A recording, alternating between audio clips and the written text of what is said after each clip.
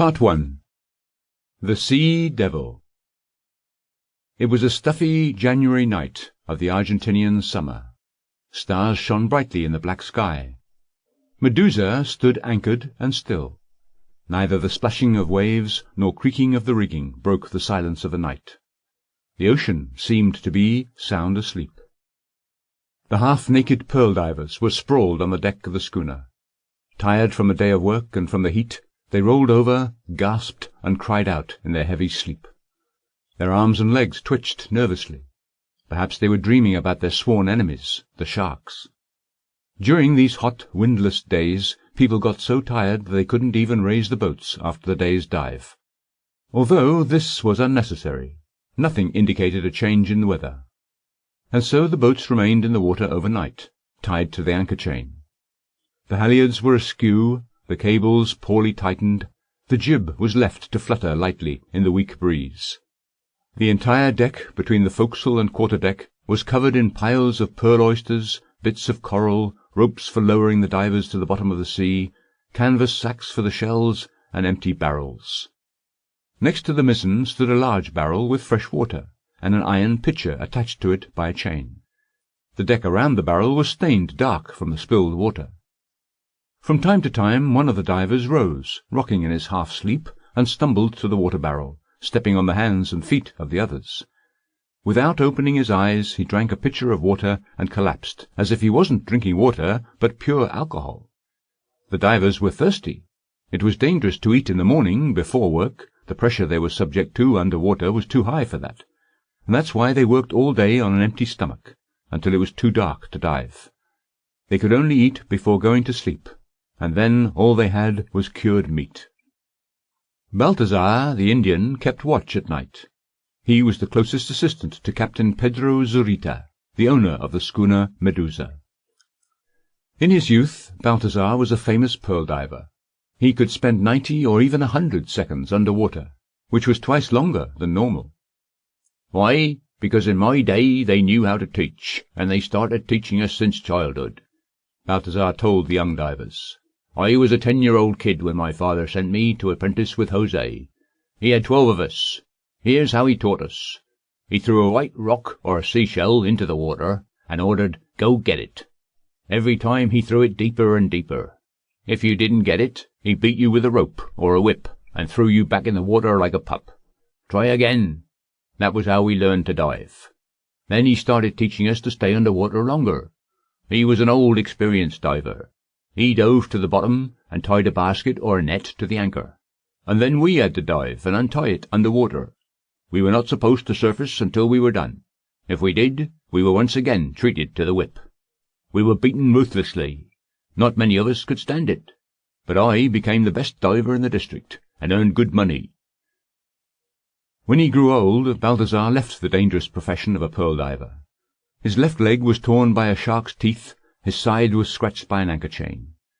He had a small shop in Buenos Aires, where he sold pearls, coral, seashells, and various sea curiosities. But he grew bored ashore, and frequently joined the pearl diving parties. The ship owners valued him. No one knew the La Plata Bay better than Balthazar, including its shorelines and places with the most pearl oysters. Other divers respected him. He knew how to stay in good graces with everyone, both the divers and the owners. He taught the secrets of his craft to the young divers, how to hold their breath, how to defend against sharks, and, if he was in a good mood, how to hide a rare pearl from the master. The ship owners knew and appreciated him for his unmistakable knack for rating pearls and the ability to sort the best ones out for the captain. Thus they gladly took him along as an assistant and an adviser. Balthazar sat on an empty barrel and slowly smoked a fat cigar. The light from the lantern attached to the mast fell onto his face. It was elongated, but without the high cheekbones, with a straight nose and large, beautiful eyes, a typical Arauca face. Balthazar's eyelids drooped heavily, then lifted slowly. He dozed off. But while his eyes were asleep, his ears were awake. They were alert and warned about danger even when he was sound asleep. But presently Balthazar heard only the sighs and mumbling of the sleeping men. The smell of the rotting pearl oysters wafted from the shore. They were left to rot to make it easier to pick out the pearls, because the shells of the living oysters were difficult to open. The smell would have seemed revolting to a regular person, but Balthazar inhaled it with some pleasure. The smell reminded him, the vagrant and the pearl hunter, of the joys of free life and the exciting dangers of the sea. After the pearls had been picked out, the largest shells would be transported to Medusa. Zarita was pragmatic. He sold the shells to a factory where they were made into buttons and cufflinks. Balthazar was asleep. His cigar fell from his relaxed fingers, and his head tipped down onto his chest. Suddenly his consciousness was touched by a sound coming somewhere from the ocean. The sound came closer. Balthazar opened his eyes. Someone seemed to have blown a trumpet, and then a young human voice shouted, "Ah!" and again, an octave higher, "Ah!" The trumpet sound was nothing like the abrupt steamer siren, and the merry voice didn't sound like a drowning person screaming for help. This was something new, something unknown. Balthazar rose. The air seemed to have grown cooler. He walked over to the railing and peered at the smooth surface of the ocean. It was deserted and quiet. Balthazar nudged another Indian, sprawled on the deck with his foot, and when the latter rose he said quietly, "Someone is shouting. It must be him." "I can't hear anything," the Huron man replied, standing on his knees and listening. The silence was once again broken by the trumpet sound and another shout, "Ah!" The Huron heard it, and pitched forward as if someone struck him with a whip. "Yes, it must be him," the Huron said, his teeth chattering in terror. Other divers woke up too. They crawled to the area lit by the lantern, as if looking for protection from the darkness in the weak circle of yellowish light. Everyone sat huddling together and listening. The trumpet sound and the voice repeated in the distance, and then everything was silent. "It's him, the sea devil," the divers whispered. "We can't stay here any longer. It's worse than a shark. Get the master here." They heard the padding of bare feet. Yawning and scratching his hairy chest, the owner, Pedro Zarita, appeared on deck. He was shirtless and wore a pair of canvas pants with a revolver holster on his wide leather belt. Zarita walked up to the divers. The lantern revealed his sleepy face, bronze-coloured from his tan, thick curly hair falling on his forehead, black eyebrows, abundant bristling moustache, and a small greying goatee.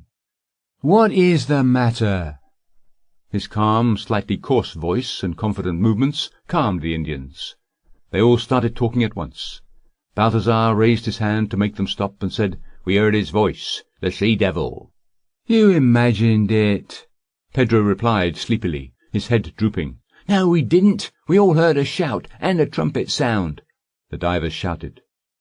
With the same hand gesture, Balthazar once again ordered them to be quiet, and continued, "I heard it myself.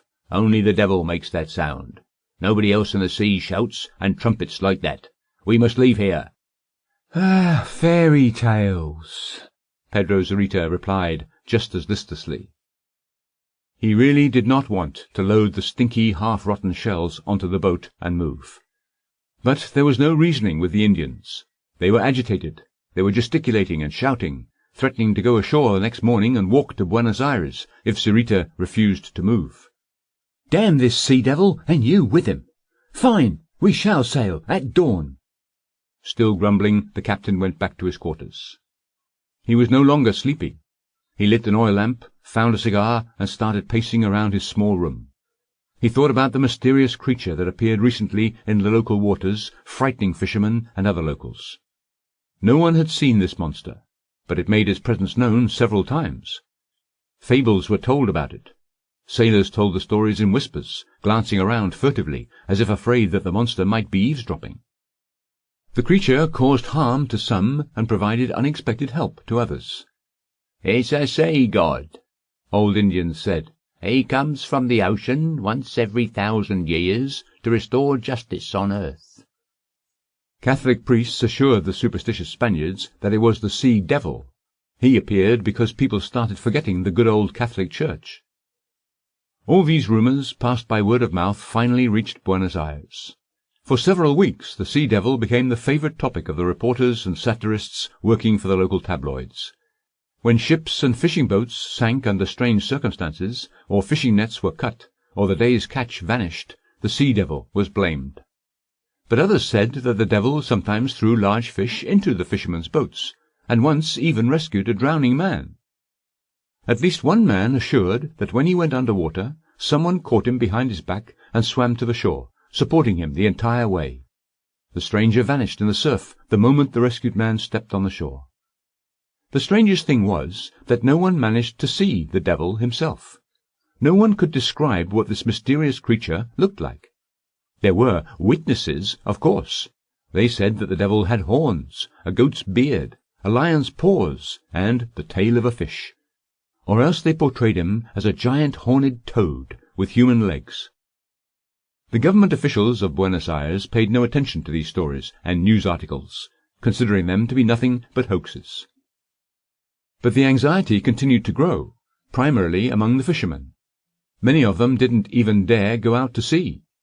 The catch being brought in dropped, and people started feeling a fish deficit.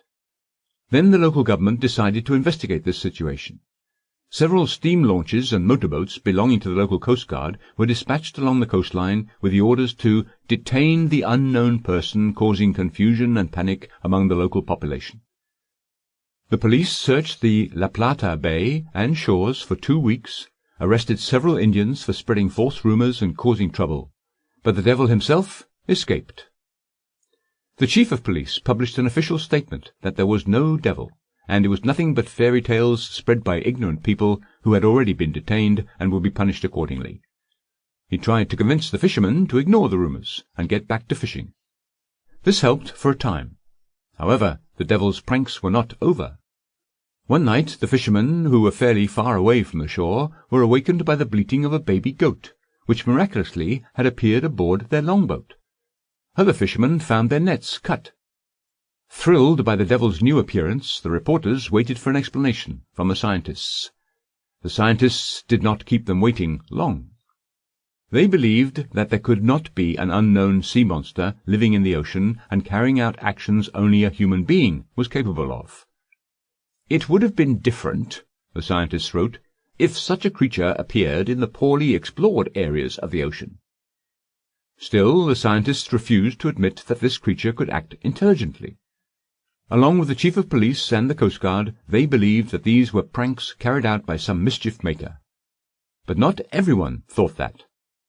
Another group of scientists cited the famous Swiss naturalist Conrad Gessner, who had lived in the 16th century and wrote the famous History of Animals that influenced zoologists greatly for a long time. Gessner had described the sea maiden, the sea devil, the sea monk, and the sea bishop. After all, much of what was written by the ancient and medieval scientist has been proven to be true, despite the fact that modern science refused to recognize these old teachings. God's creativity is limitless, and it would behoove us, scientists, to be humble and careful in our conclusions more than anyone else, some of the older scientists wrote. In truth, it was difficult to describe these humble and cautious people as scientists. They believed in miracles more than in science, and their lectures were akin to sermons. When all was said and done, in order to resolve this argument, a scientific expedition was dispatched. The members of the expedition were not so fortunate as to meet with the devil, but they had obtained a lot of new information about the actions of the unknown person. The old scientists insisted that the word person should be replaced with the word creature. In their report, published in the newspapers, the members of the expedition wrote, 1. In some places on the sandbars we have noticed the tracks of narrow human feet. The tracks came from the sea and led back into the sea. However, such tracks could be left by a person coming ashore in a boat. 2. The fishing nets we inspected bore the cuts that could be made by a very sharp instrument. It is possible that the nets got caught on sharp underground rocks or metal pieces of sunken ships and became torn. 3. Based on the eyewitness stories, a dolphin, beached by a storm and left some distance from the water, was dragged back into the ocean at night. The sand bore traces of feet and what appeared to be long claws. It is possible that the dolphin was rescued by some kind-hearted fisherman. It is well known that when dolphins hunt, they help the fishermen by chasing the fish toward the sandbars, and so the fishermen frequently help dolphins in trouble. The traces of claws could have been left by human fingers, and were interpreted as claws by someone's imagination. 4. The baby goat could have been brought over in a boat and planted by some prankster. The scientists found other, equally simple explanations for the origins of the traces left by the devil. The scientists concluded that there was not a single sea creature that could carry out such complex actions. Still, not everyone was satisfied by these explanations. There were those among the scientists who found the arguments questionable. How could even the most deft and persistent prankster do all these things without being seen for so long? Most importantly, the report did not include the fact that the devil carried out his actions over short periods of time in places located far away from each other. Either the devil could swim with incredible speed, or he had some other methods of transportation. Or the devil was not alone. There were, in fact, several of them. But then, all these pranks appeared even more incomprehensible and menacing. Pedro Zurita recalled this entire mysterious story as he paced around his room. He didn't notice that it was morning until a rosy beam of sunlight fell through his porthole. Pedro turned off the lamp and went to the wash-basin. As he poured warm water over his head, he heard frightened cries from the deck. Abandoning his ablutions, Zurita quickly ran up the steps. The divers, clad only in loincloths, were standing by the railing, waving their arms and shouting. Pedro looked down and saw that the boats left in the water overnight had been untied. The night breeze had carried them quite far into the open ocean. Now the morning breeze was slowly taking them toward the shore. The oars were scattered all over the surface of the bay. Zurita ordered the divers to go get the boats, but no one dared to leave the deck. Zurita repeated his order. "You go stick your head into the devil's claws," someone said. Zurita put his hand on his gun. The divers crowded by the mast and stared at Zurita with hostility. A fight seemed unavoidable. But then Balthazar interfered. "Arauca is afraid of no one," he said. "The shark spat me out, and the devil too will choke on my old bones." He folded his hands above his head, dove into the water, and swam toward the nearest boat. The divers came closer to the railing and watched Balthazar fearfully. Despite his age and his wounded leg, he was an excellent swimmer. In just a few moments the Indian had reached the boat, caught an oar, and climbed in. "The rope was cut with a knife," he shouted, "and very well cut at that. The knife had to be razor-sharp." Seeing that nothing bad happened to Balthazar, several divers followed his example.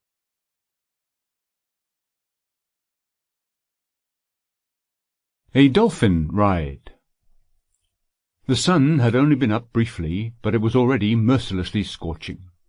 The silvery blue sky was cloudless, the ocean motionless.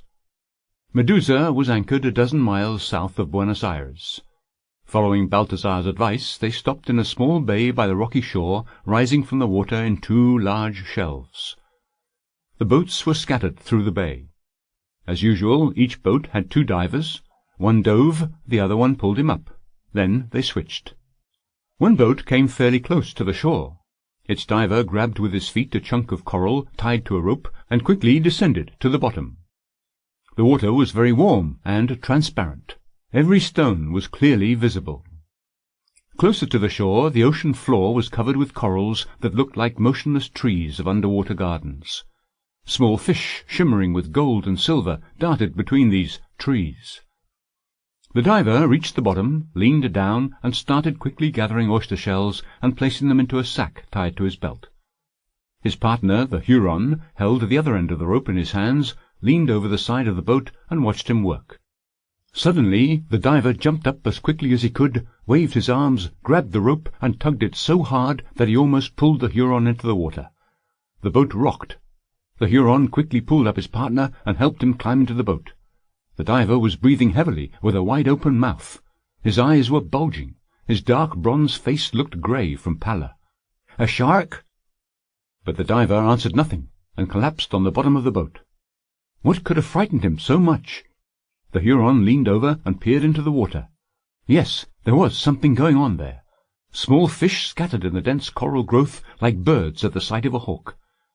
Suddenly the Huron saw something like crimson smoke wafting from behind the protruding edge of an underwater rock. The smoke slowly crept in every direction, colouring the water pink. Then something dark appeared. It was a shark. It turned slowly and vanished behind the rock. The crimson smoke could only be blood spilled at the ocean floor. What happened there?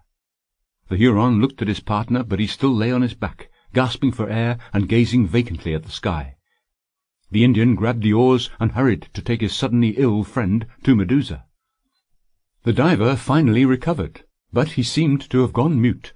He just kept humming, shaking his head and gasping with his lips pouting.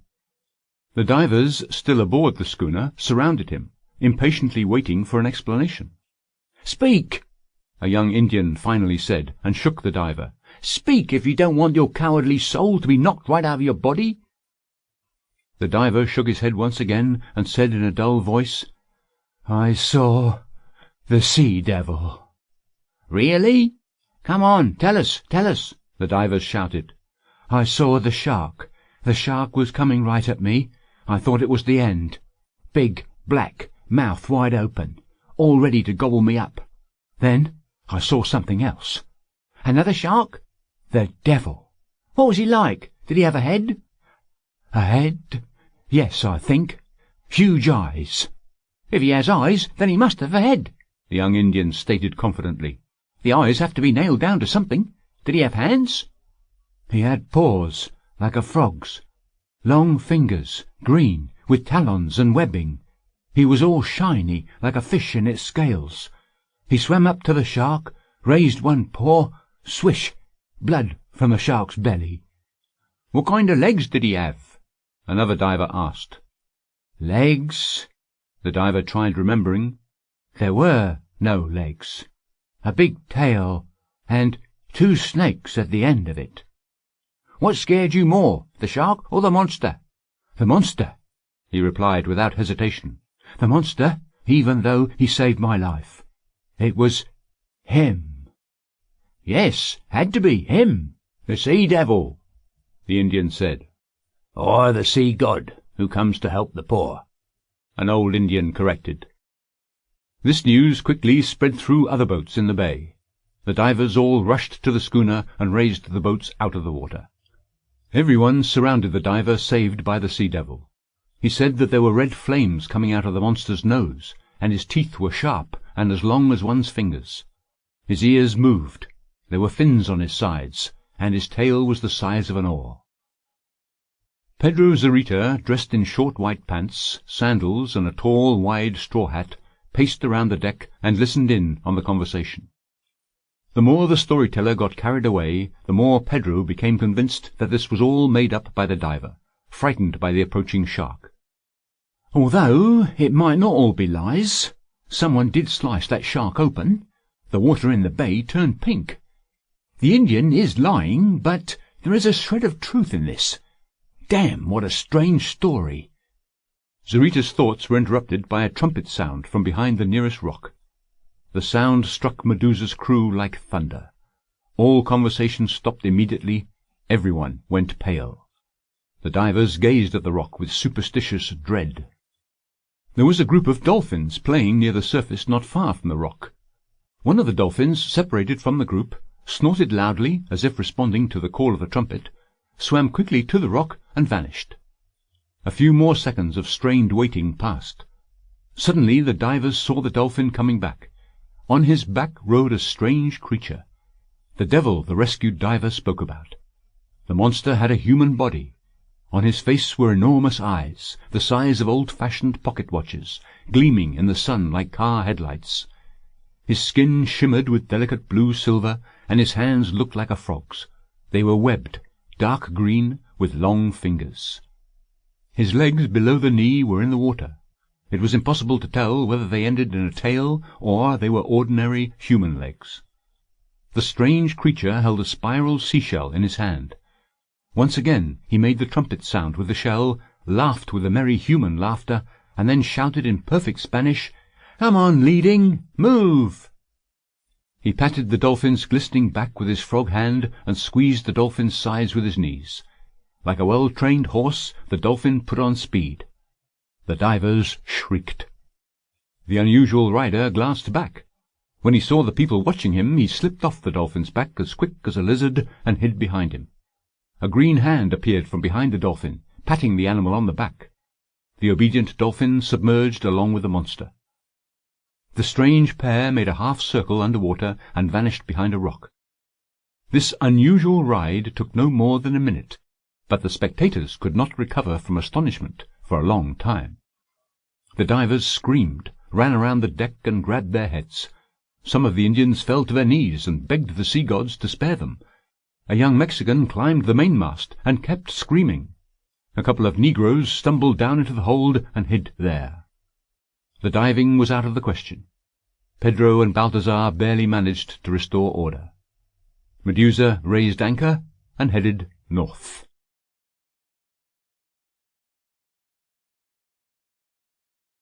Zurita's failure. The captain of Medusa went below deck to think about what had happened. "This is crazy," Zurita said, pouring a pitcher of warm water over his head. "The sea monster speaks perfect Castillo dialect. What is this? Sorcery? Madness? But the entire crew can't go mad all at once. Even two people can't have the same dream at the same time.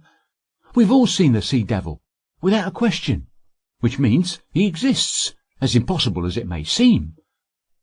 Zurita poured more water on his head and looked out the porthole for some fresh air. "Regardless," he continued, having calmed down somewhat, "this monstrous creature has human intelligence and can carry out intelligent actions. He clearly feels equally well in water and out of it. And he speaks Spanish, which means one can reach an understanding with him. And what if I could catch this monster, tame it, and make it get pearls for me? This frog, capable of living in the water, can replace an entire crew of divers. And the profits! Every pearl diver has to be paid a quarter of his daily catch. And this frog would cost me nothing. I can make hundreds of thousands, even millions, in a short time." Zurita became lost in his dreams. Until then he was hoping to make his fortune by looking for pearls where no one tried before. The Persian Gulf, the western shores of Ceylon, the Red Sea, Australia. All these pearl troves were far away, and people had been gathering pearls there for a long time. Should he sail to the Mexican or Californian Gulfs? To the islands of Thomas and Margarita? Zurita could not go to the shores of Venezuela, known for the best pearls in the Americas. His schooner was too dilapidated for that, and he didn't have enough divers. In other words, he first had to expand his business. Zurita did not have enough money, and so he was stuck by the shores of Argentina. But now he could get rich in 1 year, if only he could catch the sea devil. He would become the wealthiest man in Argentina, perhaps even in America. Money would pave his road to power. Pedro Zurita's name would become famous. But he had to be very careful. First and foremost, he should keep his plans secret.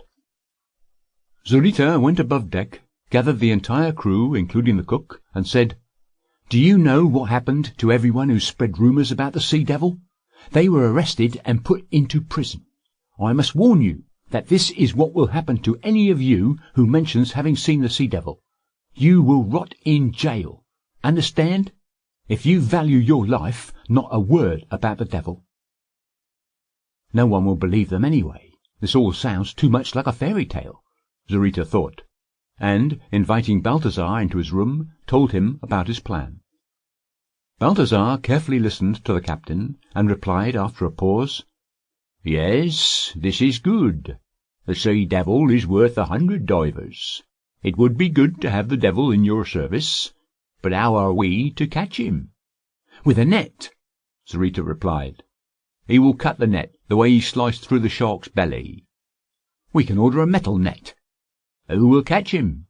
Try telling our divers, 'Go catch the devil,' and their knees start shaking. They won't agree even for a sack of gold." "What about you, Balthazar?" The Indian shrugged. "I've never hunted sea devils before. It won't be easy to ambush him, but not so hard to kill him if he is made of meat and bones. But you want the live devil." "You aren't afraid of him, Balthazar, are you? What do you think of the sea devil?" "What can I think about a jaguar flying over the ocean, or a shark climbing trees? An unknown beast is always frightening, but I do like hunting scary beasts. I shall reward you generously. Zarita shook Balthazar's hand and continued outlining his plan. The fewer people participate in this, the better.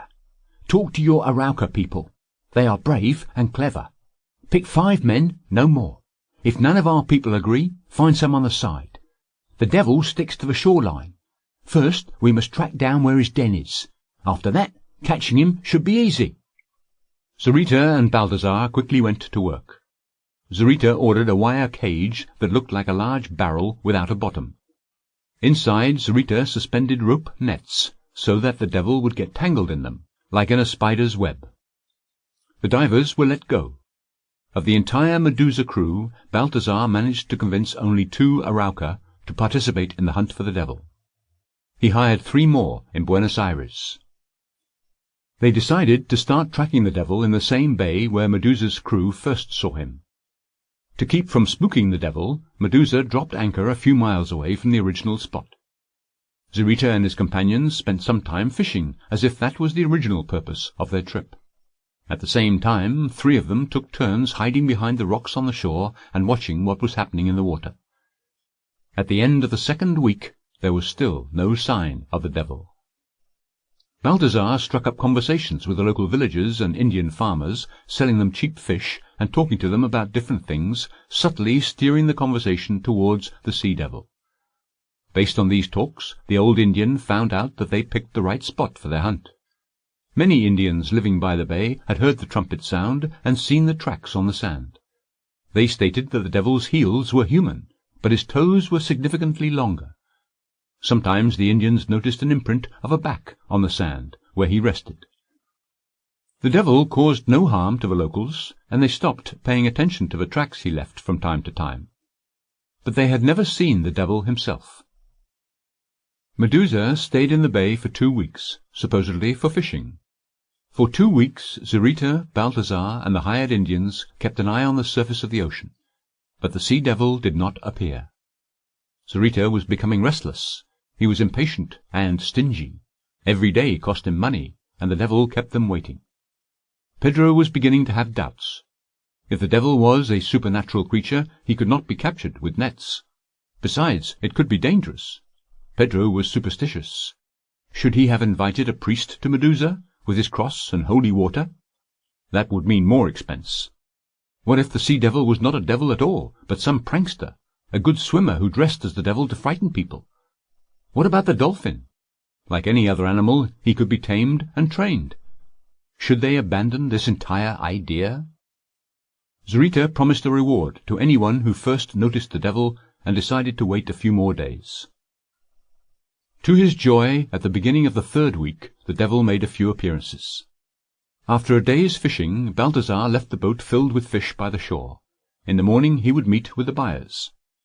Balthazar then went to a farm to visit a friend, but when he returned, the boat was empty. Balthazar immediately decided it had to be the devil. Did he really eat all this fish? Balthazar wondered. That same night, one of the Indians keeping watch heard the trumpet sound to the south of the bay. 2 days later, in the morning, one of the young Arauca announced that he finally managed to track down the devil. He arrived with the dolphin. This time, the devil was not riding the dolphin, but swimming next to it, holding on to the harness, a wide leather collar. In the bay, the devil took the collar off the dolphin, patted the animal, and vanished in the back of the bay at the foot of a sheer drop. The dolphin surfaced, and then also vanished. Zarita listened to the Arauca, thanked him, promised a reward, and said, "The devil is unlikely to leave his den today. We should examine the bottom of the bay. Who will do it?" But no one wanted to go to the ocean floor and risk meeting the unknown monster face to face. Balthazar stepped forward. "Here I am," he said. Balthazar was true to his word. Medusa was still anchored. Everyone but the watchman went to the shore and walked to the sheer drop by the bay. Balthazar tied a rope around his waist so that someone could pull him up should he be wounded, took a knife, wrapped his legs around a rock, and dropped to the bottom. The Arauca, impatiently waiting for his return, peered at the spot, flickering in the bluish gloom of the bay, overshadowed by the rocks.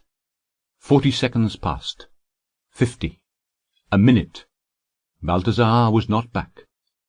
Finally he pulled on the rope, and they lifted him to the surface. Having caught his breath, Balthazar said, "There is a narrow passageway leading into an underground cave. It's as dark as inside of a shark's belly. The sea devil could only have gone into that cave. There's a solid rock wall around it." "Excellent!" Zarita exclaimed. "The darker the better. We shall set up our nets and catch our little fish." Shortly after sunset, the Indians lowered the wire nets attached to strong ropes across the cave entrance. The ends of the ropes were fastened to posts on the shore. Balthazar tied bells to the ropes to make them ring the moment the nets were touched. Zarita, Balthazar, and 5 Arauca sat down on the beach and waited. No one was left on the schooner. Darkness fell quickly. The moon rose, and its light reflected in the surface of the ocean. Everyone became unusually agitated. Perhaps they were about to see the strange creature that struck such terror in the hearts of fishermen and pearl divers. The hours passed slowly. People started dozing off. Suddenly the bells rang. People jumped up, ran to the ropes, and started pulling up the net. It was heavy. The ropes shook. Someone or something was struggling inside the net. Finally the net surfaced, and in the pale moonlight they saw a half-man, half-beast thrashing in the net. His enormous eyes and silvery scales sparkled. The devil was making incredible efforts to free a hand tangled in the net. He finally succeeded. He pulled out a knife hanging on a slender strap at his hip and started cutting the net. "Oh, no, you don't," Balthazar said quietly, absorbed in the hunt. Much to his surprise, the knife managed to overcome the wire. With a few deft movements, the devil widened the hole, and the divers rushed to pull the net to the shore. "Pull harder! Come on!" Balthazar shouted. Just when their prey seemed to be in their hands, the devil fell through the hole he made into the water, raising a fountain of sparkling drops, and vanished into the depths. The divers dropped the net in dismay. "What a great knife! It cuts through the wire," Balthazar said appreciatively. "The underwater blacksmiths must be better than ours." Zarita lowered his head and stared at the water as if his entire fortune had just sunk there. He then looked up, tugged on his bushy moustache, and stomped his foot. "No, no way!" he shouted. "You would sooner die in your underwater cave than I give up. I won't spare any money. I shall hire scuba divers. I'll cover the entire bay with nets and traps, but you won't get away from me." He was brave, persistent, and stubborn. There was a reason the blood of Spanish conquistadores flowed in Pedro Zarita's veins. Besides, this was worth fighting for. The sea-devil was not a supernatural, omnipotent creature, after all. He was clearly made of meat and bones, as Balthazar said, which meant he could be caught, chained, and forced to get the riches for Zarita from the ocean floor. Balthazar would get him, even if Neptune himself came to defend the sea-devil with his trident.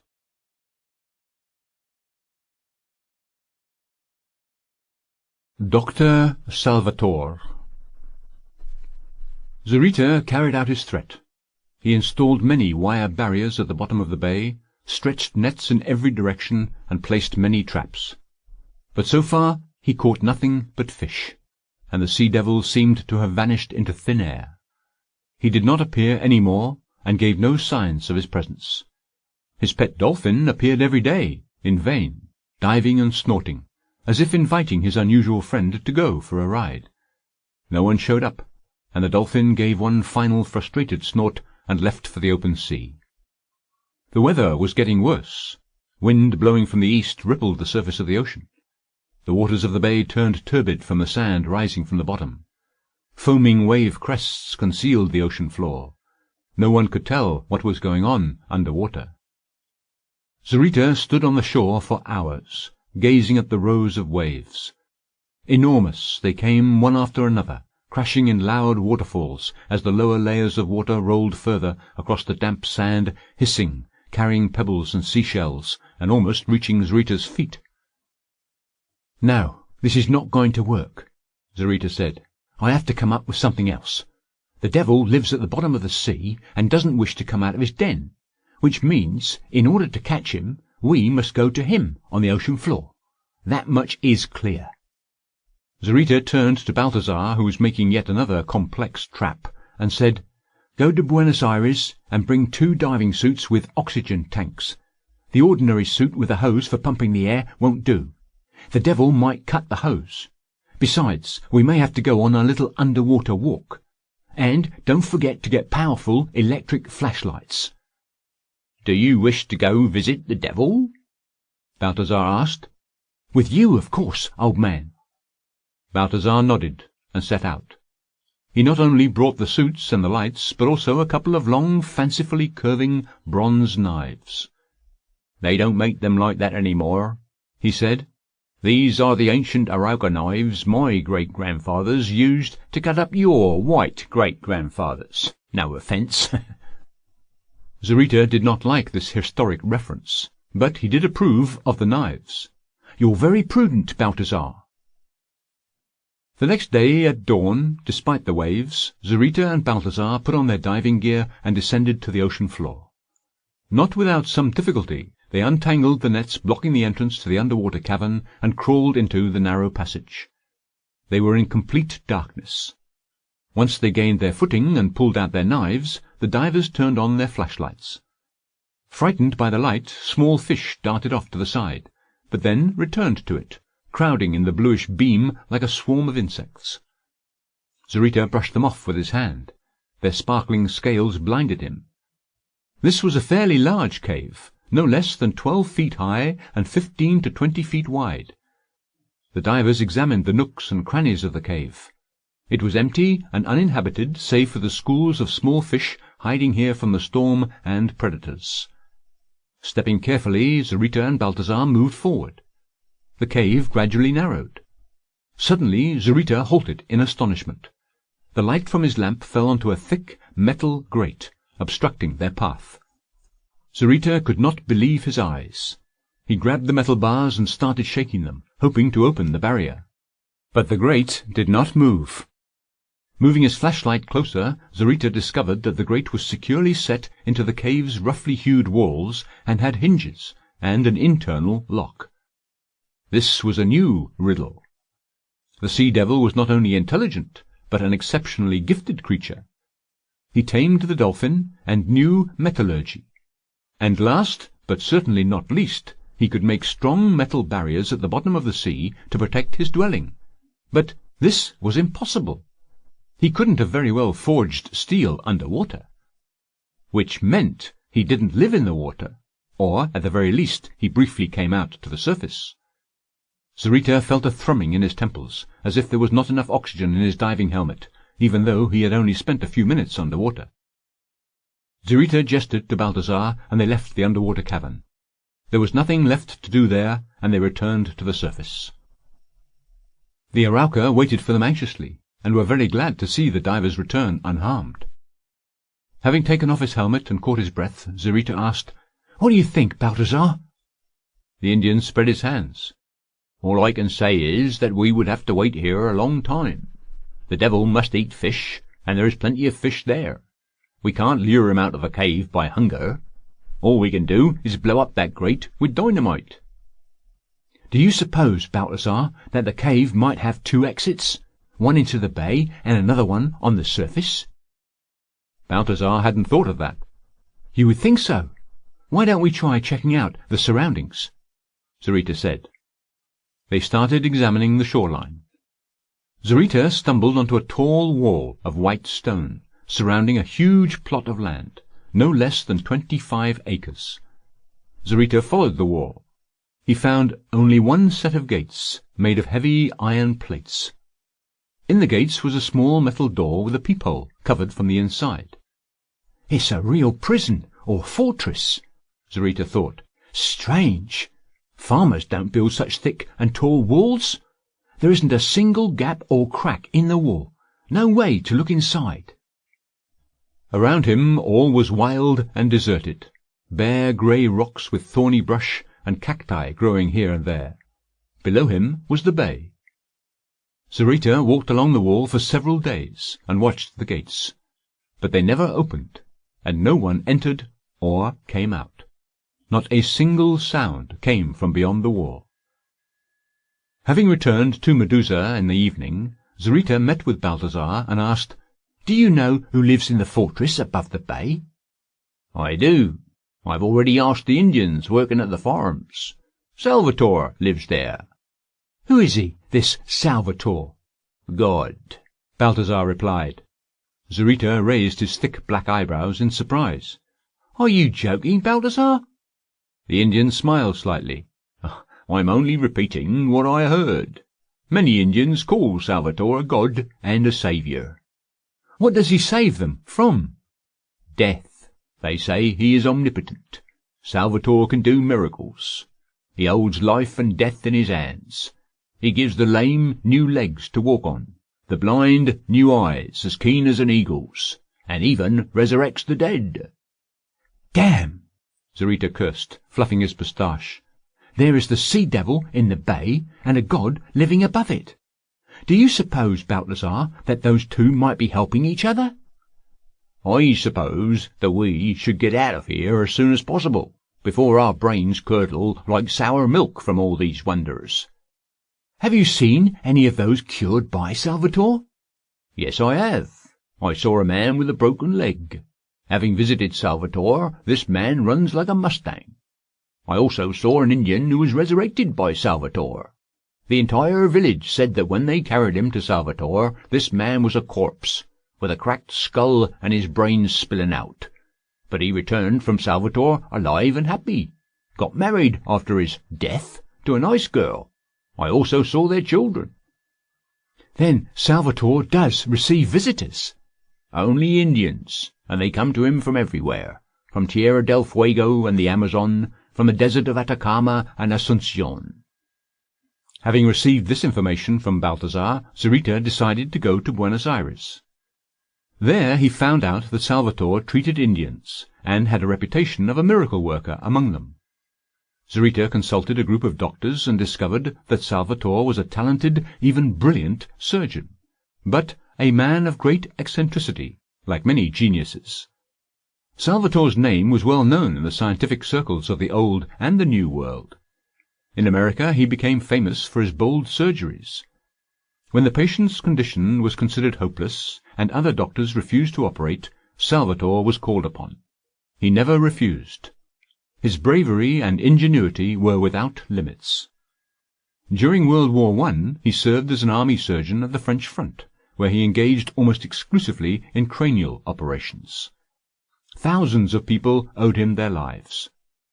After the war ended, he went home to Argentina. His medical practice and successful real estate deals secured Salvatore's enormous fortune. He bought a large plot of land near Buenos Aires, surrounded it by a tall wall, one of his eccentricities, moved in, and stopped practicing medicine entirely. He engaged only in scientific work at his private laboratory. Presently he resumed his practice, but received and treated only Indians, who called him a god who came to earth to protect them. Zarita managed to discover another detail pertaining to Salvatore's past. Before the war there used to be a modest house with a garden, also surrounded by a wall, where Salvatore's vast property was presently located. The house was guarded by a Negro and several huge dogs. These faithful sentinels did not allow a single person beyond the gates. Lately, Salvatore surrounded himself with an even greater mystery. He didn't receive even his former friends from the university. Having found out all this, Zarita decided, if Salvatore is a doctor, he has no right to refuse a patient. Why can't I become ill? I can come to see Salvatore as a patient, and then we'll see. Zarita went to the iron gates blocking the entrance to Salvatore's domain and started knocking. He knocked for a long time, but no one opened. Enraged, Zarita picked up a large rock and started slamming it against the gates, making enough noise to raise the dead. Dogs barked somewhere in the distance, and finally the peephole in the door opened. "What do you want?" someone said in broken Spanish. "A patient! Open up, quickly!" Zarita replied. "Patients don't knock like that," the same voice replied calmly, and someone's eyes appeared in the peephole. "The doctor is not receiving today." He can't refuse helping a patient." Zarita was losing his temper. The peephole closed, and someone's footsteps faded into the distance. Only the dogs kept barking at the top of their lungs. Having exhausted his vocabulary of cuss-words, Zarita returned to the schooner. Should he complain about Salvatore in Buenos Aires? But this wouldn't help. Zarita was shaking with anger. His bushy black moustache was in serious danger, because he kept tugging at it constantly in his agitation, and it drooped like a barometer showing low atmospheric pressure. Gradually he calmed down and started thinking what to do next. As he pondered, his tanned fingers kept fluffing his moustache up. The barometer was rising. Finally he came up on deck and suddenly gave an order to sail. Medusa was returning to Buenos Aires. "Very well," Balthazar said. "So much time wasted. To hell with the devil and his pal the god."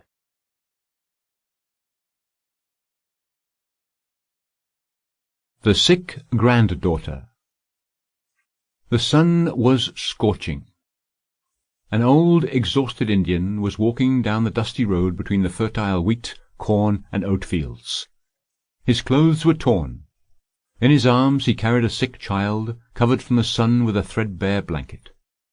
The child's eyes were half closed. There was a large swelling on her neck. From time to time, when the old man stumbled, the child moaned hoarsely and opened her eyes. The old man paused and blew into the child's face to cool her down. "I hope she makes it there alive," the old man whispered, walking faster. Having reached the iron gates, the Indian transferred the child into his left arm and knocked 4 times with his right fist. The peephole opened, someone's eye looked through briefly, then the bars screeched and the door opened. The Indian timidly stepped over the threshold. Before him stood an old negro with completely white curly hair, dressed in a white coat. "I am here to see the doctor. My granddaughter is sick," the Indian said. The negro nodded silently, locked the door, and gestured for him to follow. The Indian looked around. They were in a small courtyard paved with large stone tiles. On one side the courtyard was surrounded by the tall outside wall, on the other by a lower wall, separating the courtyard from the rest of the property. There wasn't a single blade of grass, or even a small shrub. It looked like a prison yard. In the corner of the courtyard, by the gates in the second wall, there was a large white building with wide windows. On the ground by the building sat the Indians, men and women. Many were with children. Almost all of the children looked perfectly healthy.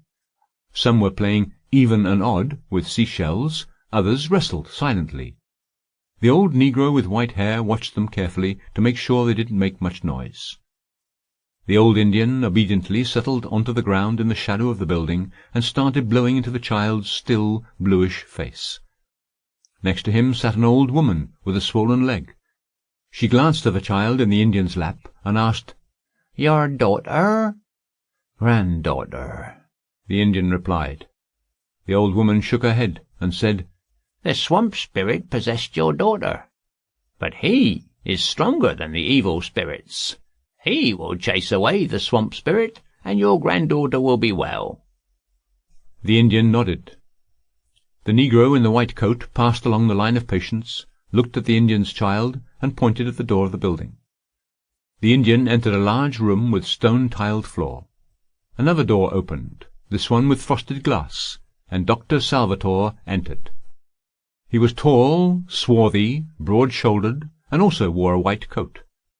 Aside from black eyebrows and eyelashes, there wasn't a single hair on Salvatore's head. He must have shaved his head regularly, because the skin on his head was as tanned as his face.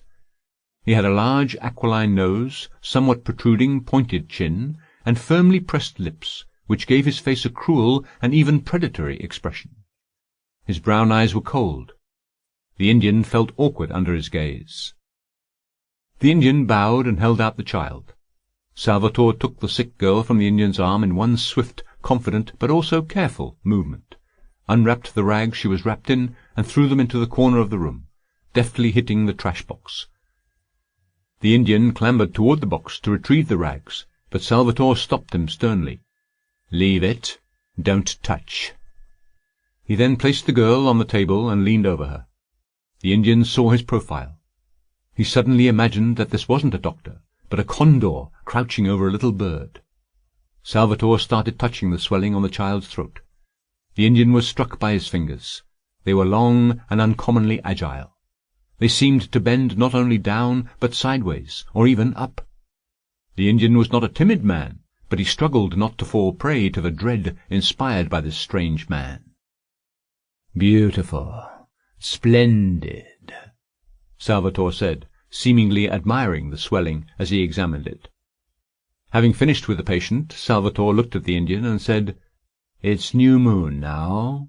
Come in a month, the next new moon, and you will get your little girl back in good health." He took the child behind the glass door, where the bathroom, the surgery, and the patient rooms were located. The Negro was already showing in the next patient, the old woman with a swollen leg. The Indian bowed to the glass door that closed behind Salvatore and left. Exactly 28 days later, the same glass door opened. In the doorway stood the little girl, healthy and glowing, wearing a new dress. She gave her grandfather a furtive glance. The Indian ran to her, swept her up, kissed her, and examined her throat. There wasn't a trace of the swelling. Only a small, barely noticeable red scar reminded of the operation. The girl pushed her grandfather away, and even shrieked when he kissed her and prickled her with the stubble on his unshaved chin. He had to set her down. Salvatore entered after the girl. The doctor smiled, patted the girl on the head, and said, "Here is your little girl back. You brought her to me in time. A few more hours, and even I couldn't have brought her back to life." The old Indian's face creased, his lips shook, and tears flowed from his eyes. He once again picked up the girl, clasped her to his chest, fell to his knees before Salvatore, and said in a halting voice, "You saved my granddaughter's life. Sir, what can a poor Indian offer you in return, except for his life?" "What do I need your life for?" Salvatore asked in surprise. "I am old, but I am still strong," the Indian continued, still kneeling. "I shall take my granddaughter to her mother, my daughter, and return to you. I wish to dedicate the rest of my life to you, for the kindness you did me. I shall serve you like a dog. Please, don't deny me this favour." Salvatore pondered. He hired new staff very reluctantly and carefully, even though there was work to do. Indeed, there was plenty of work. Jim was barely managing in the garden. This Indian looked like a suitable man, although the doctor would have preferred a Negro. "You are giving me your life and asking me to accept your gift as a favour. Very well. Have it your way. When can you be back?" "I shall be here before the first quarter of the new moon," the Indian said, kissing the hem of Salvatore's white coat. "What is your name?" "My name? Christopher." "Go, Christo. I shall wait for you." "Come along, girl," Christo told his granddaughter, and picked her up. The little girl cried. Christo hurried to leave.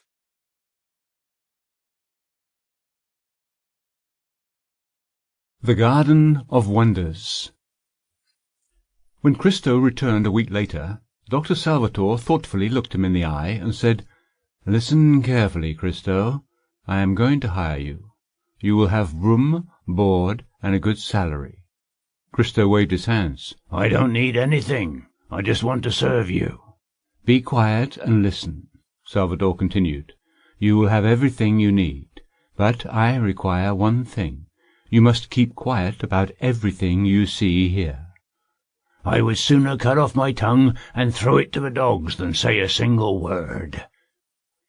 "Make sure this does not happen to you," Salvatore warned. He called the Negro in the white coat and ordered, "Take him to the garden and introduce him to Jim." The Negro bowed, led the Indian out of the white building, took him across the courtyard, and knocked on the iron door in the second wall. Dogs barking sounded from behind the wall. The door creaked and slowly opened. The Negro pushed Christo through the door into the garden, shouted something to another man, and left. Christo backed up against the wall in fright. Strange reddish-yellow animals with dark spots were running at him, barking and roaring at the same time.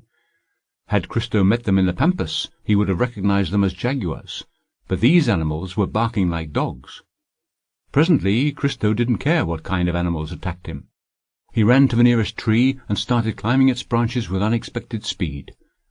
Another negro appeared and hissed at the dogs like an angry cobra. They instantly calmed down.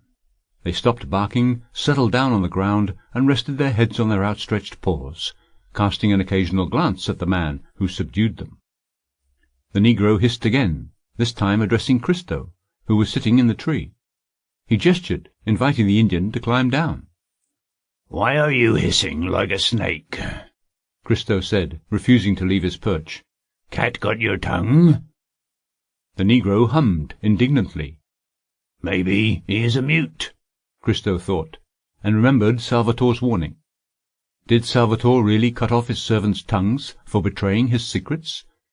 Perhaps this man's tongue had been cut out. Christo suddenly felt so frightened that he nearly fell off the tree. He wanted to run away from here, no matter what, and as quickly as possible. He mentally checked how far his tree was from the wall. No, it was too far to jump. The negro walked up to the tree, grabbed the Indian's foot, and impatiently pulled him down. He had to cooperate. Christo jumped down, smiled as friendly as he could, held out his hand, and asked pleasantly, "Jim?" The negro nodded. Christo shook his hand. "If I am in hell, I might as well get along with the demons," he thought, then continued out loud, "Are you a mute?" The negro did not reply. "Don't you have a tongue?" The man still remained silent. "How do I get a look into his mouth?" Christo thought. But Jim clearly had no intention of striking up a conversation, even with signs and gestures. He took Christo's hand, led him to the reddish-yellow animals, and hissed at them. The animals rose, walked up to Christo, sniffed him, then calmly walked away. Christo felt a little better. Jim gestured to invite Christo for a tour of the house. After the dull stone courtyard, the garden astonished with its luxuriant greenery and abundance of flowers. The garden stretched to the east, gradually sloping toward the ocean. The paths covered with reddish ground-up seashells ran in every direction.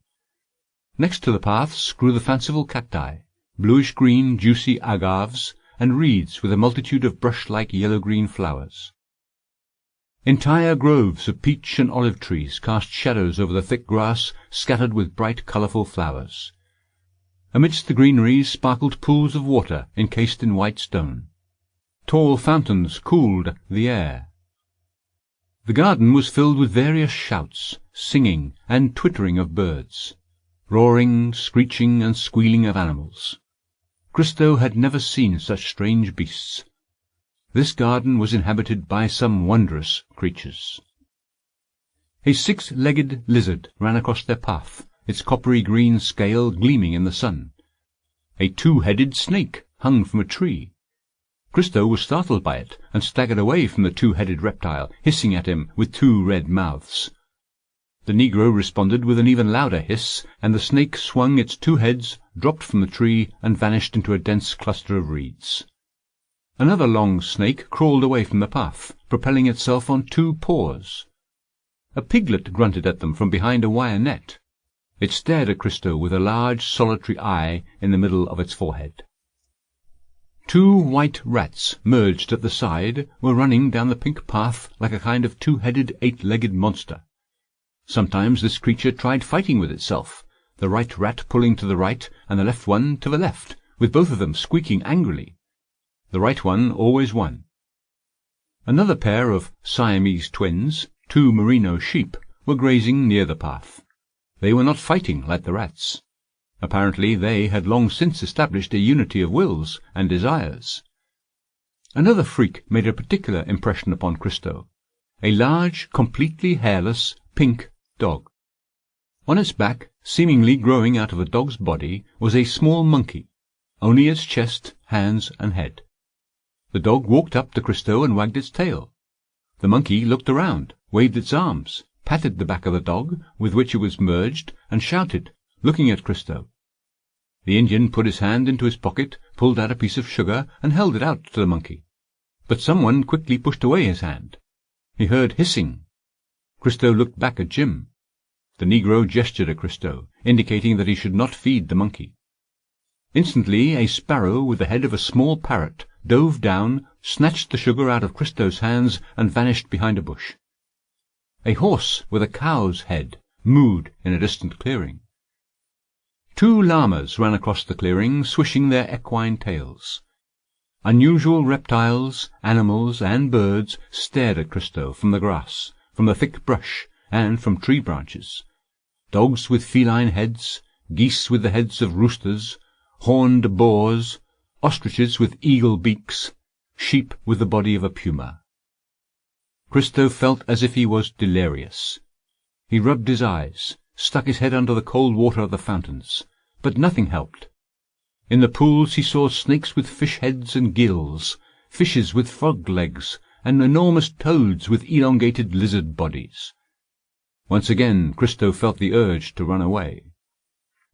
Finally Jim took Christo to a wide clearing covered with sand. In the middle of the clearing, surrounded by palm trees, stood a white marble villa built in the Mauritanian style. Between the palm trunks he could see arches and columns. Copper fountains in the shape of dolphins spilled cascades of water into crystal-clear pools with playful goldfish.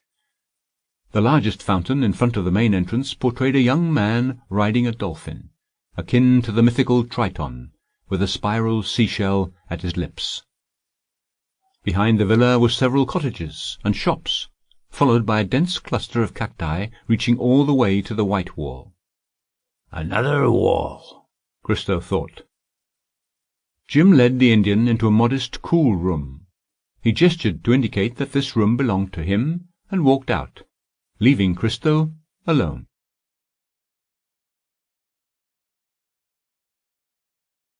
The Third Wall. Gradually Christo became accustomed to the unusual world that surrounded him. All of the animals, birds, and reptiles living in the garden were tame. Christo even became friends with some of them. The jaguar-coloured dogs that frightened him so much on his first day now followed him everywhere, licked his hands, and asked to be petted. The llamas accepted pieces of bread from his hands. The parrots fluttered down to sit on his shoulder. 12 servants took care of the garden and the animals, all of them as quiet or mute as Jim. Christo never heard them talk, even to each other. Each one attended to his job in silence. Jim was a kind of overseer. He watched the others and assigned their duties. Christo, much to his surprise, was appointed as Jim's assistant. Christo didn't have all that much work, and the food was good. He had nothing to complain about. One thing bothered him: the sinister silence of the black servants. He was certain that Salvatore had cut out their tongues. When Salvatore ordered Christo to his office from time to time, the Indian always thought, "He's going to cut off my tongue." But eventually Christo stopped worrying about the fate of his tongue. One time Christo saw Jim sleeping in the shadow of the olive trees. The Negro rested on his back with his mouth open. Christo took this opportunity to carefully peek into the sleeping man's mouth, and ascertained that the old Negro's tongue was in place. The Indian finally calmed down. Salvatore's day was rigidly scheduled. From 7 to 9 in the morning he received his Indian patients. From 9 to 11 he was in surgery, and then he went to his villa and worked in the laboratory. He operated on animals and then studied them. When his observations were finished, Salvatore released these animals into the garden. From time to time, when Christo was cleaning at the house, he snuck into the laboratory. Everything he saw there astonished him. Various organs pulsed in glass jars filled with mysterious solutions. Cut-off arms and legs continued to live. When these living body parts got sick, Salvatore treated them, restoring their fading life. All this terrified Christo. He preferred being among the living monsters in the garden. Despite the trust Salvatore bestowed upon the Indian, Christo did not dare to make an attempt to get behind the third wall. But he was very interested in it. One afternoon, when everyone was resting, Christo ran up to the tall wall. He heard children's voices, and was able to distinguish a few Indian words. But sometimes the children's voices were joined by someone else's, more shrill, squealing voice, as if arguing with them and speaking in an unknown dialect. Once, having met Christo in the garden, Salvatore walked up to him and said, looking him straight in the eye as usual, "You have been working for me for a month, Christo, and I am pleased with your work. One of my servants from the lower garden has fallen ill. You shall replace him. You will see many new things there. But remember our agreement. Hold your tongue if you don't want to lose it." "I have almost forgotten how to speak, what with your mute servants, sir," Christo replied. "All the better. Silence is golden. If you keep quiet, you shall receive many golden pesos. I am hoping to have my sick servant back on his feet in 2 weeks. By the way, how well do you know the Andes?" "I was born in the mountains." "Splendid. I need new animals and birds for my zoo. I shall take you with me. You may go now. Jim will take you to the lower garden." Christo was used to many things by now, but what he saw in the lower garden surpassed his expectations. He saw naked children and monkeys playing in a large sunlit meadow. The children were from various Indian tribes.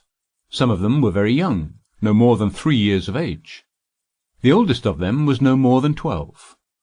These children were Salvatore's patients. Many of them had been through serious surgeries and owed Salvatore their lives.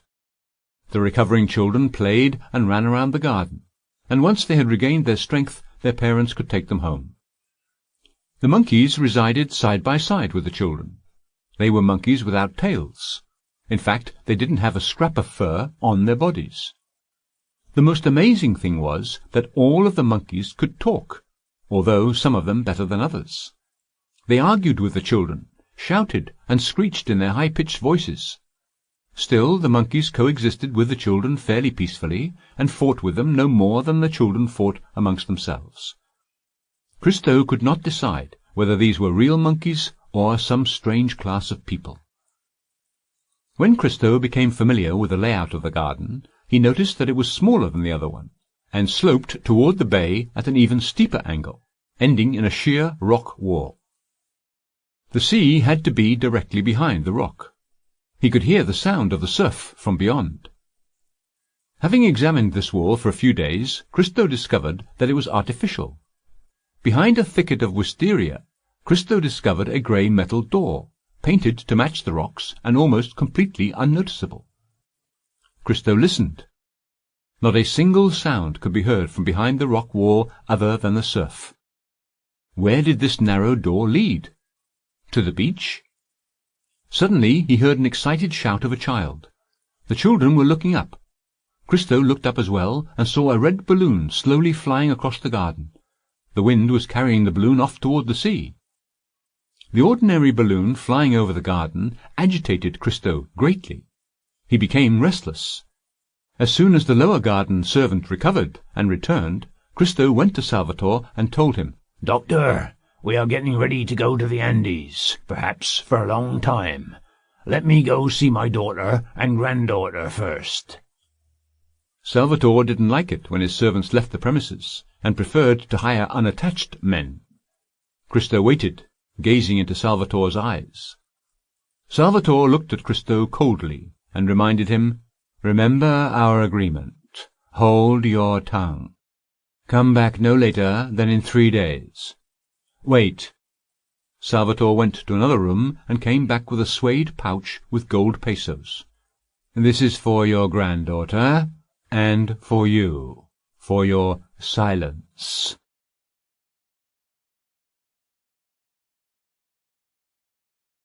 The Attack. "If he doesn't come today, I will have to decline your help, Balthazar, and engage people who are more deft and reliable," Zarita said, tugging impatiently at his moustache. He was dressed in a white city suit and Panama hat. He met with Balthazar just outside of Buenos Aires, where the fields ended and the pampas began. Balthazar, dressed in a white shirt and blue striped pants, sat by the road quietly, picking at the sun-scorched grass. He was beginning to regret sending his brother Cristo to spy on Salvatore. Cristo was 10 years older than Balthasar. Despite his age, Cristo was still strong and agile. He was as cunning as a pampas cat. Still, he was not entirely reliable.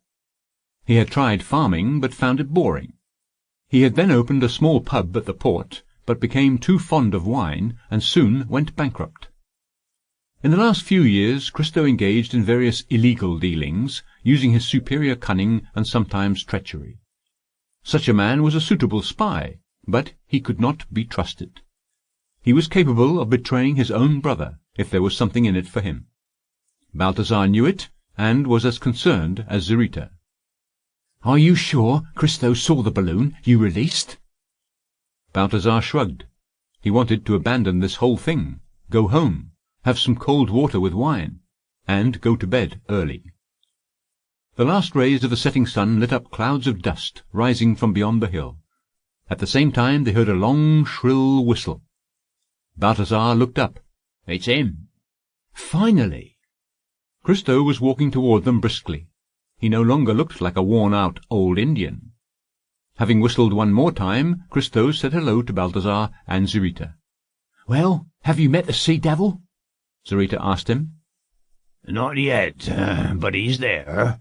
Salvatore keeps the devil well hidden. But the main thing is done. I serve Salvatore, and he trusts me. It didn't go so well with the sick granddaughter."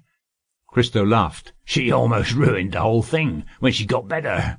I was hugging and kissing her like a loving grandpa, and this little fool started fighting and crying." Cristo laughed again. "Where did you get this granddaughter?" Zurita asked. "The only thing hard to find is money, but there are plenty of little girls around," Cristo replied. "The kid's mother is happy. I got 5 paper pesos from her, and she got a healthy daughter." Cristo neglected to mention receiving the heavy pouch of gold pesos from Salvatore. Naturally, he had no intention of giving that money to the girl's mother. "I've seen some strange things at Salvatore's. A real zoo." Cristo started telling them about everything he had seen. "This is all very interesting," Zurita said, lighting a cigar. "But you haven't seen the main thing, the devil. What are you planning to do next, Cristo?" "Next, we are going on a little trip to the Andes." And Cristo told them that Salvatore was planning to go get more animals. "Excellent!" Zurita exclaimed. "Salvatore's property is away from the settlements. In his absence, we will attack Salvatore's house and kidnap the sea-devil." Cristo shook his head. The jaguars will rip your head off, and you won't be able to find the devil. You won't even find him with your head still attached, because I haven't."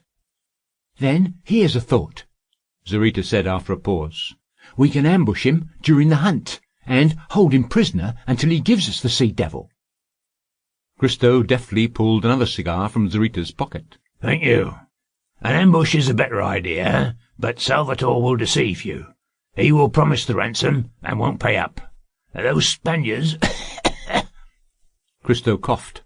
"Then what do you suggest?" Zurita asked irritably. "Patience, Zurita. Salvatore trusts me, but only to the 4th wall. The doctor must come to trust me as himself, and then he will show me the devil." "Well?" "Salvatore will be attacked by bandits." And Cristo pointed at Zurita. "And I," he struck himself in the chest, "the honest Arauca, will save him. Then there will be no more mysteries for Cristo in Salvatore's house. And my purse will be filled with gold pesos," he finished to himself. "Well, it's not a bad idea." They agreed on the route Cristo and Salvatore would follow. "The day before we leave, I will throw a red rock over the fence. Be prepared." Despite the careful planning, one unforeseen circumstance almost ruined the entire undertaking. Zurita, Balthasar, and 10 thugs they had hired at the port got dressed as gaucho, armed themselves, and waited for their victim on horseback. It was dark. The riders listened, expecting to hear hoofbeats. But Cristo did not know that Salvatore hunted differently from the way it was done several years ago. the gang suddenly heard the sound of a swiftly approaching engine. Headlights flashed blindingly from beyond the hill. An enormous black car flew by the riders before they realized what had happened. Zarita cursed. Balthazar thought it funny. "Don't be so upset, Pedro," the Indian said. "It's hot during the day. They are travelling at night with 2 suns in the front of Salvatore's car. They will rest during the day. We can catch up to them at their campsite." Balthazar kicked his horse and rode after the car. The others followed. 2 hours later, the riders suddenly noticed a fire in the distance. "It's them. Something must have happened. Wait here. I shall crawl forward and find out. Wait for me." Balthazar hopped off his horse and slithered forward like an eel. He returned in an hour. "The car broke down. Something's wrong with it. They're fixing it. Cristo is keeping watch. We must hurry." Everything else happened very quickly. The thugs attacked. Before Salvatore knew what was going on, he, Cristo, and 3 of their companions were tied up. One of the mercenaries, the leader of the gang, demanded a large ransom from Salvatore. Zarita preferred to hang back. "I will pay. Let me go," Salvatore replied. "That's just for you, but you must pay as much for your friends," the thug demanded. "I cannot give you such a large sum all at once," Salvatore replied after a pause. "Kill him!" the rest of the gang shouted. "If you don't accept our conditions, we'll kill you in the morning," the leader said.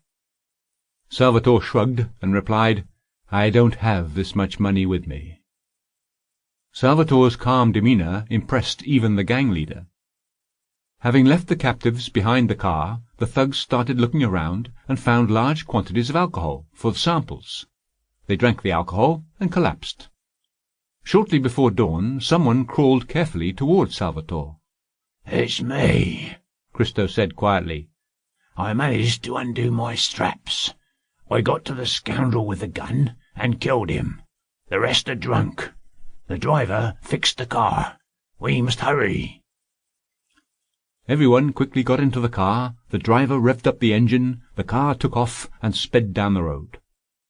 They heard shouts and gunshots behind them. Salvatore shook Cristo's hands. Only after Salvatore's departure did Zarita find out from his mercenaries that Salvatore was willing to pay the ransom. "It would have been easier," Zarita thought, "to get the ransom rather than trying to kidnap the Sea Devil. We don't even know where he is." But the opportunity was lost, and all he could do was wait for news from Cristo.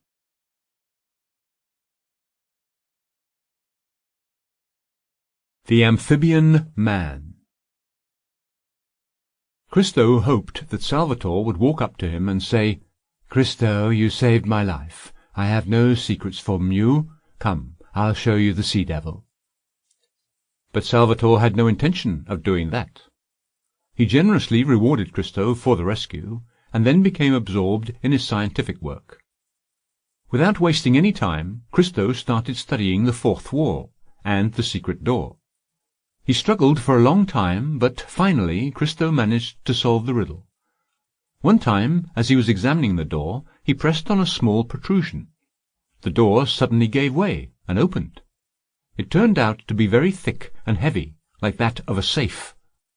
Cristo quickly slipped through the opening, and the door instantly slammed shut behind him. This puzzled him. He looked over the door, pressed on various spots, but the door refused to open. "I trapped myself," Cristo grumbled. He had no other choice but to examine this last of Salvatore's mysterious gardens. Cristo was in an overgrown area.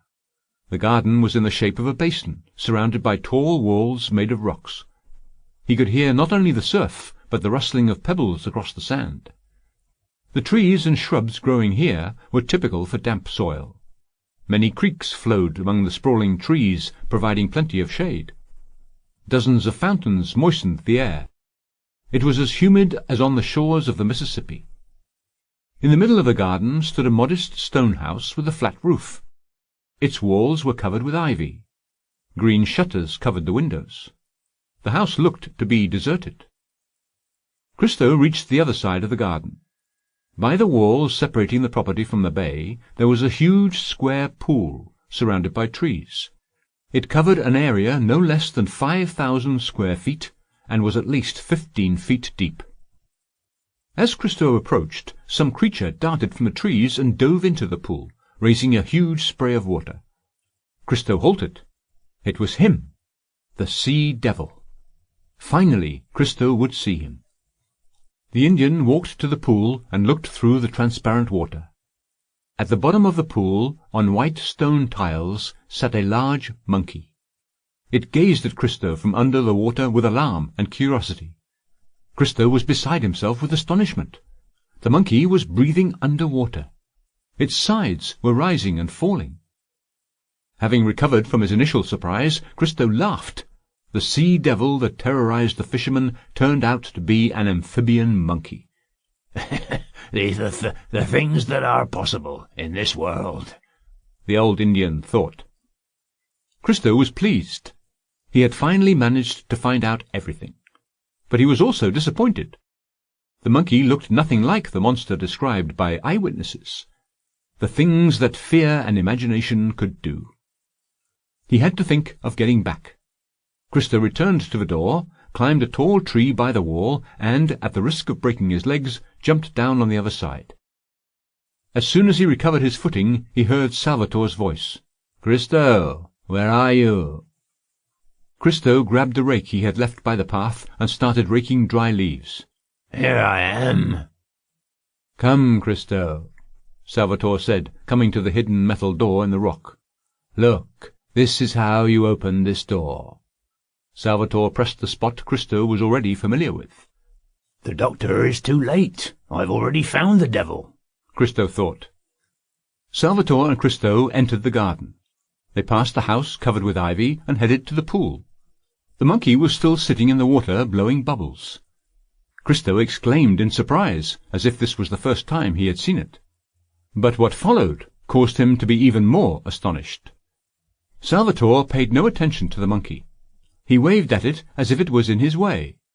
The monkey swam to the edge, climbed out of the pool, shook itself off, and climbed a nearby tree. Salvatore leaned forward, ran his hand through the grass, and pressed the small green tile. There was a dull noise. Holes opened in the bottom of the pool along the edges. In a few minutes the pool was empty, and the openings slammed shut. A metal ladder leading to the bottom of the pool appeared from somewhere. "Come, Christo." They descended into the pool. Salvatore stepped onto a tile, and another opening appeared in the middle of the pool, approximately 10 square feet in size. Metal steps were leading underground. Christo followed Salvatore into this vault. They walked for quite some time. Weak, scattered light fell through the hatch. But soon even that light disappeared, and they found themselves in complete darkness. Their footsteps echoed in the underground passageway. "Watch your step, Christo. We're almost there." Salvatore stopped and ran his hand over the wall. A switch clicked, and bright light flared up. They were in a stalactite cave, in front of a door with handles in the shape of lion heads holding metal rings in their teeth. Salvatore pulled one of the rings. The heavy door opened smoothly, and they entered a dark hall. Another switch clicked. A globe of frosted glass lit a vast cavern, with one wall made entirely of glass. Salvatore changed the light. The cavern grew dark, while strong floodlights lit the space beyond the glass wall. This was an enormous aquarium, or rather a glass house at the bottom of the ocean. Seaweed and coral rose from the sand, with fish playing among them. Suddenly Christo saw a human-like creature with large paws emerging from behind the coral growth. The stranger's body sparkled with bluish-silver scales. Swiftly and deftly the creature swam to the glass wall, nodded to Salvatore, and entered a glass chamber off to the side, closing the door. They heard water draining from the chamber. The stranger opened the second door and entered the grotto. "Take off your glasses and gloves," Salvatore said. The stranger obediently removed glasses and gloves, and Christo saw a handsome, slender young man. Meet Ichthyander, man-fish, or rather the Amphibian Man, also known as the Sea Devil. Salvatore introduced the young man. The boy smiled, held out his hand to the Indian, and said in Spanish, "Hello." Christo silently shook his hand. He was so shocked he couldn't speak. "Ichtyander's regular servant is sick," Salvatore continued. "I shall leave you with Ichthyander for a few days. If you manage your new duties well, I will assign you to Ichthyander permanently." Christo nodded.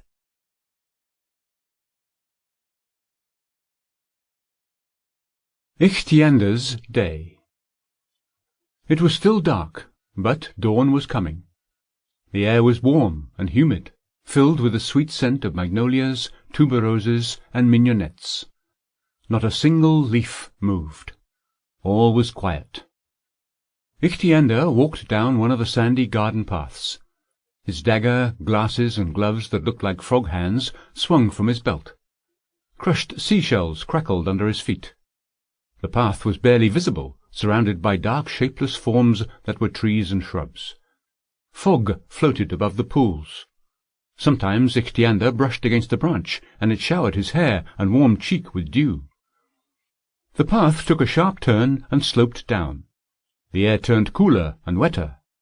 Ichthyander felt stone tiles under his feet, slowed down, and finally stopped. He slowly put on his big glasses with thick lenses, gloves, and flippers. He exhaled and jumped into the pool. Water wrapped him in pleasant coolness and prickled his gills. His gill slits started moving. The man turned into a fish. With a few strong arm movements, Ichthyander found himself at the bottom of the pool. The young man confidently swam in complete darkness. He reached out and found a metal bracket in the stone wall, and another one next to it. Then the third one. Following the brackets, he made it to a tunnel filled with water. He walked along the bottom to overcome a cold oncoming current. He then pushed away, floated up, and reached what felt like warm bath water. The water, heated in the garden pools, flowed at the top of the tunnel toward the ocean. Now Ichthyander could swim with the current. He crossed his arms, rolled over onto his back, and floated along head first. The end of the tunnel was close. There, right next to the outlet to the ocean, a hot spring burst from a crack in the rock at high pressure. Small stones and shells rustled in its roiling stream. Ichthyander rolled over onto his belly and looked forward. It was still dark. He reached out once again and felt the water grow cooler. His palm touched the metal grate, whose bars were covered with soft and slippery seaweed and coarse shells. Clutching the grate, the youth found the complex lock and opened it. The heavy round grate blocking the tunnel slowly opened. Ichthyander slipped through, and the grate slammed shut. The amphibian man headed toward the ocean, propelling himself with arms and legs. He was still surrounded by darkness, save for a few bluish pilotfish and dark red jellyfish. But morning was coming, and luminous creatures were putting out their lights one after another. Ichthyander felt thousands of small prickles in his gills, and his breathing became more laboured. This meant he was past the rocky cape. Beyond the cape, the sea-water was polluted with particles of clay, sand, and various other things. The water was also less salty. They were close to a river delta. "It's amazing how the river fish can live in the dirty fresh water," Ichthyander thought. "Their gills must not be as sensitive to the sand and silt." Ichthyander rose higher, took a sharp turn to the right, to the south, then dove deeper. The water was cleaner here.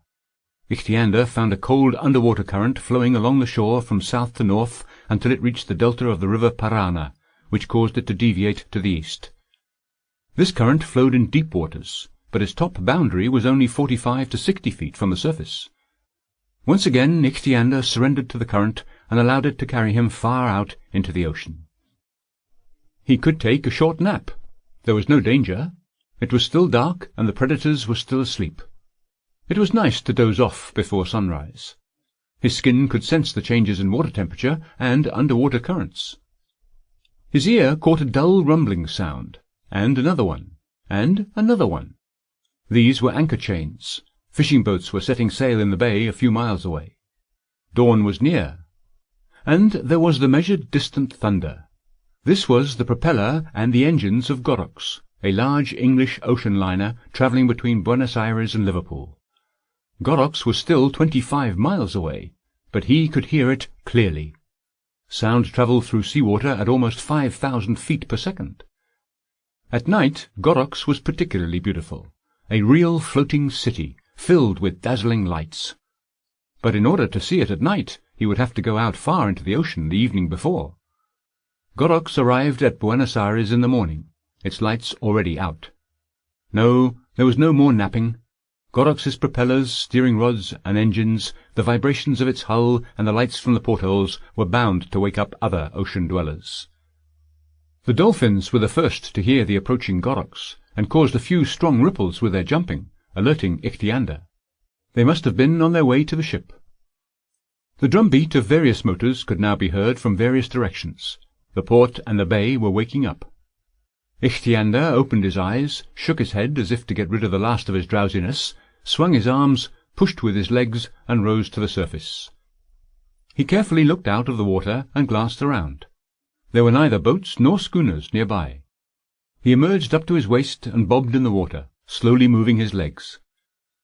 Gannets and seagulls flew low over the water, sometimes brushing against its surface with their chests, or one wing and leaving behind slowly rolling circles.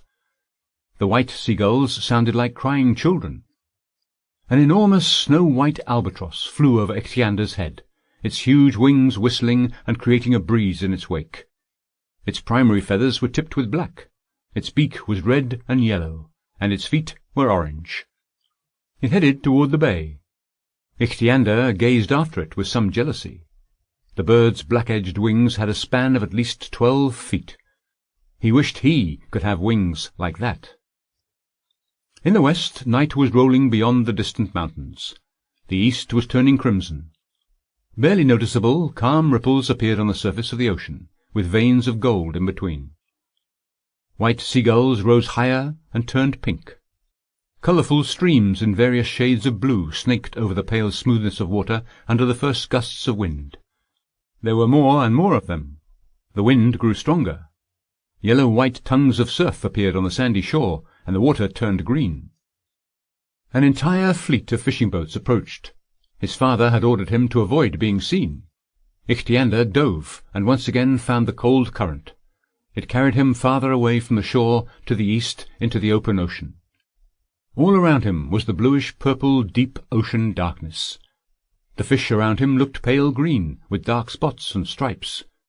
More fish, red, yellow, gold, and brown, darted around him like colourful butterflies. He heard a rumbling from above, and saw a dark shadow on the water. It was a military hydroplane flying low over the ocean. One time one such hydroplane had landed on the water. Ichthyander grabbed one of the metal floats and nearly paid for that with his life when the hydroplane suddenly took off. Ichthyander had to jump from a height of 30 feet. Ichthyander looked up. He could see the sun almost directly above his head. It was almost noon. The water surface no longer resembled a smooth mirror reflecting every stone, large fish, and Ichthyander himself. Now the mirror was twisting, flexing, and constantly moving. Ichthyander floated up. The waves rocked him. He peeked out from the water, rose on the crest of a wave, slid down, rose again. Look at that! The surf by the beach was rustling, roaring, and rolling large stones. The water turned yellow-green. A brisk southwesterly wind was blowing. The waves were getting bigger, tipped with white foam. Ichthyander was showered with splashes of water, and enjoyed it.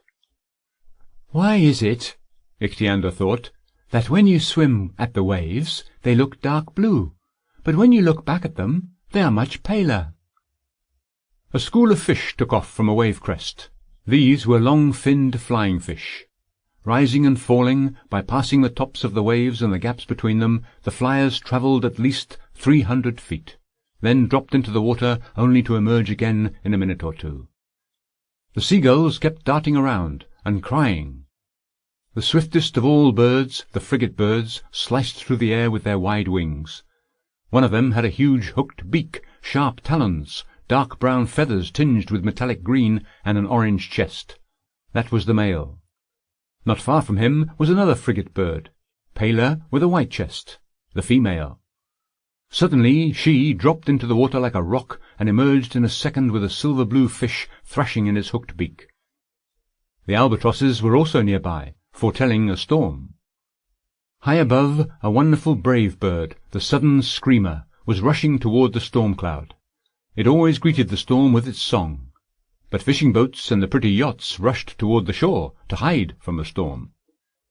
All was greenish twilight under water, but he could still see the sun through the thickness of the water as a large pale spot.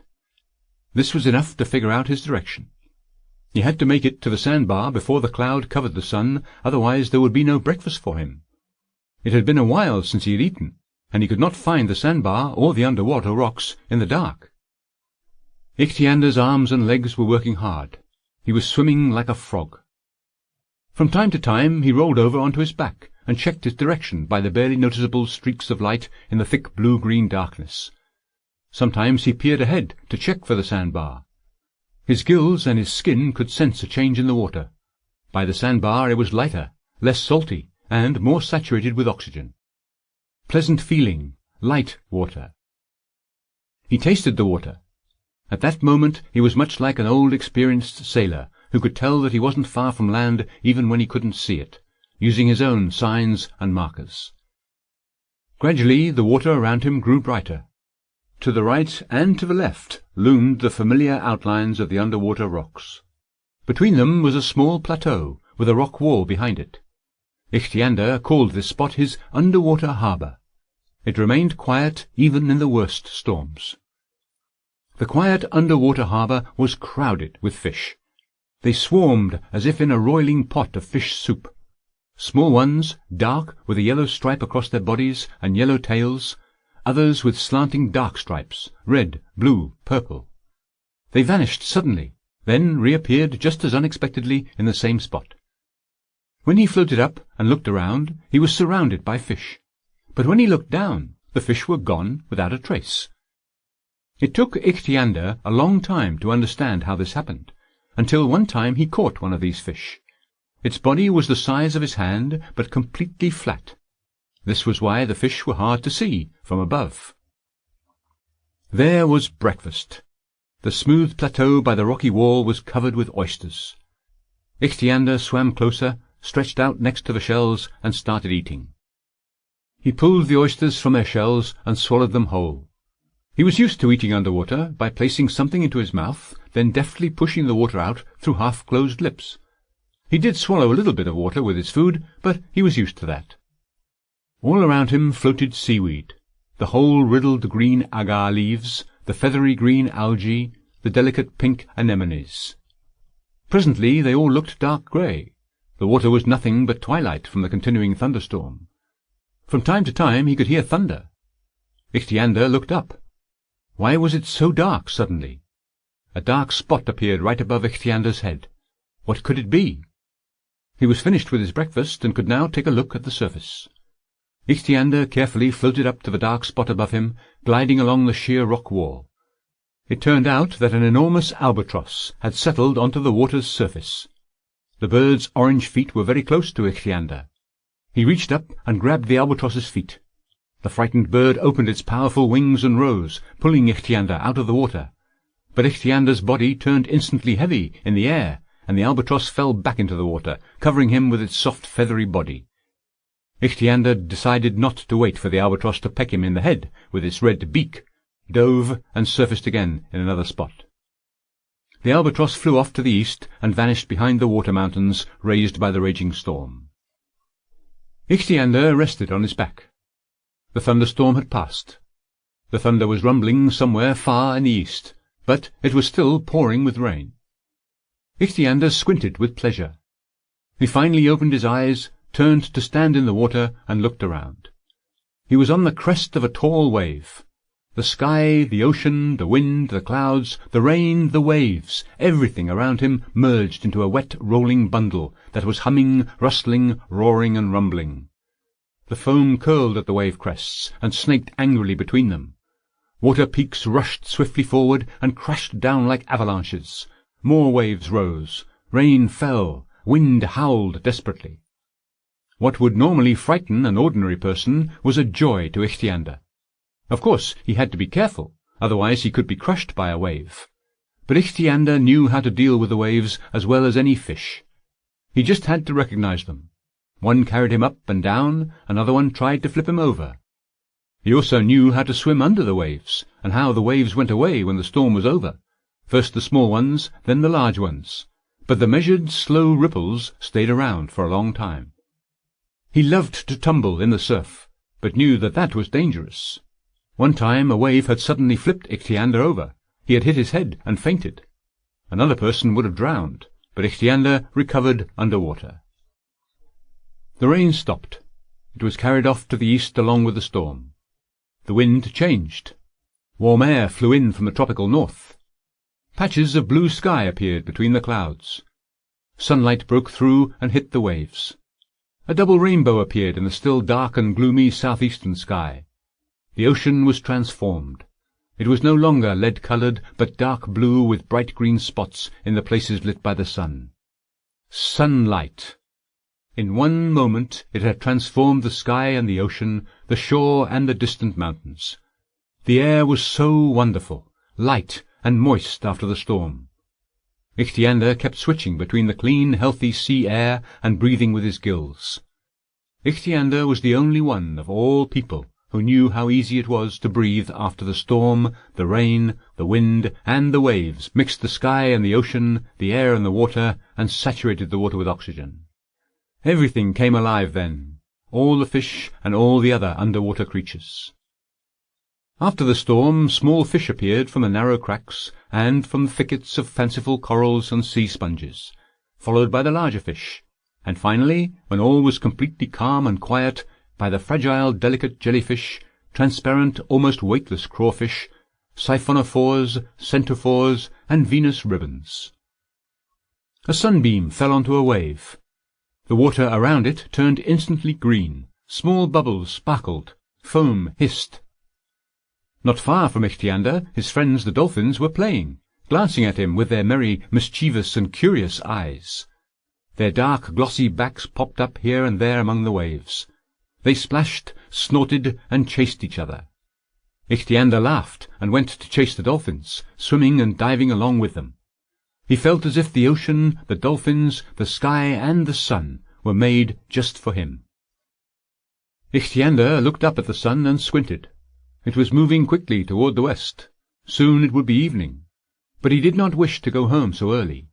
He wanted to float just like that until the sky grew dark and the stars appeared. But soon he became bored from inaction. Not far from him, small sea creatures were dying. He could save them. He rolled over and looked at the distant shore. There, by the sandbar. His assistance was needed there, where the surf was the harshest. This crazy surf threw piles of seaweed and sea-dwellers onto the shore after every storm. Jellyfish, crabs, starfish, and an occasional careless dolphin. The jellyfish died very quickly. Some fish managed to make it back to the water, but many perished on the shore. The crabs almost always returned into the ocean. Sometimes they came out on purpose to hunt the victims of the surf. Ichthyander liked saving the beached sea animals. For hours he walked up and down the beach and rescued those who could still be saved. He was very glad when a fish he threw into the water swam away with a merry flip of a tail. He was happy every time when the half-dead fish floating sideways or belly up finally came back to life. When he found a large fish, Ichthyander picked it up with both hands and carried it to the water. The fish thrashed in his hands, and he laughed and tried to convince it to be still and wait a little longer.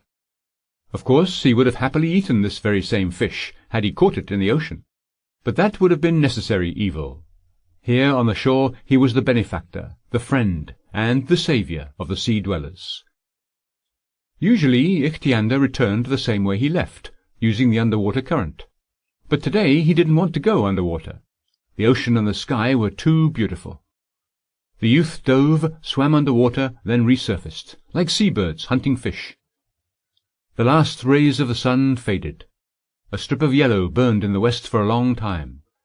Gloomy waves followed one after another, like dark grey shadows. Compared to the cool air, the water was very warm. It was dark, but not scary. No one would attack him at this hour. The diurnal predators were already asleep, and the nocturnal ones had not yet come out to hunt. Here was what he wanted, the northern current very close to the surface of the ocean. The steady post-storm ripples rocked this underwater river up and down, but it still flowed slowly from the hot north to the cold south. Far below was a reverse current, from south to north. Ichthyander used these currents often when he had to swim along the shore for a long time. Today he ended up far to the north from home. Now this warm current would take him all the way to the tunnel. He just had to stay awake and make sure he didn't miss the entrance, which had happened to him in the past. He folded his arms behind his head, then stretched them out to the sides, opened and closed his legs for exercise. The current carried him south. The warm water and the slow movements of his arms and legs had a soothing effect. Ichthyander looked up. The water's surface before him was scattered with stars, as small as dust. These were pilot-fish, turning on their luminaries and rising to the surface of the ocean. Here and there in the darkness were glowing blue and pink nebulae, dense clusters of tiny luminous creatures. Globes of soft green light slowly floated by. Very close to Ichthyander bobbed a jellyfish. It looked like a lamp with a fanciful shade tipped with lace and a long fringe. The fringe rocked slowly with the jellyfish's every movement, as if in a light wind. Starfish shone brightly on the sandbars. Lights were moving down in the deep. Those belonged to large nocturnal predators. They were chasing each other, twirling, fading, then flaring up again. Another sandbar. Fanciful coral trunks and branches were lit from within with blue, pink, green, and white lights. Some corals shone with a pale, flickering glow. Others were like white-hot metal. Nights on earth had only the small, distant stars and sometimes the moon. But here there were thousands of stars, thousands of moons, thousands of tiny, colourful suns glowing with soft, delicate light. The underwater nights were incomparably more beautiful than those ashore. Ichthyander floated to the surface to compare the two. The air grew warmer. Above him was the dark blue sky scattered with stars. Above the horizon hung the silver moon, casting a band of light across the ocean. A long, low, and deep horn sounded from the port. The giant Gorox was getting ready for its return voyage. It was very late. Almost dawn. Ichthyander had been gone almost an entire day. His father was bound to scold him. Ichthyander headed toward the tunnel, put his hand between the bar, opened the metal grate, and swam through the tunnel in complete darkness. When returning, he had to use the deeper, cold current from the sea to the garden pools. A light nudge on the shoulder woke him up. He was in the pool. He swiftly floated up and switched to breathing with his lungs, inhaling the air filled with the scents of familiar flowers. In a few minutes he was asleep in his bed, as his father had ordered.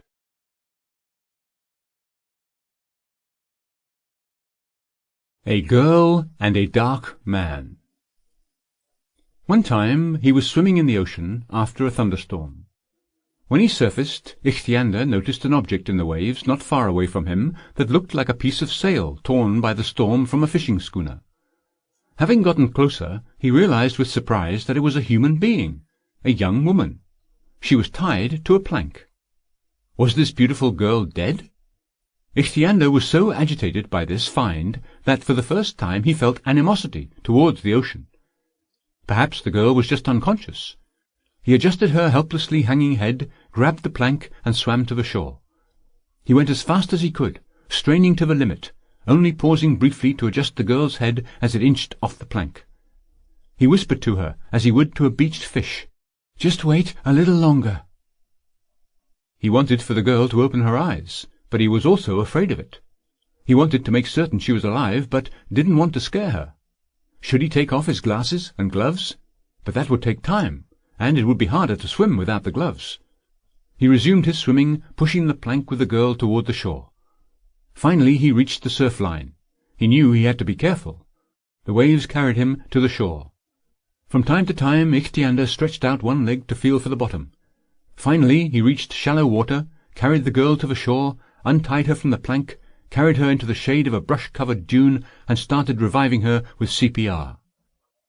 He thought he saw her eyelids tremble and her eyelashes move.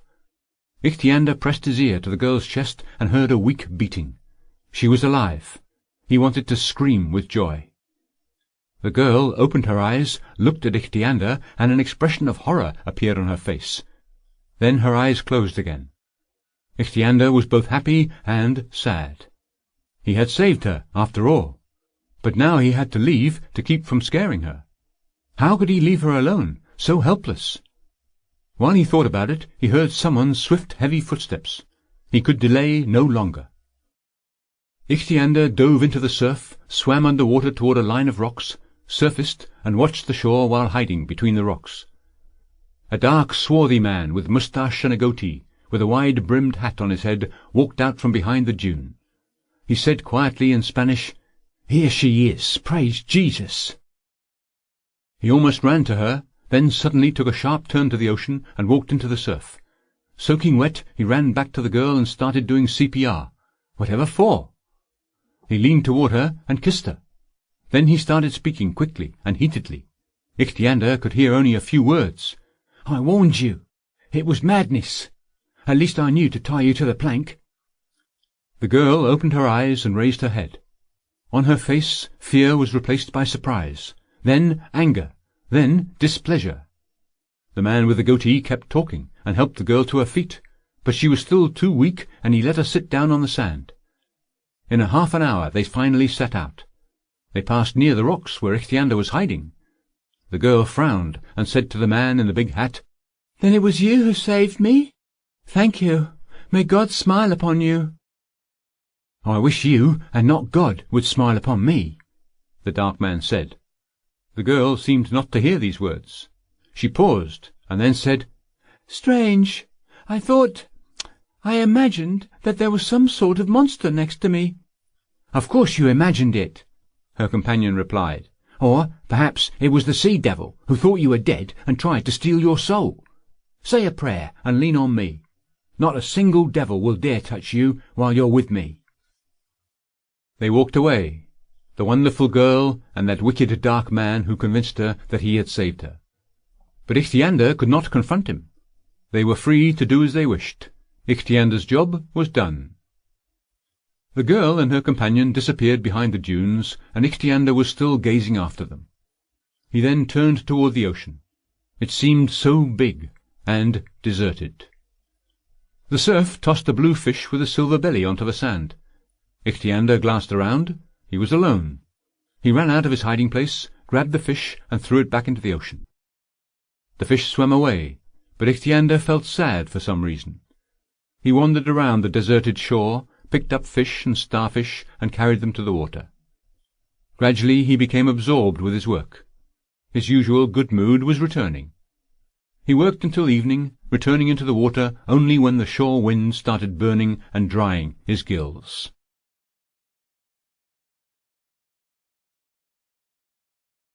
Ichthyander's servant.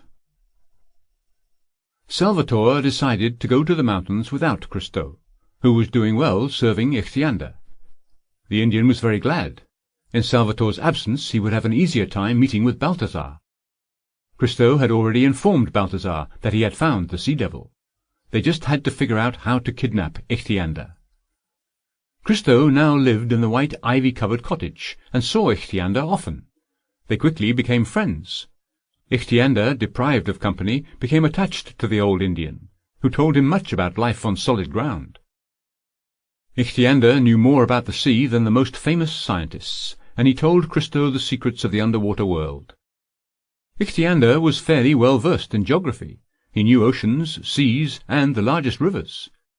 He also had some knowledge of astronomy, navigation, physics, botany, and zoology. But he knew very little about people. A little bit about the races inhabiting the earth, with a vague notion about history, and a 5-year-old child's understanding of political and economic relations. During the day, when it grew hot, Ichthyander went into the underground grotto and swam away. He returned to the white cottage only when the heat subsided, and remained there until morning. If it rained, or if the seas were stormy, he often spent an entire day at the cottage. He felt well enough outside of water when the weather was wet. The cottage was not very big, with only 4 rooms. Christo occupied the room by the kitchen. Next to it was a dining room, followed by a large library. Ichthyander spoke Spanish and English. The last and the largest room was Ichthyander's bedroom. In the middle of the bedroom was a pool. There was a bed next to the wall. Sometimes Ichthyander slept in the bed, but he preferred the pool. However, before Salvatore left, he had ordered Christo to make certain that Ichthyander slept in the bed at least 3 nights a week. In the evening, Christo came to see Ichthyander and grumbled like an old nanny when the boy refused to sleep in the bed.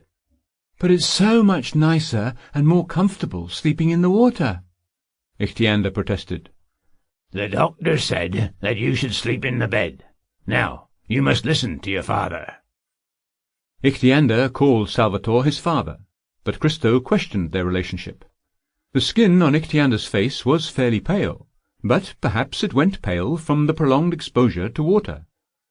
Ichthyander's regular features, straight nose, thin lips, and large bright eyes, resembled that of an Arauca, the tribe Christo himself was a member of. Christo wished he could check the colour of the rest of Ichthyander's skin, but it was covered by the scale-like suit made out of some unknown material. "Why don't you take off your scales overnight?" he asked the boy. "What for? My scales cause me no trouble. The suit is very comfortable. It doesn't prevent my gills and skin from breathing, but it's also a good protection. It can't be cut either by a shark's tooth or by a knife," Ichthyander replied, getting into bed. "Why do you wear the glasses and the gloves?" Christo asked, examining the webbed gloves on the nightstand. They were made of greenish rubber. The fingers were extended using jointed sticks coated in rubber and connected with webbing. The flippers for the feet were even longer. "The gloves help me swim faster, and the glasses protect my eyes when a storm stirs up the sand from the ocean floor. I don't always wear them, but I do see better under water with the glasses on. Without them, everything looks foggy." Ichthyander smiled and continued, "When I was little, Father sometimes allowed me to play with the children living in the next garden. I was very surprised when I saw them swimming in the pool without the gloves. 'How can you swim like that?' I asked them. But they could not understand what gloves I was talking about, because I didn't swim in front of them." "Do you still go out into the bay?" Christo asked. "Of course. I just use a side underwater tunnel. Some mean people almost caught me with their nets, and now I have to be very careful." Then there is another tunnel leading into the bay?" "Several of them. It's too bad you can't swim with me. I could show you some amazing things. Why can't all people live underwater? We could take a ride on my ocean horse." "Your ocean horse? What's that?" "My dolphin. I tamed him. Poor fellow. He was beached by a storm once, and his fin was badly bruised. I dragged him into the water. It was hard. Dolphins are so much heavier on dry land than they are in the water. Everything here is heavier, even my own body. It's much easier in the water. Anyway, I dragged the dolphin back into the ocean, but he couldn't swim, which meant he couldn't feed himself. I fed him fish for a long time, a whole month.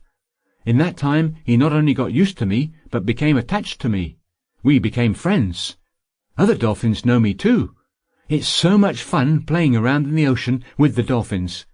Waves, spray, sunlight, wind, noise. It's nice at the ocean floor too. It's as if you're flying through thick blue air. It's quiet. You can't feel your own body. It becomes free, light, capable of the slightest movement. I have many friends at sea. I feed small fish like you feed birds. They follow me everywhere." "What about enemies?" "I have enemies too, sharks and octopi. But I'm not afraid of them. I have my knife." "What if they sneak up on you?" Ichthyander was puzzled by this question. "But I can hear them from a distance." "You can hear underwater?" It was Christo's turn to be puzzled. "Even when they swim very quietly?" "Yes. What's so hard about that? I can hear with my ears and with my entire body. They make the water vibrate, and these vibrations travel ahead of them. I feel the vibrations and turn to look. Even when you're asleep? Of course. But the fish... The fish die not from a sudden attack, but because they can't escape or defend against a much stronger enemy. But I am stronger than all of them, and the sea predators know this. They don't dare come close to me. Zarita is right. This sea-going fellow is worth working for. Christo thought. But it won't be easy catching him in the water. I can hear with my entire body. He might get caught in a trap, but unlikely. I should warn Zarita. The underwater world is very beautiful, Ichthyander kept telling. No, I shall never trade the sea for your stuffy, dusty land. Why our land? You too were born on land, Christo said. Who was your mother? I don't know, Ichthyander said hesitantly. Father said she died when I was born. But she was a woman, of course, not a fish. Perhaps, Ichthyander agreed. Christo laughed.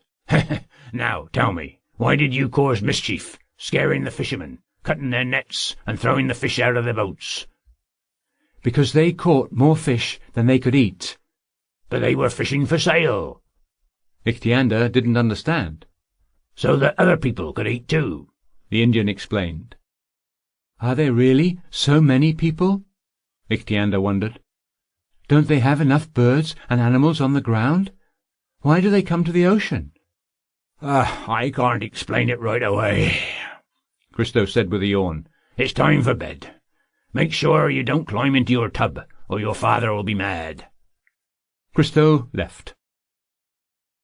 Early the next morning, Christo discovered that Ichthyander was gone. The stone floor was wet. He slept in the pool again, the Indian grumbled, and then probably went to the ocean.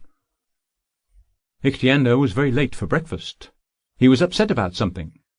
Having picked at his steak with a fork, he said, "Fried meat again." "Yes, again," Christo replied sternly. "The doctor said so. Did you eat raw fish again? At this rate you'll forget how to eat cooked food. And you slept in your tub again. If you don't sleep in the bed, your gills will get out of the habit of being in the air, and then you'll complain that your sides are prickling. And you were late for breakfast. When the doctor comes back, I'll tell him all about it. You've gotten completely out of hand." "Don't tell him, Christo. I don't want to upset him." Ichthyander looked down and thought about something. When he looked back up, his large eyes were sad, as he said, "Christo, I saw a girl. I have never seen anything so beautiful, not even at the bottom of the ocean." "Then why did you berate the land?" Christo said. "I was riding my dolphin by the shore, and saw her not far from Buenos Aires. She had blue eyes and golden hair." Ichthyander added, after a pause, "She saw me, got scared, and ran away. Why did I have to put on the glasses and the gloves?" He paused again, then said very quietly, "One time I saved a girl who almost drowned in the ocean. I didn't notice what she looked like then. What if it was the same girl? I think she had golden hair too. Yes, I remember." The boy became pensive again, then walked to the mirror and looked at himself carefully for the first time. "What did you do then?" "I waited for her, but she didn't come back. Christo, will she never come back to the beach?" "It's not a bad thing that he likes a girl," Christo thought. Until then, as much as Christo had tried to talk up the city, he could not convince Ichthyander to go visit Buenos Aires, where Zarita could easily catch the boy. "The girl might not come back, but I could help you find her.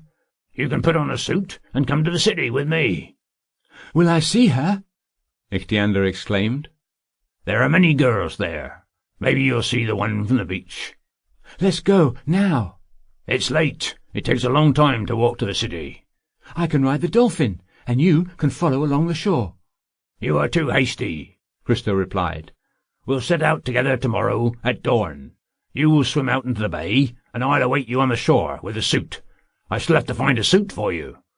I'll have time to see my brother overnight." Christo thought. "Tomorrow, then, at dawn."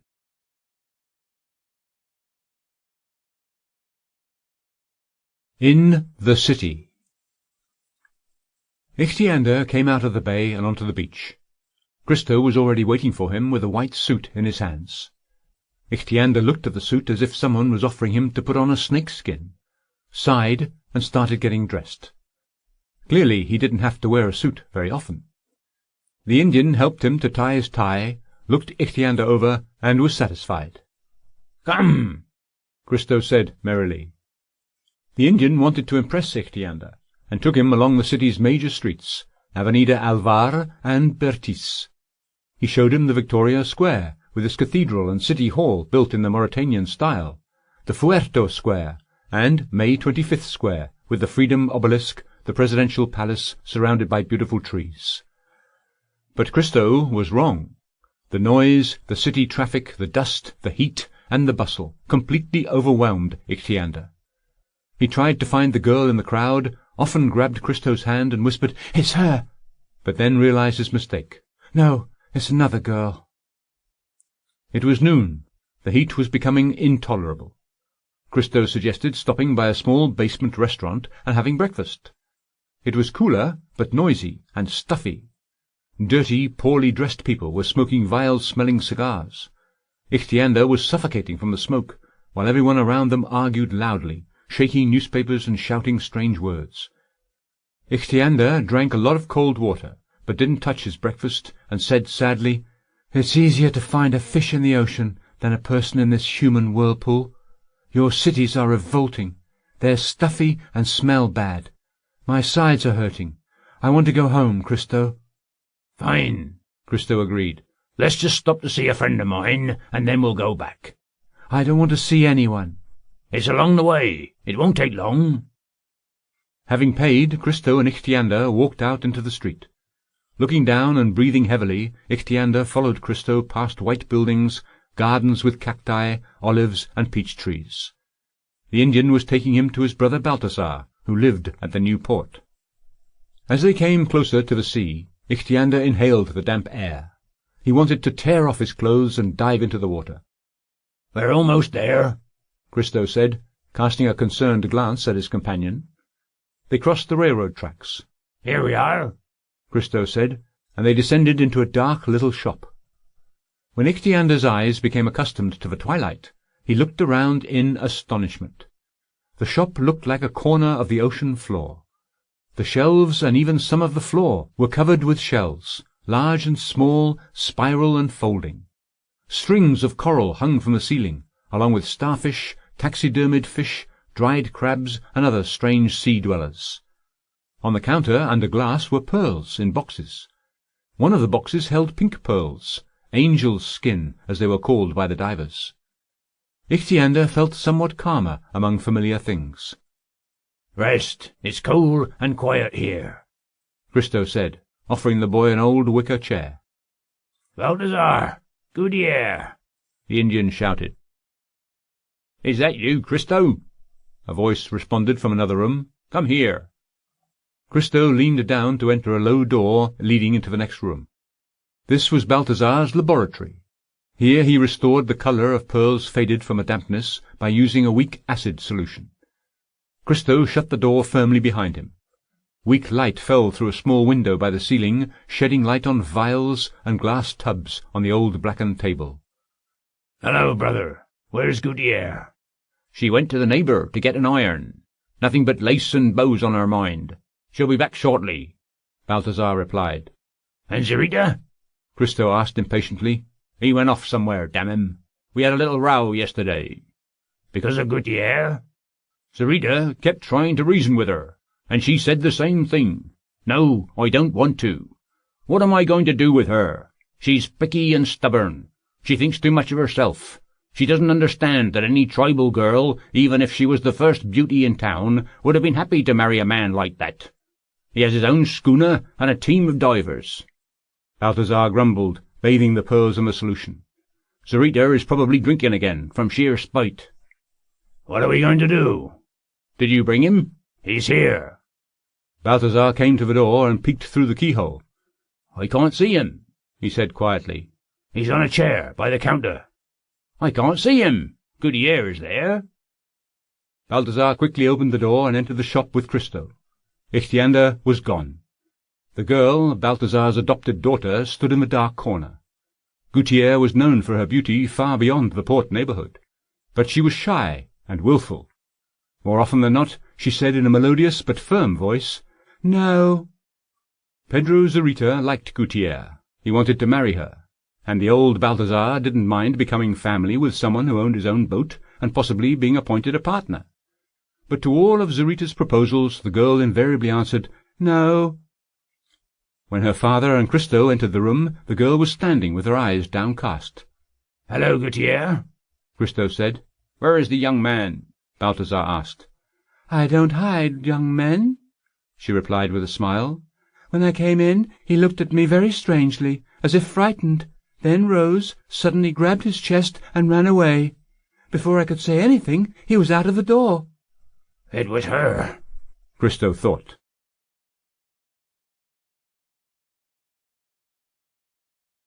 Back to the sea. Ichthyander ran along the beach gasping for breath. Having broken free of this terrible city, he took a sharp turn and headed to the shore. He hid between the rocks, looked around, quickly undressed, hid the suit under stones, ran to the water, and dove in. Despite his fatigue, he had never swam as fast as he did this time. The fish darted away from him in terror. Only when he was several miles from the city, Ichthyander rose closer to the surface and swam along the shore. He was more at home in this area. He knew every underwater rock and every crack in the ocean floor. There, sprawled on the sand, lived the timid flounders, and over there were the red coral thickets hiding small red-finned fish in their branches. This sunken fishing boat became home to 2 squid families, and they recently had their young. Crabs hid under that pile of grey rocks. Ichthyander could spend hours watching them. He knew their small joys of successful hunts, and their troubles, like a loss of a pincher, or an attack by an octopus. There were many oyster shells by the shoreline rocks. Finally, not far from the bay, Ichthyander stuck his head above water. He saw a school of dolphins playing in the waves, and gave a long, loud shout. A large dolphin snorted merrily in response, and swiftly headed toward his friend, diving and resurfacing, his black glossy back flickering among the waves. "Faster, leading, faster!" Ichthyander shouted, swimming to meet him. "Let's go far away, come on!" Obeying the young man's call, the dolphin swiftly headed into the open ocean, toward the wind and the waves. He sliced through the waves swiftly, but Ichthyander felt it was not enough. "Come on, leading, faster, faster!" Ichthyander drove the dolphin to exhaustion, but this mad ride across the way did not comfort him. He left his friend completely befuddled, having slipped off his glossy back and submerged into the ocean. The dolphin waited, snorted, dove, surfaced, snorted disdainfully once again, then took a sharp turn and headed toward the shore, glancing back from time to time. His friend never resurfaced, and leading rejoined his school, greeted happily by the young dolphins. Ichthyander went deeper and deeper into the twilight of the ocean. He wanted to be alone, to recover from the new impressions, and sort out everything he had found out and seen. He had ended up very far from home, but didn't think about the danger. He wanted to understand why he wasn't like everyone else, a stranger to the ocean and to the land. He dove deeper and deeper. The water was becoming denser. It was beginning to press on him, and making it difficult to breathe. He was surrounded by thick green-grey twilight. There were fewer sea creatures here, and many were strangers to Ichthyander. He had never been this deep. For the first time Ichthyander felt spooked in this silent twilight world. He swiftly rose to the surface and headed toward the shore. The sun was setting, piercing the water with its red beams.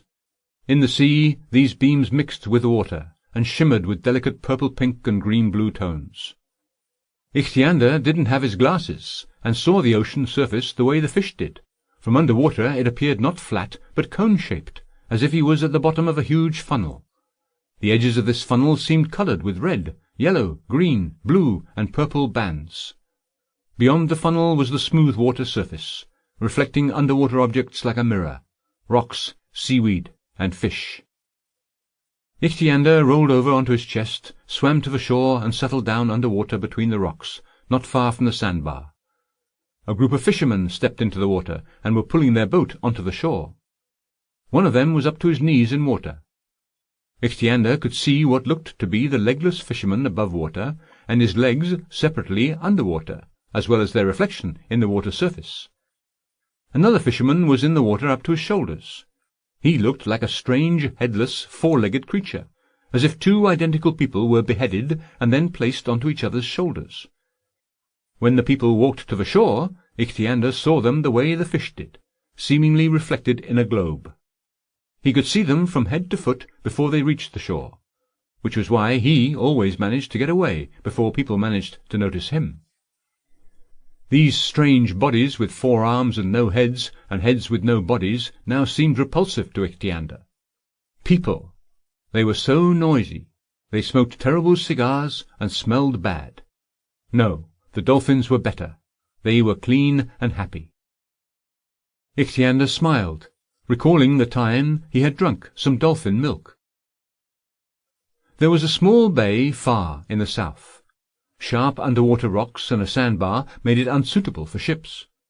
The shore was rocky and steep there. This bay was never fished either by the fishermen or by the pearl divers. Its shallow bottom was covered with a thick carpet of seaweed. There was a lot of fish in its warm waters. A female dolphin came there several years in a row to give birth to her young in this warm bay. 2, 4, sometimes even 6 of them in a litter. Ichthyander was very amused by the young dolphins, and he watched them for hours, hiding in the seaweed. The baby dolphins either tumbled on the surface or suckled their mother, pushing and shoving at each other with their snouts. Ichthyander started gradually taming them by catching small fish and feeding them to the young dolphins. Gradually they and their mother became used to Ichthyander. He was able to play with the little ones, catch them, throw them, tumble them. They clearly enjoyed this. They followed him everywhere, and dashed to him whenever they spotted him in the bay with handfuls of treats, small tasty fish, and even tastier delicate young octopus. Once, when the female had another litter, and they were still very small, too small to eat anything, and subsisting only with their mother's milk, Ichthyander thought why couldn't he try some dolphin milk?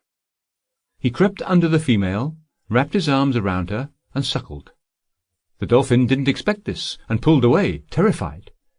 Ichthyander instantly released the frightened animal. The milk had a strong, fishy aftertaste.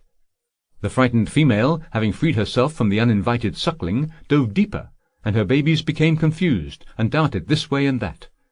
Ichthyander spent a long time herding the small and stupid baby dolphins together until their mother finally returned and took them to another bay. It took many days to restore their friendship and trust. Christo was becoming seriously worried. Ichthyander had been gone for 3 days. He returned tired and pale, but pleased with himself. "Where have you been?" the Indian asked sternly, although he was glad of Ichthyander's return. "At the bottom," Ichthyander replied. "Why are you so pale?" I almost died." Ichthyander lied for the first time in his life and told Christo about an incident that actually took place a long time before. Deep in the ocean there was a rocky plateau, and above, in the middle of the plateau, there was a large oval hollow, an underwater mountain lake. Ichthyander was swimming above this lake. He was struck by the unusual pale grey colour of the ocean floor. Having gone lower and taken a closer look, Ichthyander was amazed. There was a veritable cemetery of various sea creatures, from small fish to sharks and dolphins. Some of the victims were fairly recent, but they weren't swarmed with small predators, crabs and fish as usual. Everything was dead and motionless.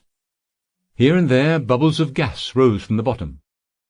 Ichthyander was swimming above the edge of the hollow. He went lower and suddenly felt sharp pain in his gills, suffocation and dizziness. Barely conscious, he fell and landed on the edge of the hollow. His temples were thudding, his heart was pounding, red fog obscured his vision. There was no one to ask for help. Suddenly he saw a shark falling next to him and convulsing. It must have been hunting him before it, too, became trapped in these terrible, deadly, poisonous waters of the underwater lake. Its belly and sides were rising and falling, its mouth was open, revealing the chiselled white of its teeth. The shark was dying. Ichthyander shuddered. Clenching his jaws and trying not to inhale with his gills, Ichthyander crawled out of the lake onto the edge, then rose and walked. He became dizzy and fell down again. He pushed away from the grey stones, pulled with his arms, and propelled himself 30 feet away from the lake. Having finished the story, Ichthyander added something he found out from Salvatore. That hollow must have trapped some harmful gases, like hydrogen sulfide or carbon dioxide, Ichthyander said. You see, at the surface, these gases become oxidized, and you don't feel them. But in that hollow, they were highly concentrated. I want some breakfast now. I'm hungry. Having had a hasty breakfast, Ichthyander put on his glasses and gloves and went to the door. "Is that all you came for?" Christo said, pointing at the glasses. "Why don't you tell me what's wrong with you?" A new trait formed in Ichthyander's character. He was becoming secretive. Don't ask me, Christo. I myself don't know what's wrong with me. And the young man quickly left the room.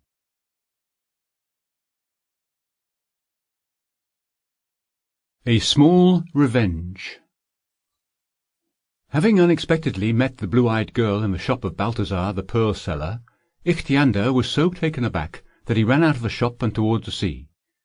Now he wanted to see the girl again, but he didn't know how to do that. The easiest way would be to ask Christo for help and go with him, but he didn't want to meet with her in front of Christo. Every day Ichthyander went to the shore where he first saw the girl. He stayed there from morning until evening, hiding behind the rocks in hopes of seeing her. When he came on land, he took off his glasses and gloves and put on the white suit to keep from scaring the girl. Sometimes he stayed there overnight, returning to the sea after dark, eating fish and oysters and getting a few hours of troubled sleep, only to return to his post early in the morning before sunrise. One evening he dared to go to the pearl seller's shop. The door was open, but it was the old Indian sitting by the counter. The girl wasn't there. Ichthyander returned to the shore. He found the girl standing on the rocky shore, dressed in a light white dress and a straw hat. Ichthyander halted, uncertain whether to approach her. The girl was waiting for someone. She walked back and forth impatiently, glancing at the road from time to time. She didn't notice Ichthyander, who had hidden behind a rocky overhang. Suddenly the girl waved at someone. Ichthyander glanced back and saw a tall, broad-shouldered young man walking swiftly down the road. Ichthyander had never seen anyone with eyes and hair as light as this stranger's. The giant walked up to the girl, held out his hand, and said gently, "Hello, Guttiere." "Hello, Olsen," she replied. The stranger firmly shook Guttiere's small hand. Ichthyander watched them with some animosity. He suddenly felt sad, and could barely keep from crying. "Is this it?" the giant asked, pointing at Guttiere's pearl necklace. She nodded. "Won't your father look for it?" Olsen asked. "No," the girl replied. "These pearls belong to me, and I can do with them as I wish." Guttiere and Olsen walked to the very edge of the rocky drop, talking quietly. Then Guttiere unclasped the pearl necklace, picked it up by the end, raised her hand, and said, admiring the pearls, "Look how pretty the pearls are in the sunset light. Take it, Olsen." Olsen held out his hand, but the necklace suddenly slipped from Guttiere's hand and fell into the sea. "Oh, what have I done?" the girl exclaimed. Olsen and Guttiere gazed down, both of them upset. "Perhaps we can still get it," Olsen said. "The ocean's very deep here," Guttiere said, and added, "I am so sorry, Olsen." Ichthyander saw that the girl was distraught. He immediately forgot that she intended to give her pearls to the fair-haired giant. Ichthyander could not remain indifferent to her plight. He stepped out from behind the rock and walked up to Guttiere. Olsen frowned, and Guttiere looked at Ichthyander with curiosity and surprise. She recognized him as the young man who ran away from the shop so suddenly. "I believe you dropped your pearl necklace into the sea," Ichthyander asked. "If you'd like, I can get it for you." "Even my father, the best pearl diver, couldn't get it at this depth," the girl objected. "I shall try," Ichthyander replied modestly. To the surprise of Guttiere and her companion, he dove directly into the sea from the high cliff, still dressed in his suit, and vanished in the waves. Olsen didn't know what to think. "Who is that? Where did he come from?" A minute passed, then another one, but the boy still wasn't back. "He's gone," Guttiere said, anxiously gazing at the waves. Ichthyander didn't want the girl to know that he could live under water. He became so absorbed in the search, and spent somewhat longer time under water than was normal for a diver. He surfaced and said with a smile, "A little patience. There are many broken rocks at the bottom. They make it hard to search, but I'll find it." And he dove again. Guttiere had been present during pearl diving many times. She was surprised that the young man, who spent nearly 2 minutes under water, was breathing normally and did not appear tired. 2 minutes later, Ichthyander's head appeared above the surface once again. His face shone with joy. He raised his arms above the water, clasping the necklace. "It was caught on a rock," Ichthyander said in a completely even voice, without any gasping, as if he had just walked in from the next room. "Had it fallen into a crack, this would have taken longer." He quickly climbed the rocks, walked up to Guttiere, and gave her the necklace. Water was streaming down his clothes, but he paid no attention. "Take it." "Thank you," Guttiere said, looking at the young man with renewed curiosity. A silence followed. None of them knew what to do next. Guttiere didn't dare give the necklace to Olsen in front of Ichthyander.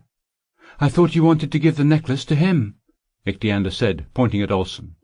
Olsen blushed, and Guttiere said awkwardly, Yes, yes," and held the necklace out to Olsen, who took it silently and put it into his pocket. Ichthyander was pleased. This was a small revenge on his part. The giant received the lost pearls from Guttiere, but also from him, Ichthyander. He bowed to the girl and swiftly walked away. Ichthyander was not happy about his success for very long. New thoughts and questions roiled in his head. He knew people so poorly. Who was this blonde giant? Why did Guttiere give him her necklace? What were they talking about? That night Ichthyander once again raced around on his dolphin, frightening the fishermen with his screams. Ichthyander spent the entire next day under water. He wore his glasses, but not his gloves. He crawled over the ocean floor looking for pearl oysters. In the evening he visited Christo, who met him with grumbling reproach. In the morning, fully dressed, he was back by the rock where he ran into Guttiere and Olsen the previous time. In the evening, at sunset, Guttiere appeared first. Ichthyander stepped out from behind the rock and walked up to the girl. When she saw him, Guttiere nodded to him as a friend, and asked with a smile, "Are you following me?" "Yes," Ichthyander replied simply, "ever since I first saw you." The young man continued somewhat awkwardly, "You gave your necklace to him, Olsen, but you admired your pearls before you gave them away. Do you like pearls?" "Yes." "Then take this, from me." He held out a pearl. Guttiere was very familiar with the value of pearls. The one that rested in Ichthyander's hand surpassed everything she had ever seen and known about pearls based on what her father had told her. The enormous, flawlessly round pearl of pristine white colour weighed at least 200 carats, and was probably worth no less than 1,000,000 golden pesos. Guttiere stared at the incredible pearl and at the handsome young man before her in astonishment. Strong, agile, healthy, a little shy, dressed in a rumpled white suit, he didn't look like the wealthy young men of Buenos Aires. Yet here he was, offering her, the girl he barely knew, a gift like that. "Take it," Ichthyander repeated insistently. "No," Guttiere replied, shaking her head. "I cannot accept such a valuable gift from you." "It's not all that valuable," Ichthyander objected heatedly. "There are thousands of pearls like this on the ocean floor." Guttiere smiled. Ichthyander was taken aback. He blushed, and added after a brief pause, "Please." "No." Ichthyander frowned. He was offended. "If you won't take it for yourself," he insisted, "then take it for him, for Olsen. He won't say no." Guttiere became angry. "He didn't take it for himself," she replied sternly. "You don't know anything." "Then no?" "No." Then Ichthyander threw the pearl far into the sea, nodded silently, turned around, and walked away. This behaviour shocked Guttiere. She stood there, unable to move. To throw a fortune into the sea as if it were a pebble. She felt embarrassed. Why did she upset this strange young man? "Wait! Where are you going?" Ichthyander kept walking, his head low. Guttiere caught up with him, took his hands and looked into his face. Tears were running down the young man's cheeks. He had never cried before, and was wondering why everything looked so foggy and vague, as if he was swimming under water without glasses. "Forgive me for upsetting you," the girl said, holding his hands.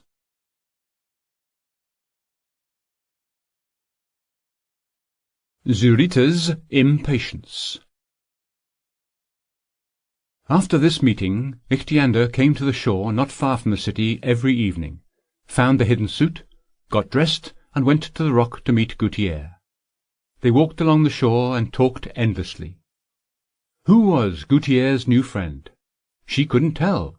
He was intelligent and witty, he knew many things Guttiere did not know, but at the same time he knew nothing of simple things known to any city boy. What was the reason for that? Ichthyander spoke about himself reluctantly. He didn't want to tell the truth. All the girl knew about him was that Ichthyander was the son of a doctor, apparently a very wealthy man. He had brought up the boy far from the city and from other people, and had given him a unique and one-sided education. Sometimes they stayed on the shore until darkness. Surf rustled at their feet. Stars flickered above. Their conversation waned. Ichthyander was happy. "It's time to go," the girl said. Ichthyander rose reluctantly, walked her to the outskirts of the city, then quickly returned, took off his suit, and swam home. The next morning, after breakfast, he took a large piece of white bread and went to the bay. Sitting at the bottom, he fed the bread to the fish. They came up to him, swarmed all around, slipped between his hands, and greedily snatched the soggy bread from his fingers. Sometimes larger fish burst into the swarm and chased the small ones away. Ichthyander rose and chased the predators away with his hands, the small fish hiding behind his back. He started collecting pearls and putting them away in an underwater grotto. He worked with enthusiasm, and soon had gathered an entire pile of prime-quality pearls. Without knowing it, he was becoming the wealthiest man in Argentina, possibly in all of South America. If he had wanted to, he could have become the richest man in the world. But he gave no thoughts to wealth. Days passed peacefully. Ichthyander's only regret was that Guttiere lived in the dusty, stuffy, noisy city. If only she too could live under water, away from the noise and other people. How wonderful that would be! He would have shown her the strange new world, the beautiful underwater flowers. But Guttiere could not live under water, and he could not live on land. As it was, he was spending too much time there. This was not without consequence.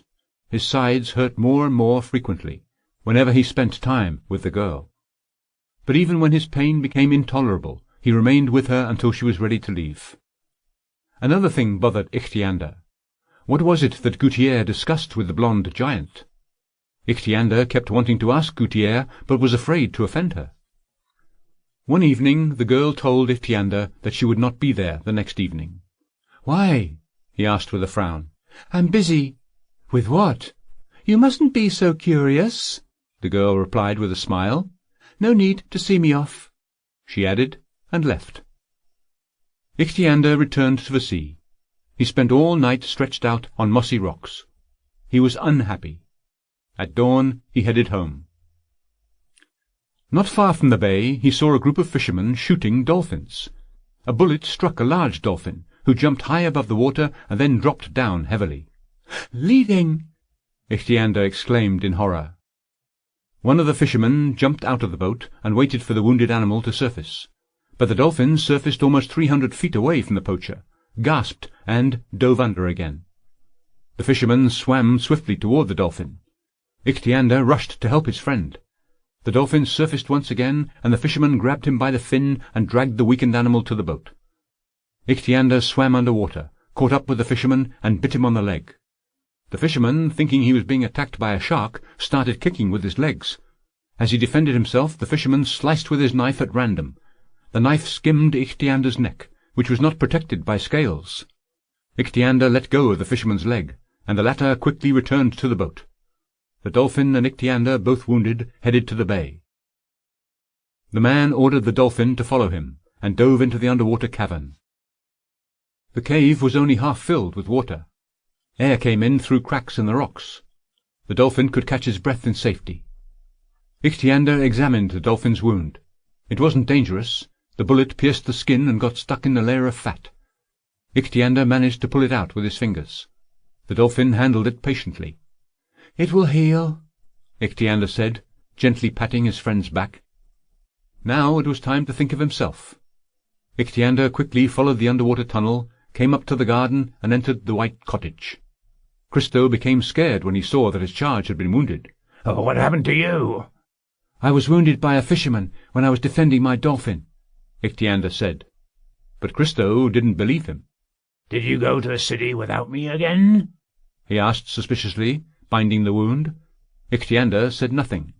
"Lift your scales," Christo said, and pushed the scales off Ichthyander's shoulder. The Indian noticed the reddish spot. The sight of it frightened Christo. "Did they hit you with an oar?" he asked, examining the shoulder, but there was no swelling. Thus must have been a birthmark. "No," Ichthyander replied. The boy went to rest in his room, and the old Indian rested his head in his hands and thought.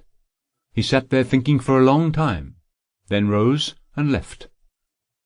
Christo headed toward the city, came to Balthazar's shop, gave Guttiere a suspicious glance, and asked, "Is your father home?" "There," the girl replied, nodding at the door to the next room. Christo entered the laboratory and closed the door. He found his brother with beakers rinsing the pearls. Balthazar was as irritated as he was the last time. "You are driving me mad," Balthazar grumbled. "Zarita is mad. Why you haven't brought the sea devil yet? Guttiere disappears every day. She won't even hear about Zarita.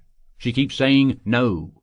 Zarita says I'm sick of waiting. I'll kidnap her. She'll cry a bit, and then it will all be over. He is capable of anything." Christo listened to his brother's complaints and said, "Listen, I can't bring you the sea devil, because he, like Guttiere, often leaves home without me, and disappears for days on end. He doesn't want to go to the city with me. He stopped listening to me. The doctor will scold me for not looking after him better." "Then we should capture or kidnap Ichthyander as soon as possible, and then you can leave Salvatore before he returns. And wait, Balthazar, don't interrupt me, brother. We mustn't rush matters with Ichthyander." "Why not?" Christo sighed, as if hesitant about sharing his plan. You see, he began. But at that moment someone entered the shop, and they heard Zarita's loud voice. "There he is," Balthazar mumbled, throwing the pearls into a tub. "Again." The door banged open, and Zarita entered the lab.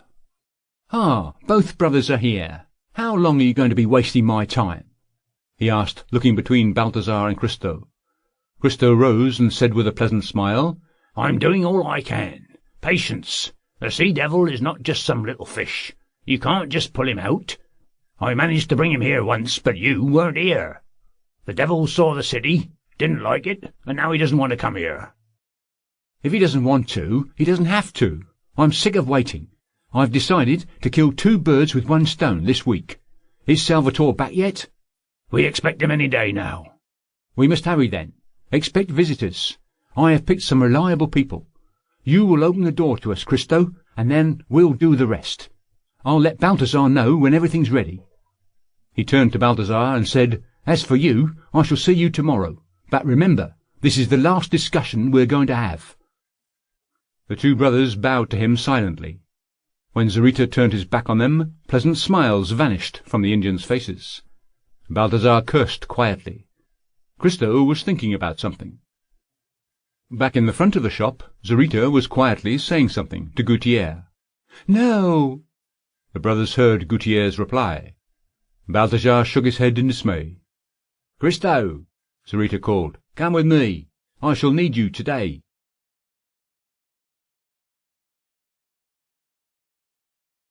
An unpleasant meeting. Ichthyander was feeling very poorly. The wound on his neck hurt. He had a fever. He was having trouble breathing regular air. But in the morning, despite his discomfort, he set out to the rocky shore to meet with Guttiere. She arrived at noon. It was incredibly hot. Ichthyander was suffocating from the scorching air and fine white dust. He wanted to stay on the beach, but Guttiere was in a hurry and had to return to the city. "My father is leaving on business, and I have to stay at the shop." "Then I shall see you off," the young man said, and they walked down the sloping, dusty road leading to the city. Part way there they saw Olsen. He was preoccupied with something and passed by them without noticing Guttiere, but the girl called out to him. "I only need to say a couple of things to him," Guttiere said to Ichthyander, then turned back and walked over to Olsen. They spoke about something quietly and quickly. The girl seemed to be reasoning with him. Ichthyander was walking a few steps behind them. "Very well. Tonight, after midnight," he heard Olsen's voice. The giant shook the girl's hand, nodded, and walked away. When Guttiere returned to Ichthyander, her cheeks and ears were burning red. He wanted to finally ask Guttiere about Olsen, but could not think of the right words. I can't," he said, gasping. "I must know. Olsen, you're keeping a secret from me. You're meeting him at night. Do you love him?" Guttiere took Ichthyander's hand, looked at him gently, and asked him with a smile, "Do you trust me?" "I do. You know that I love you." Ichthyander now knew this word. "But oh, this is so difficult." This was true. Ichthyander suffered from secrets, but at that moment he was also feeling an acute cutting pain in his sides. He was gasping for breath. Colour had left his cheeks, and his face was completely pale. "Oh, you're very sick," the girl said anxiously. "Please, calm down. My dear boy, I didn't want to tell you everything, but I will, just to calm you down. Listen."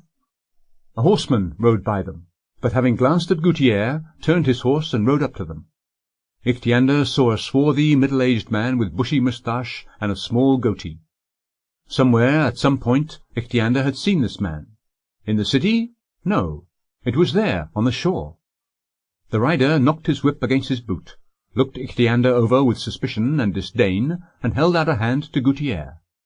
Having caught her, he suddenly lifted the girl to the saddle, kissed her hand, and laughed. "I got you!"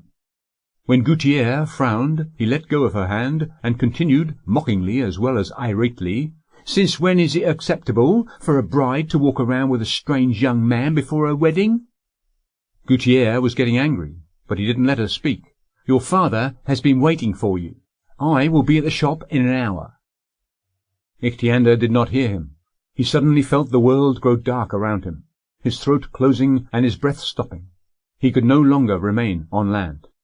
"You deceived me, after all," he said with bluish lips. He wanted to say more, to express the full magnitude of his grief, or to find out the way things stood. But the pain in his sides was intolerable, and he was feeling faint. Ichthyander ran off, reached the edge, and jumped into the sea. Guttiere shrieked and staggered. She then ran to Pedro Zurita. "Quick, save him!" But Zurita did not move. "It is not my habit to keep other people from drowning themselves, when they wish to do so," he said. Guttiere ran to the shore to dive after Ichthyander, but Zurita kicked his horse, caught up with the girl, grabbed her, set her in the saddle in front of him, and rode off. "I don't interfere with others, as long as others don't interfere with me. That's better. Come now, Guttiere." But Guttiere said nothing. She fainted. She recovered only when they had reached her father's shop. "Who was that young man?" Pedro asked. Guttiere looked at Zurita with obvious rage and said, "Let me go." Zurita frowned.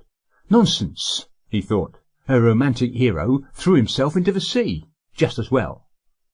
Zurita turned toward the shop and shouted, "Father! Balthazar! Hey!" Balthazar ran out. "Here's your daughter. You should thank me. I saved her. She almost threw herself into the sea to follow a young man of rather pleasant appearance. This is the second time I've saved your daughter's life, and she still doesn't like me. But soon this stubbornness will come to an end. I shall be back in an hour. Remember our agreement." Balthazar bowed humbly, receiving his daughter from Pedro. The horseman kicked his horse and rode off. Father and daughter entered the shop. Guttiere dropped onto a chair helplessly and covered her face. Balthazar closed the door and started pacing around the shop and speaking about something with much agitation. But no one was listening to him. Balthazar may as well have lectured the dried crabs and blowfish on the shelves. "He drowned himself," the girl thought, remembering Ichthyander's face. "Poor boy! First Olsen, then this ridiculous meeting with Sarita. How dare he call me a bride? It's all over now." Guttiere started crying. She missed Ichthyander. So shy and unassuming, there was no comparing him with the arrogant and careless young men of Buenos Aires. "What am I going to do?" she thought. "Dive into the sea like Ichthyander? Kill myself?" Balthazar kept talking and talking. "Do you understand, Guttiere? We are completely bankrupt. Everything you see in our shop belongs to Sarita. Not even a tenth of it is mine. We get the pearls as my commission from Sarita. But if you refuse him again, he will take everything away and never work with me again. And I'll be ruined, completely ruined. Please, be a good girl. Take pity on your old father." "And marry him? No," Guttiere replied abruptly. "Damnation!" Balthazar screamed in rage. "If that is your answer, then I will let Sarita deal with you." And the old Indian went into the laboratory and slammed the door.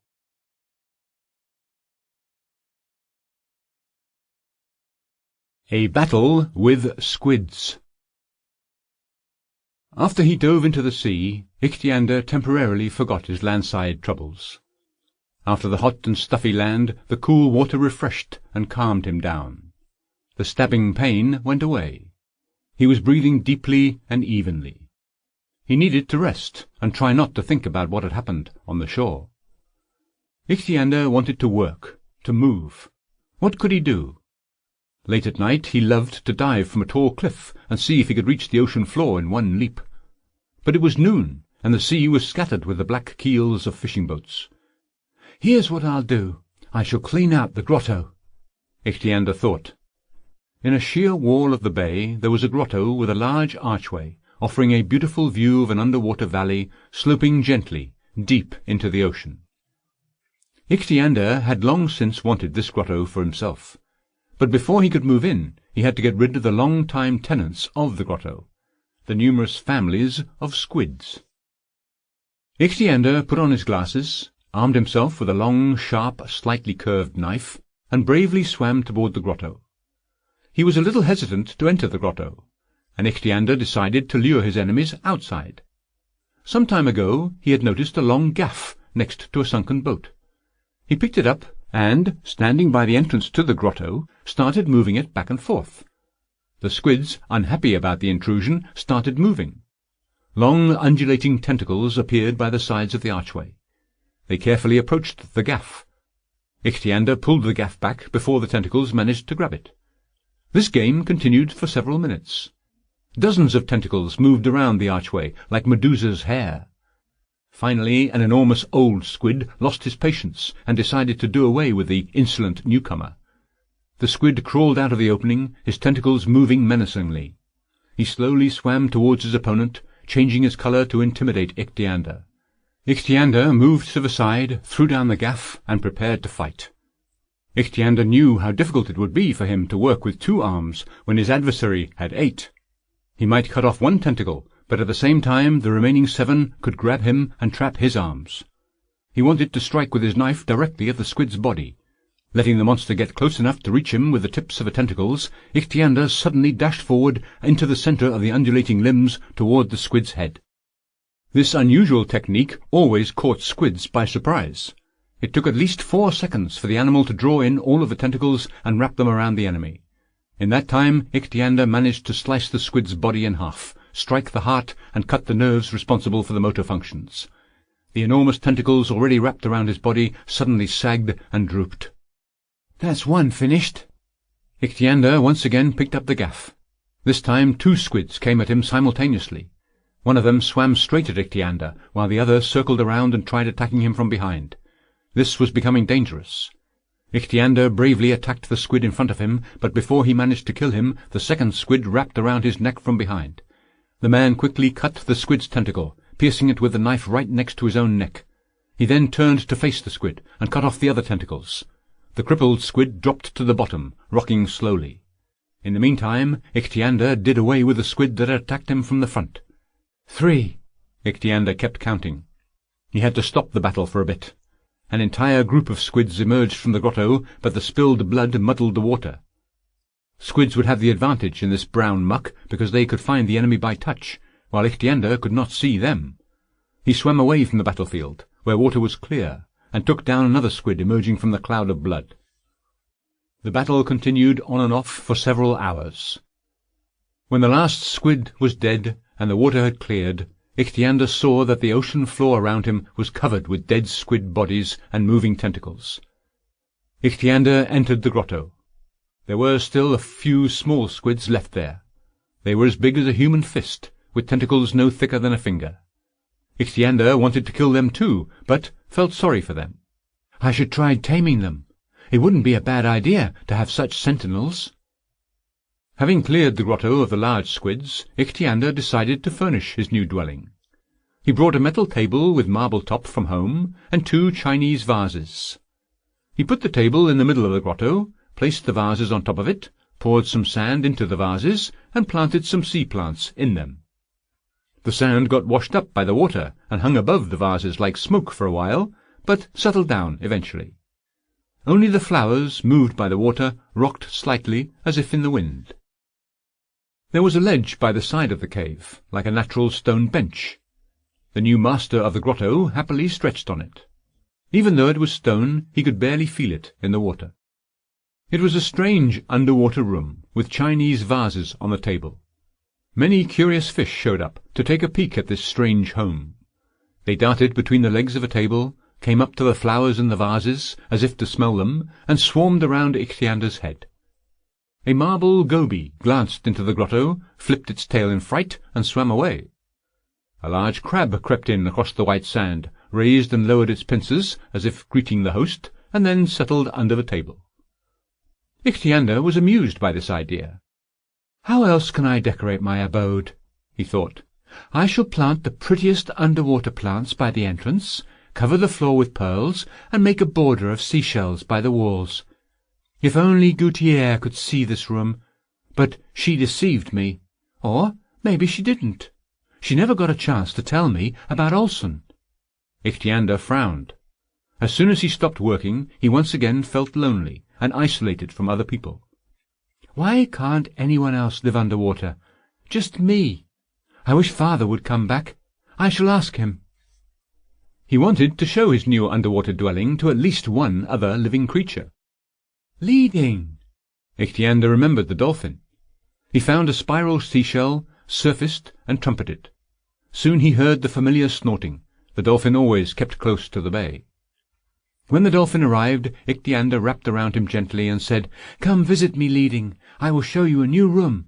You've never seen a table or Chinese vases." Ichthyander dove and gestured to the dolphin to follow. But the dolphin turned out to be a very troublesome guest. Big and unwieldy, he caused so much water movement in the grotto that the vases rocked back and forth on the table. He also managed to nudge the table with his nose and overturn it. The vases fell, and had they been on solid ground they would have shattered. But here they were safe, and all was well, aside from the frightened crab, who quickly ran off to the wall, sideways. "You are so clumsy," Ichthyander thought about his friend, moving the table further into the grotto and picking up the vases. Hugging the dolphin once more, Ichthyander continued talking to him. "Stay here with me, Leading." But the dolphin soon started shaking his head and showing discomfort. He could not remain underwater very long. He needed air. With a movement of his flippers, the dolphin swam out of the grotto and rose to the surface. Even Leading can't live underwater with me," Ichthyander thought sadly, once he was alone. "Only the fish. But they are stupid and furtive." He settled back on his stone bench. The sun had set. The grotto grew dark. The light movement of the water made Ichthyander sleepy. Tired from the tribulations of his day and all the work, Ichthyander dozed off.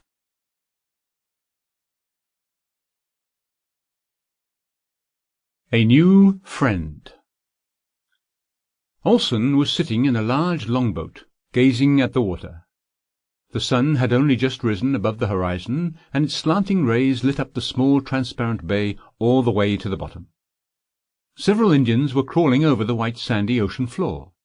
From time to time they surfaced to catch their breath, then dove again. Olsen watched the divers.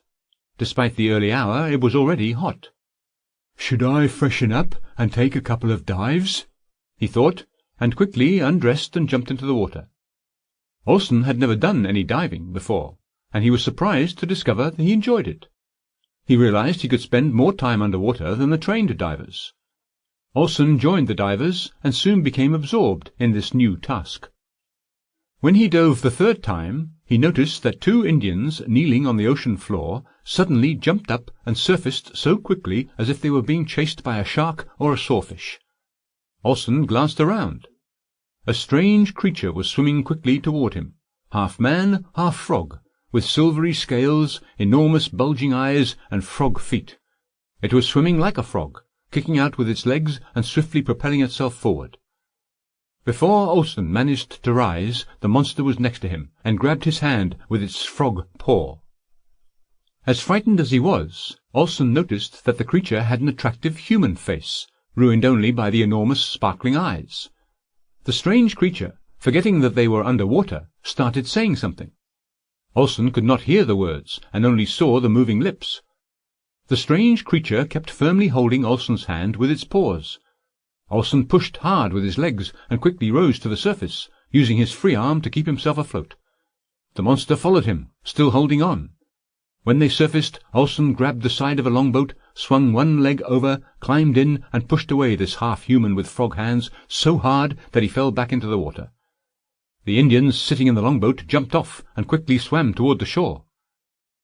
Ichthyander once again approached the longboat and said to Olsen in Spanish, "Listen, Olsen, I must speak to you about Guttiere." These words astonished Olsen as much as the underwater meeting. Olsen was a brave and sensible man. If the strange creature knew his name and Guttiere's, then he must be a person, and not a monster. "I'm listening," Olsen replied. Ichthyander climbed into the longboat, settled down at the bow, folding his legs and crossing his arms at his chest. "Glasses," Olsen thought, looking carefully at the stranger's bulging, glittering eyes. "My name is Ichthyander. One time I found a necklace for you at the bottom of the sea." "But then you had human eyes and hands." Ichthyander smiled and shook his frog hands. "These come off," he said. "That's what I thought." The Indians watched this strange conversation curiously from behind the rocks, even though they could not hear the words. "Do you love Guttiere?" Ichthyander asked after a brief pause. "Yes, I do," Olsen replied simply. Ichthyander sighed heavily. Does she love you, too?" "She does."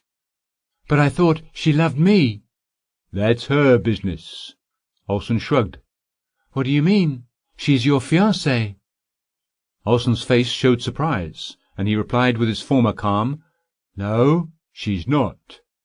"You're lying," Ichthyander said heatedly. "I heard that dark man on horseback say that she was a bride." "My bride?" Ichthyander was taken aback. No, the dark man did not say that Guttiere was Olsen's bride. But how could a young woman be a bride of that dark fellow, so old and unpleasant? How could it be? The dark man had to be her relative. Ichthyander decided to change his line of questioning. "What are you doing here? Pearl diving?" "I must say I don't like your questions," Olsen replied glumly. "Had I not known a thing or two about you from Guttiere, I would have thrown you off the boat and ended this conversation. No need to grab your knife. I can smash your head with an oar before you get on your feet. But there's no need to deny that I really was looking for pearls." "The big pearl that I threw into the sea? Did Guttiere tell you about that?" Olsen nodded. Ichthyander rejoiced. "See, I told her you wouldn't refuse the pearl. I offered her the pearl to take and then to give it to you. She refused, and here you are now looking for it." "Yes, because now it belongs to the ocean and not to you. And so, if I find it, I won't owe anyone." "Are you so fond of pearls?" I'm not a woman to be fond of trinkets, Olsen replied. But pearls can be, what do they call it? Yes, they can be sold. Ichthyander recalled the word he barely understood. For a lot of money. Olsen nodded once again. Are you fond of money, then? What exactly do you want from me? Olsen asked with some irritation. I must know why Guttiere gave you her pearls. Were you going to marry her? No, I wasn't going to marry Guttiere, Olsen said, and even if I did, it's too late now. Guttiere is married to someone else. Ichthyander went pale and grabbed Olsen's hand. That dark one? He asked fearfully. Yes, she married Pedro Zurita. But she... I thought she loved me, Ichthyander said quietly. Olsen looked at him with sympathy, lit up a short pipe, and said, Yes, I think so too. But you threw yourself into the sea and drowned before her eyes. At least, that's what she thought. Ichthyander looked at Olsen with surprise. He had never told Guttiere that he could live under water. It didn't occur to him that the girl could interpret his jump off the cliff as suicide. I saw Guttiere last night, Olsen continued. Your death devastated her. Ichthyander's death is my fault, she said. But then, why did she marry another man so quickly? I saved her life. Yes, yes. I have long since thought that Guttiere looked like a girl that almost drowned in the ocean. I carried her to the beach and hid behind the rocks there. And then the dark man came. I recognized him right away, and told her that he was the one who saved her. Guttiere told me about this, Olsen said. She was never certain who saved her, Zurita or the strange creature that appeared before her when she first came to. Why didn't you tell her it was you? It would have been awkward. Besides, I wasn't sure it was Guttiere until I saw Zurita. But how could she agree? Ichthyander asked. I don't quite understand, Olsen said slowly, how exactly it happened. Tell me what you know, Ichthyander asked. I work at the button factory as a seashell inspector. That was where I met Guttiere. She brought the seashells. Her father sent her when he was busy. We met and became friends. We sometimes saw each other at the port and went for walks along the beach. She told me her troubles. She was being courted by a wealthy Spaniard. That one? Zurita? Yes, Zurita. Guttiere's father, Balthazar, had high hopes for the marriage, and kept trying to persuade his daughter not to refuse such an enviable suitor. How is he enviable? He's much older than her. Disgusting. He smells terrible. Ichthyander couldn't help himself. For Balthazar, Zurita would be a great son-in-law, especially considering that Balthazar owes Zurita a large sum of money. If Guttiere refused to marry him, Zurita could destroy Balthazar's business. Imagine what her life was like. On one hand, Zurita's persistent courting, on the other, the constant reproaches, reprimands, and threats from her father. Why didn't Guttiere tell Zurita to go away? And you're so big and strong, why didn't you beat him up? Olsen smiled, but was also surprised. Ichthyander wasn't stupid, but still asked such odd questions. Where had he grown up, and who had educated him? It's not as simple as you think, Olsen replied. Law, police, and courts would stand up to defend Zurita and Balthazar. Ichthyander still looked confused. Just trust me, it could not be done. But then, why didn't she run away? That would have been easier. She wanted to run away, and I promised to help her. I have long since wanted to leave Buenos Aires for North America, and I offered Guttiere to come with me. Did you want to marry her? Ichthyander asked. You are so pushy, Olsen said, smiling again. I told you, we were friends. I don't know what might have happened next. Then why didn't you leave? Because we didn't have enough money for the trip. Does it really cost so much to travel on Goroks? Goroks? Gorox is only for millionaires. It's like you were born yesterday, Ichthyander. Ichthyander was taken aback. He blushed and decided not to ask any questions that might reveal to Olsen that he didn't know the most basic things.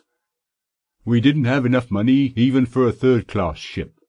There would have been other expenses upon arrival. After all, work is hard to find.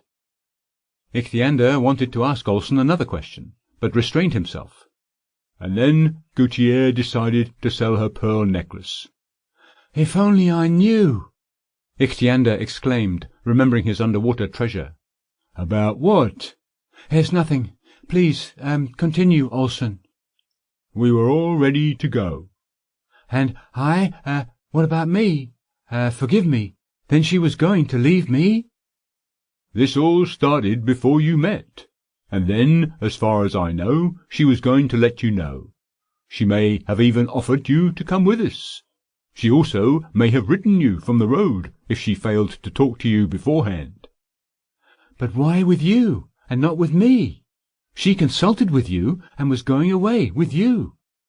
She has known me for over a year, and you— Keep talking, pay no attention to me. Well then, it was all set. Olsen continued. But then you dove into the sea in front of her after Zarita accidentally ran into you with Guttiere. Early in the morning, before going to the factory, I stopped by to see Guttiere. I've done so in the past. Balthazar has always treated me fairly well. Maybe he was afraid of my fists, or maybe he saw me as another suitor, should Zarita tire of Guttiere's refusals. In any case, Balthazar never got in our way, and only asked that I stay away from Zarita. Of course, the old Indian had no idea about our plans. That morning I was going to tell Guttiere that I bought our tickets and that she had to be ready by 10 in the evening. Balthazar met me in the doorway. He was very agitated. Guttiere is not home, and she is gone, Balthazar said. Half an hour ago, Zarita rode up in a new shiny car. How about that? Balthazar exclaimed. A car is a rarity in our street, especially when it rolls up to this door.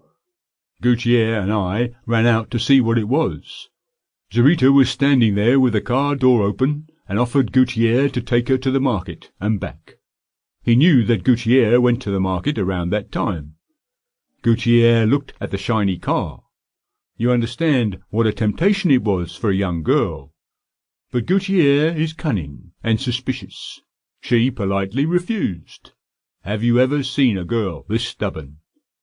Balthazar shouted in anger, but then laughed. But Zarita didn't back down. He said she must have been feeling shy and offered to help her. He grabbed her and put her in the car. Guttiere cried out for me, and then they were gone. I don't think she'll be back. Zarita has taken her to his place. Balthazar finished his story, and it was obvious that he was very pleased. Your daughter was kidnapped right in front of you, and you were talking about it so calmly, even happily, I said to him. What have I got to worry about? Balthazar was surprised. Had it been someone else, it would have been different, but I've known Zarita for a long time. He is a penny pincher, but still splurged on a car, so he must really like Guttiere. I'm sure he'll marry her. Let this be a lesson to her not to be so stubborn. Wealthy suitors are hard to find. Zarita has a hacienda called Dolores, not far from Parana City. His mother lives there. That's probably where he has taken my Guttiere. Why didn't you beat up Balthazar? Ichthyander asked. According to you, all I should do is get into fights, Olsen replied. I admit I wanted to kick him, but then I decided I would only make things worse. I thought not everything was lost yet. I'll spare you the details. As I said, I managed to see Guttiere. At Hacienda Dolores? Yes. Why didn't you kill that scoundrel Zarita and free Guttiere? First I have to beat people, and now I have to kill them? Who knew you were so bloodthirsty? I am not bloodthirsty, Ichthyander exclaimed with tears in his eyes. But this is outrageous. Olsen felt sorry for him. You're right, Ichthyander, he said.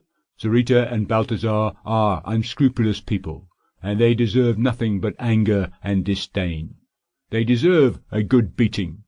But life is more complicated than you imagine. Guttiere herself refused to run away from Zarita. She did? Ichthyander couldn't believe it.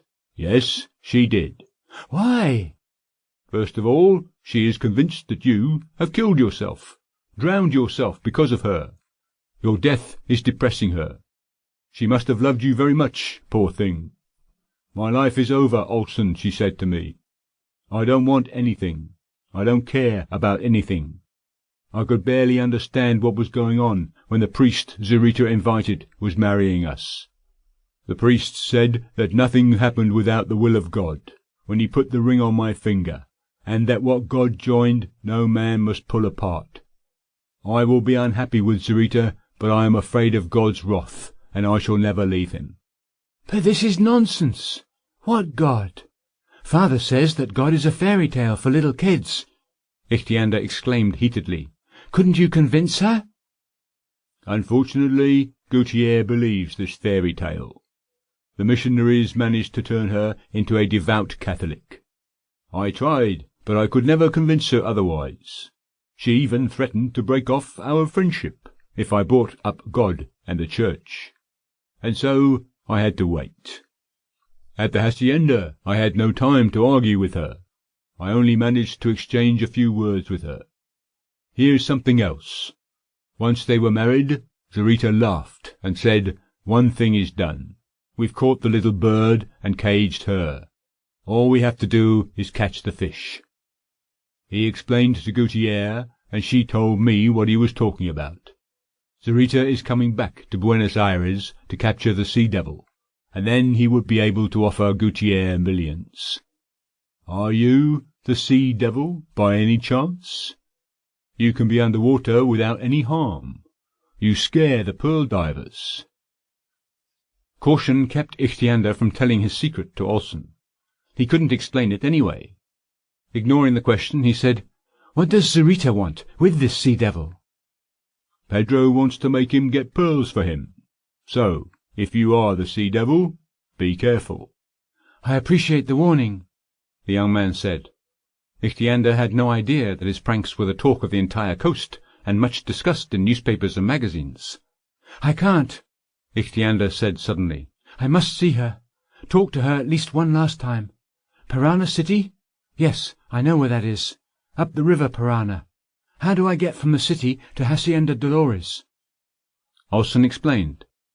Ichthyander shook his hand. "Forgive me. I thought you to be my enemy, but unexpectedly found a friend. Farewell.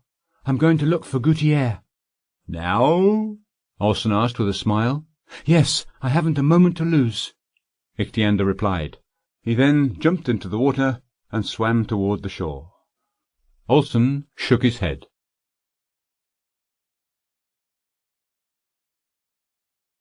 Part 2. On the Way. Ichthyander quickly got ready. He found the suit and shoes hidden on the beach, and strapped them to his back with his knife-belt. He put on his glasses and gloves and set out. There were many ocean liners, schooners, and longboats anchored in the bay Rio de la Plata. Between them darted small steam launches. Seen from underneath, they resembled water beetles moving on the surface in every direction. Anchor chains and cables rose from the bottom like thin trunks of an underwater forest.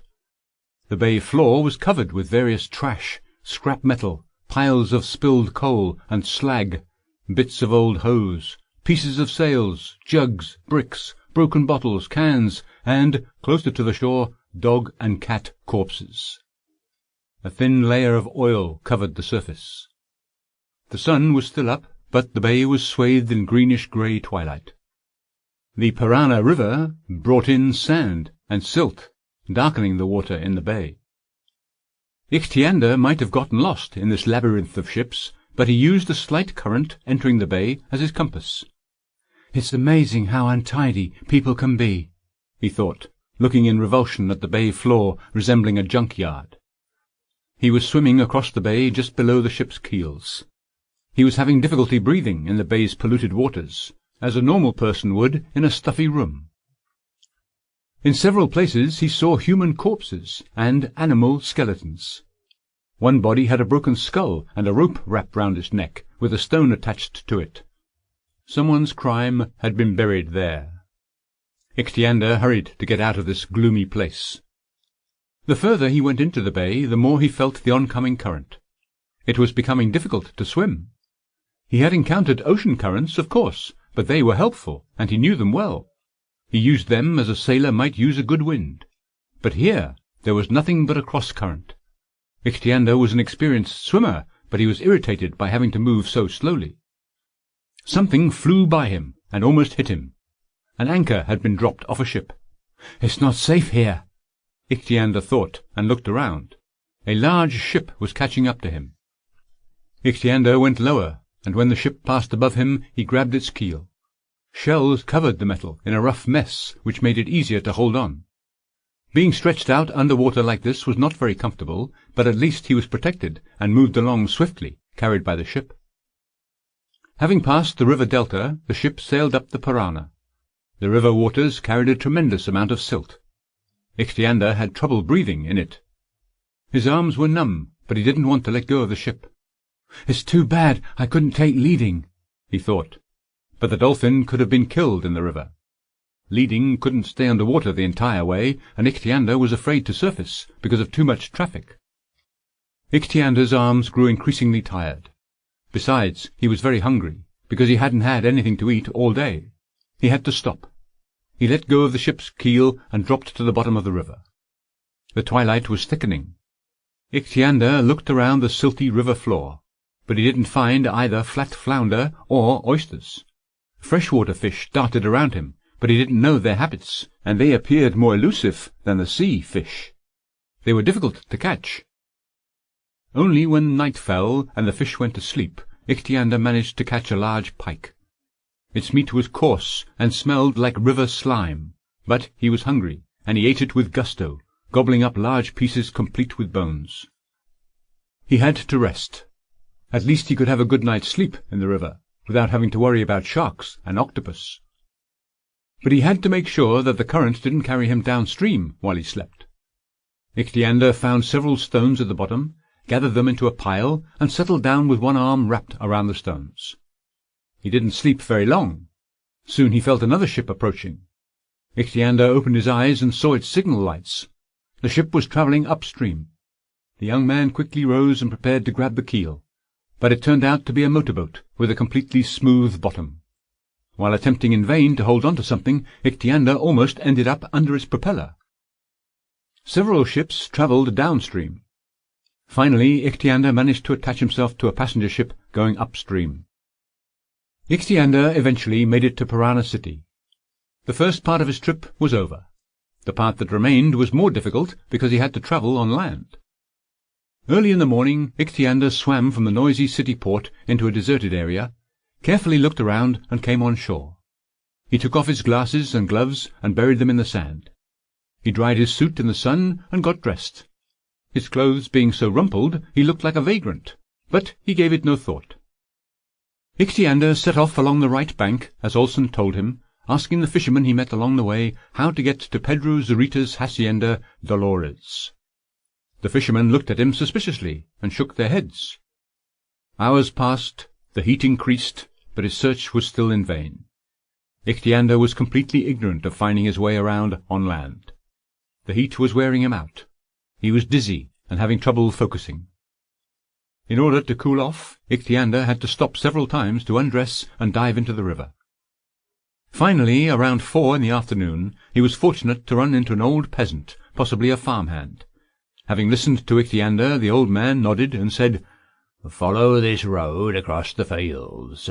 When you reach the big pond, cross the bridge, go up a small hill, and there you'll have the mustachioed Donna Dolores."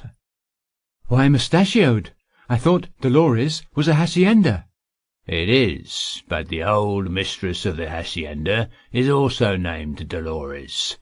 Dolores is Pedro Zurita's mother, a fat old lady with a moustache. Don't even think of working for her. She'll eat you alive." A real witch.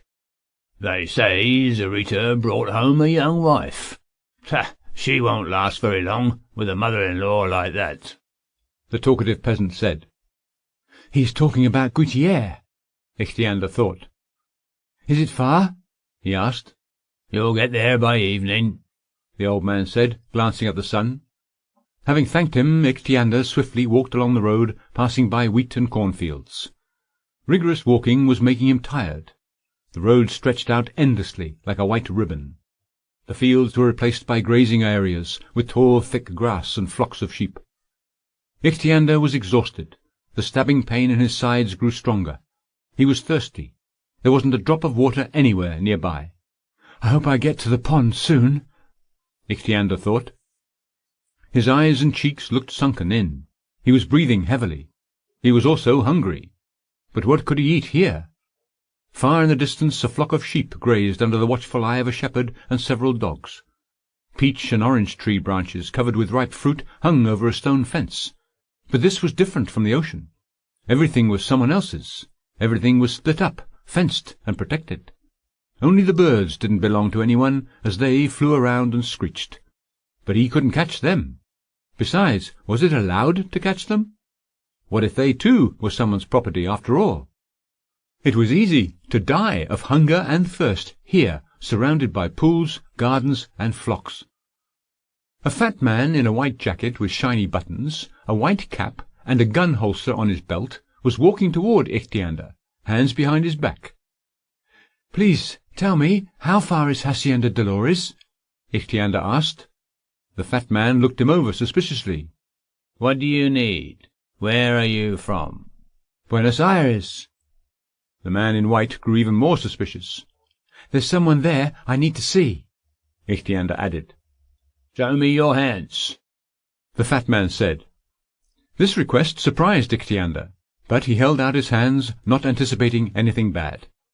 The fat man pulled out handcuffs from his pocket and quickly snapped them around Ichthyander's wrists. "Got you," the man with the shiny buttons mumbled, then punched Ichthyander in the side and shouted, "Go. I shall take you to Dolores." "Why did you cuff my hands?" Ichthyander asked in confusion, holding out his hands and examining the cuffs. "No talking," the fat man shouted sternly. "Come on." Ichthyander hung his head and stumbled down the road. At least he wasn't forced to go back. He did not understand what was happening. He didn't know that there had been a murder and robbery at a nearby farm the night before, and the police were looking for the criminals. He also didn't realize that he looked suspicious in his rumpled suit. His indefinite answer about the goal of his trip decided his fate. The policeman who arrested Ichthyander was taking him to the nearest village in order to send him off to Parana City Jail. Ichthyander knew only one thing for certain. He was being deprived of his freedom, and this was causing a vexing delay in his trip. He decided to escape the first chance he got, no matter what. The fat policeman, pleased with his catch, lit a long cigar. He was walking behind, blowing clouds of smoke at Ichthyander. Ichthyander was suffocating. "Would you mind not smoking? I'm having trouble breathing," he said to his guard. "What? No smoking?" The policeman laughed, his entire face gathering into creases. "Aren't we delicate?" He blew another cloud of smoke into the boy's face and shouted, "Go." Ichthyander obeyed. Finally, Ichthyander saw the pond with a narrow bridge and sped up. "Don't be in such a hurry to see your Dolores," the fat man shouted. They walked onto the bridge. When they reached the middle, Ichthyander suddenly leaned over the railing and fell into the water. The policeman did not expect this from a man with cuffed hands. But Ichthyander also did not expect the fat man to do what he did next. The policeman jumped into the pond after Ichthyander. He was afraid that the perpetrator might drown. The policeman wanted him alive. A prisoner who drowned with handcuffs on his hands could cause him a lot of trouble. The policeman followed Ichthyander so quickly that he managed to grab his hair and refused to let go. Then Ichthyander risked losing his scalp and pulled the policeman to the bottom. Soon Ichthyander felt the policeman's hand open and let go of his hair. Ichthyander swam several feet away and peeked out of the water to see whether the policeman had surfaced. The latter was splashing at the surface, and, seeing Ichthyander's head, shouted, "You'll drown, you rascal! Swim over here!"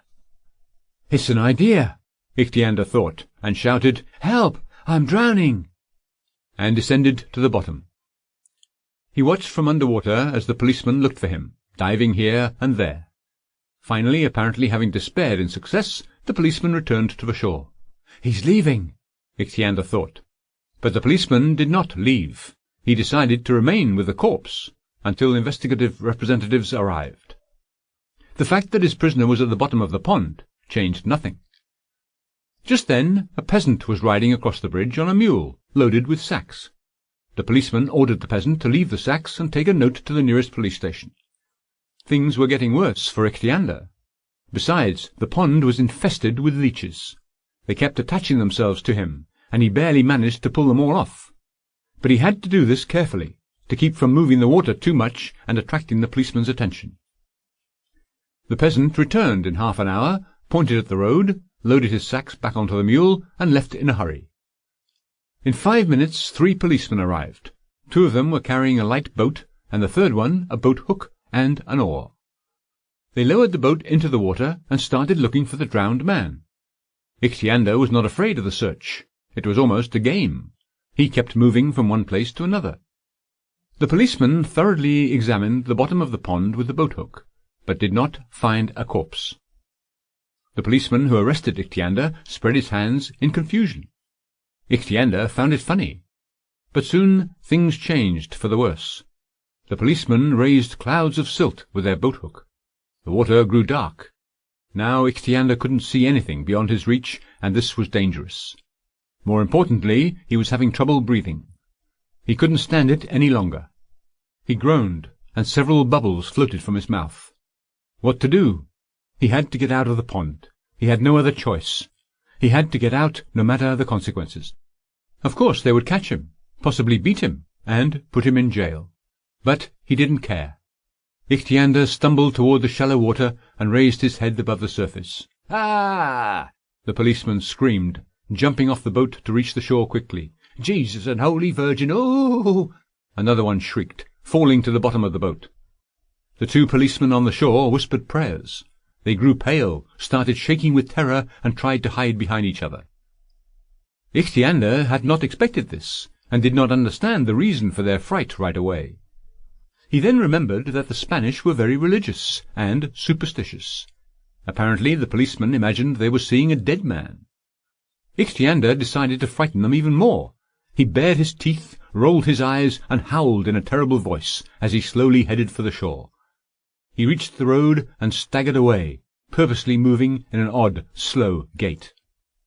Not a single policeman moved to detain Ichthyander. Superstitious dread and fear of ghosts interfered with their work ethic.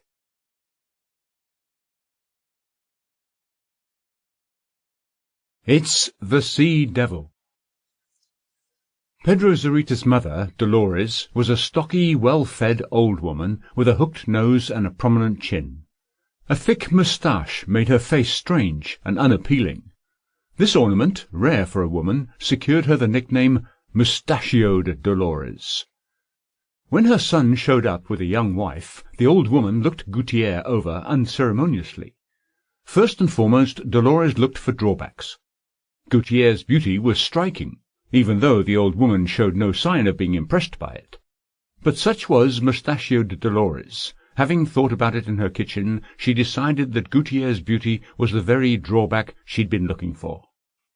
Once she was alone with her son, the old woman shook her head in disapproval and said, "Pretty, much too pretty."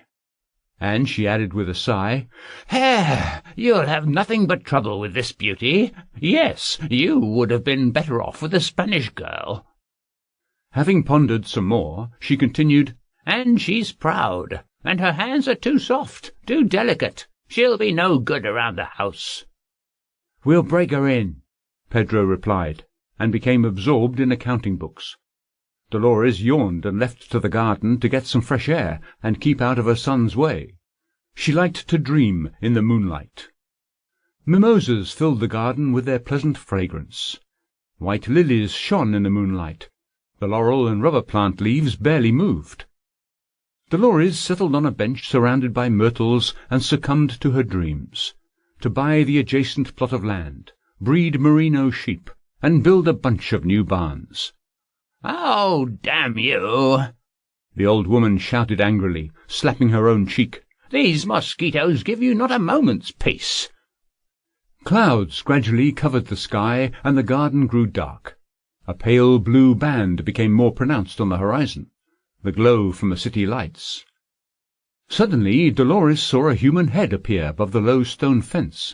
Someone raised hands, encased in handcuffs, and carefully jumped over the wall. The old woman became frightened. "Some escaped criminal," she decided. She wanted to cry out, but couldn't, then tried to get up and run, but her legs refused. As she sat on the bench, she watched the stranger. The man in handcuffs carefully made it between the shrubs and came to the house, peeking through the windows. Suddenly, or did she imagine it, the criminal called out quietly, "Guttiere!" "So that's what this beauty's all about. That's who she is friends with. This girl might kill my son and me, rob the hacienda, and run off with a criminal," Dolores thought. The old woman suddenly felt deep hatred towards her daughter-in-law, combined with bitter spite. This gave her strength. She jumped up and ran to the house. "Quickly!"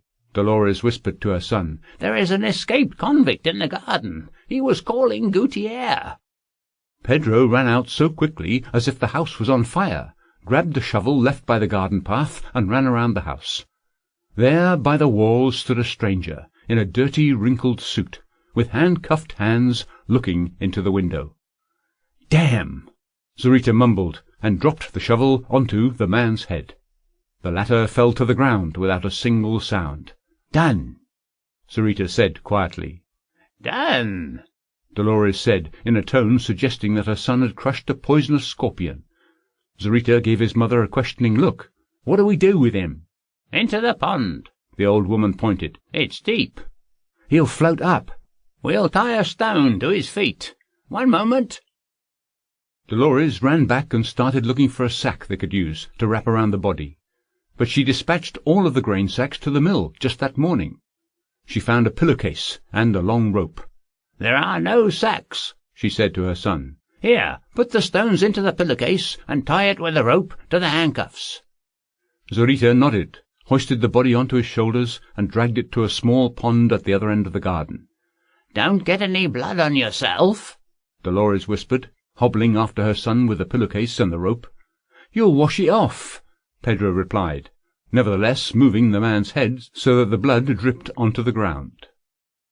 By the pond, Zurita quickly stuffed the pillowcase with stones, tied it to the man's hands, and threw the body into the water.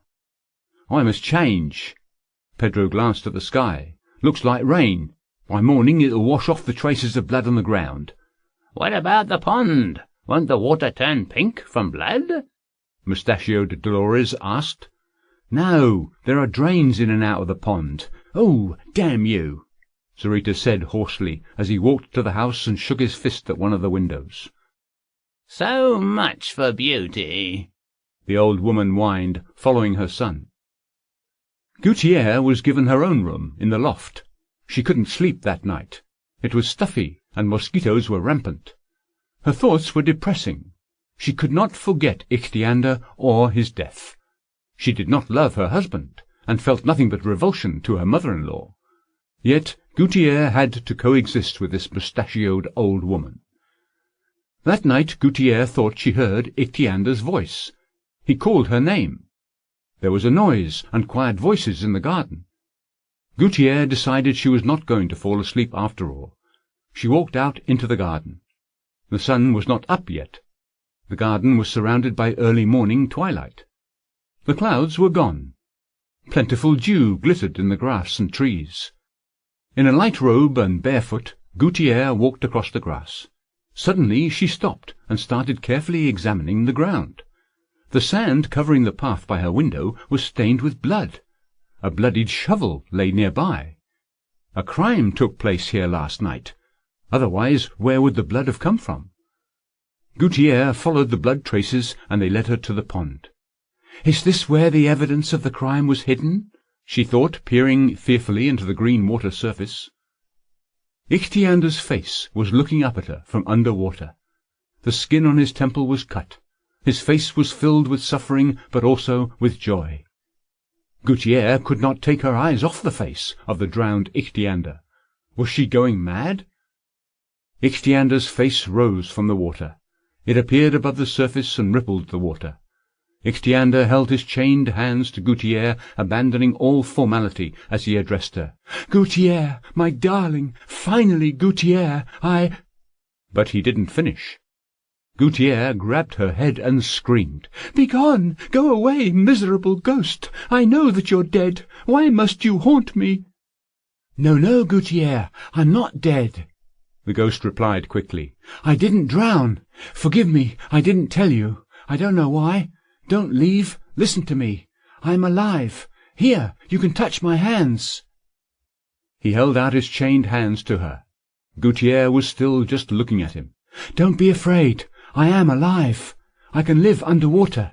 I'm not like other people. I am the only one who can live under water. I didn't drown when I jumped into the sea. I jumped because I was having trouble breathing the hot air." Ichthyander staggered and continued just as hurriedly and incoherently. "I've been looking for you, Guttiere. Last night, when I came to your window, your husband hit me on the head and threw me into the pond. I came to in the water. I managed to get rid of the sack with rocks, but this—" Ichthyander pointed at the cuffs. "I don't know how to take these off." Guttiere was beginning to believe that she was seeing a living person, and not a ghost. "But why are your hands chained?" she asked. "I'll tell you later. Come with me, Guttiere. We can stay with my father. Nobody will find us. And we can live there together. Please, take my hands, Guttiere. Olsen said they called me the Sea Devil, but I am a man. Why are you afraid of me?" Ichthyander came out of the pond covered in slime. Exhausted, he collapsed on the grass. Guttiere leaned over him and finally took his hand. "My poor boy," she said. "What a pleasant surprise," a mocking voice suddenly said. They looked around and saw Zurita standing nearby. Just like Guttiere, Zurita was unable to sleep that night. He stepped out into the garden, having heard Guttiere's cry and heard the entire conversation. When Pedro discovered that he was indeed seeing the Sea Devil, whom he had hunted for so long and so unsuccessfully, he was overjoyed, and wanted to immediately take Ichthyander to Medusa. But, having thought about it, he decided to use a different tactic. "You will not be able to take Guttiere to Dr. Salvatore, Ichthyander, because Guttiere is my wife. You are unlikely to be able to return to your father yourself. The police are looking for you." "But I haven't done anything wrong," the young man exclaimed. "The police do not bestow handcuffs on people for no good reason, and if you landed within my grasp, it is my duty to hand you over to the police." "Will you really do this?" Guttiere asked her husband indignantly. "I have to do this," Pedro replied, shrugging his shoulders. "What kind of a man," Dolores chimed in, having suddenly appeared out of nowhere, "would release a convict? Why? To encourage this criminal to peek into other people's windows and kidnap other people's wives?" Guttiere walked up to her husband, took his hands, and said gently, "Let him go, please. I've done no wrong." Dolores, afraid that her son might yield to his wife, waved her arms and shouted, "Don't listen to her, Pedro." "I cannot resist a beautiful woman's plea," Zurita said pleasantly. "I agree."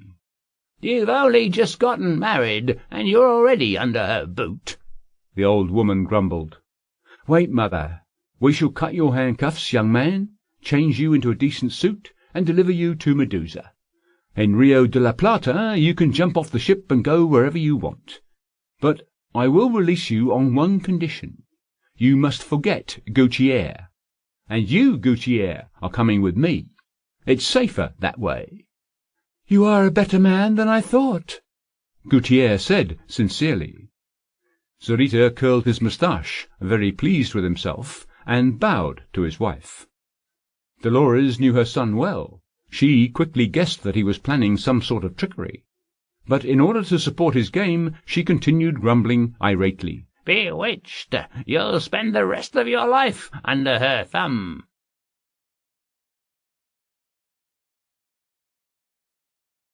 Full speed ahead. "Salvatore is coming tomorrow. I was laid up with a fever, and we have much to talk about," Christo said to Balthazar. They were at Balthazar's shop. "Listen, brother, listen carefully, and don't interrupt me, otherwise I'll forget what I wanted to say." Christo paused, gathering his thoughts, and continued, "We have worked hard for Sarita. He is wealthier than you and I, but he wants to be wealthier still. He wants to catch the sea-devil." Balthazar made a move to speak. "Be quiet, brother, be quiet, or else I'll forget what I want to say. Sarita wants to have the sea-devil as his slave. Do you know what the sea-devil is? He's a treasure, limitless riches. The sea-devil can gather pearls at the ocean floor, many beautiful pearls. But the sea-devil can get more than that. There are many sunken ships down there with great treasure.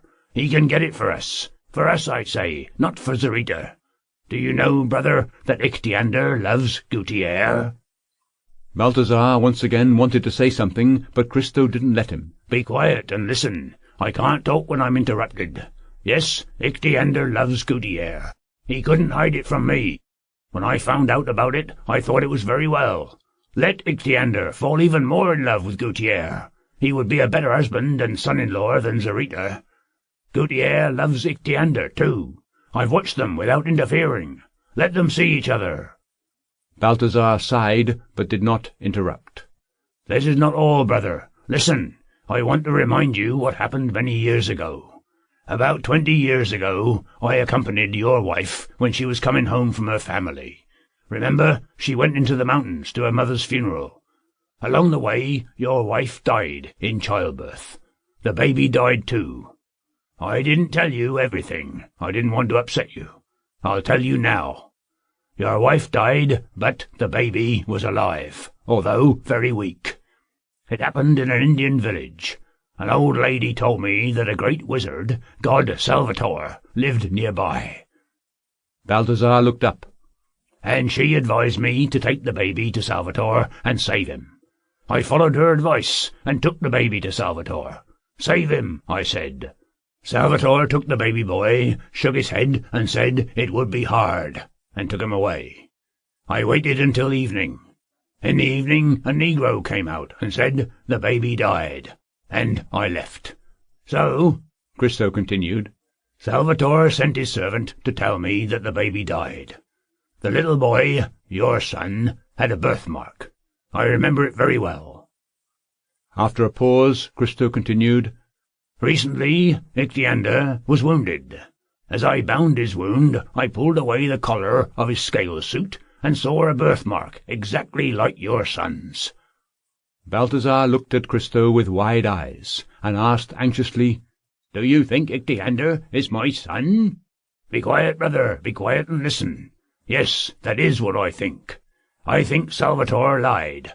Your son did not die, and Salvatore kept him to make him into the sea-devil." "Oh!"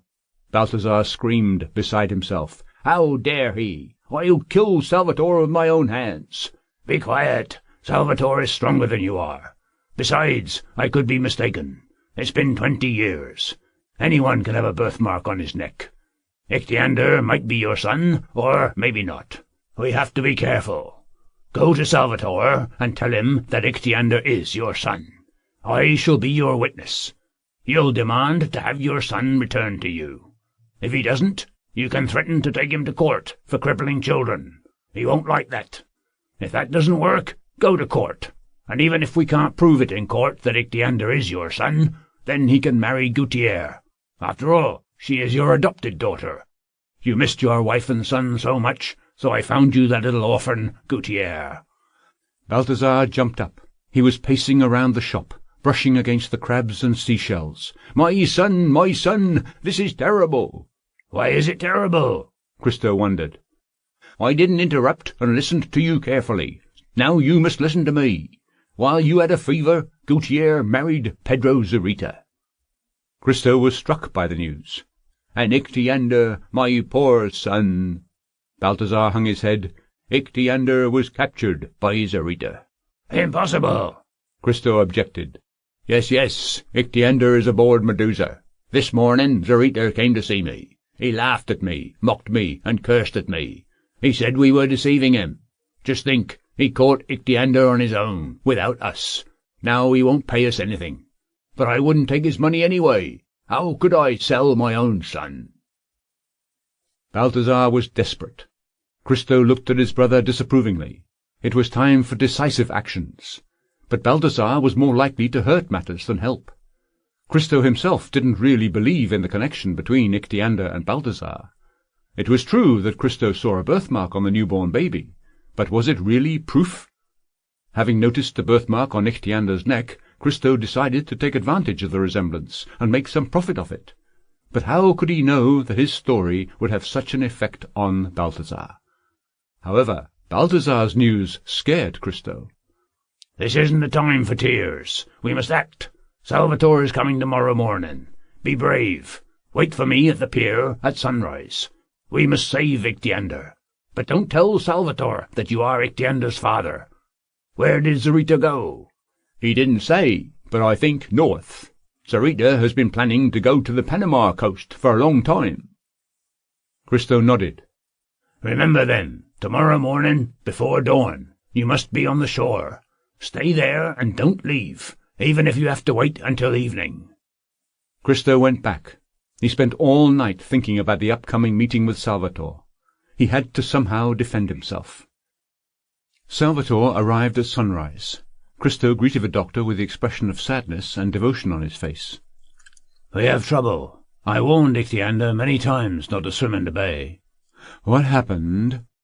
Salvatore asked impatiently. "He was kidnapped and taken away on a schooner. Salvatore squeezed Christo's shoulder and looked him in the eye. This lasted only a moment, but Christo's face changed under this searching gaze.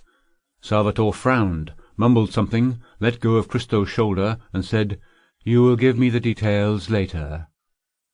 Salvatore called one of the negroes, said a few words to him in a language Christo did not know, and, turning back to the Indian, said imperiously, "Come with me." Without any rest or even changing his clothes after his trip, Salvatore left the house and quickly went to the garden. Christo barely kept up with him. By the third wall 2 negroes had joined them. "I guarded Ichthyander like a faithful dog," Christo said, gasping from swift walking. "I never left his side." But Salvatore was not listening. The doctor was already by the pool, tapping his foot impatiently as the water drained through the openings. "Follow me," Salvatore ordered again, descending the underground staircase. Christo and the 2 other servants followed Salvatore in complete darkness. Salvatore was skipping several steps at a time, as a man who was well familiar with this underground labyrinth. Having reached the lowest landing, Salvatore did not turn on the switch as he did the first time, but, having run his hand over the wall, opened a door in the right wall and followed another dark hallway. There were no steps here, and Salvatore walked even faster, still without turning on the light. "What if I drop through a trap-door and drown in a well?" Christo thought, trying to keep up with Salvatore. They walked for a long time, and finally Christo felt the floor sloping down. Sometimes he thought he heard faint splashing of the waves. Finally they arrived. Salvatore stopped and turned on the light. Christo saw that they were in a large, long, water-filled grotto with arched ceiling. This ceiling gradually sloped toward the water surface. In the water, by the edge of the stone floor, Christo saw a small submarine. Salvatore, Christo, and the 2 negroes got in. Salvatore turned on a light inside the submarine. One of the men shut the hatch, and the other was already working with the engine. Christo felt the vessel shudder, slowly turn, submerge, and move forward. They surfaced in less than 2 minutes. Salvatore and Christo came up onto the bridge. Christo had never been on a submarine before, but this vessel, gliding across the surface of the ocean, would have surprised even experienced shipbuilders. It was of an unusual design, and apparently possessed a tremendously powerful engine. Even travelling at half speed, the boat moved very swiftly. "Where did Ichthyander's kidnappers go?" "Along the shore to the north," Christo replied. "May I suggest that we pick up my brother? I've warned him, and he's waiting on the shore." "What for?" Ichthyander was kidnapped by Zarita, the pearl merchant." "How do you know that?" Salvatore asked suspiciously. "I described the schooner that captured Ichthyander in the bay, and he recognized it as Pedro Zarita's Medusa. Zarita must have kidnapped Ichthyander for pearl diving, and my brother Balthazar knows the best diving spots. He'll be useful in our search." Salvatore thought about it. "Very well, we shall take your brother." Balthazar was waiting at the pier. The boat turned toward the shore. Balthazar frowned as he watched Salvatore, who had taken away and disfigured his son. However, the Indian bowed to Salvatore politely and swam out to meet the boat. "Full speed ahead," Salvatore ordered. He remained on the bridge, gazing at the surface of the ocean.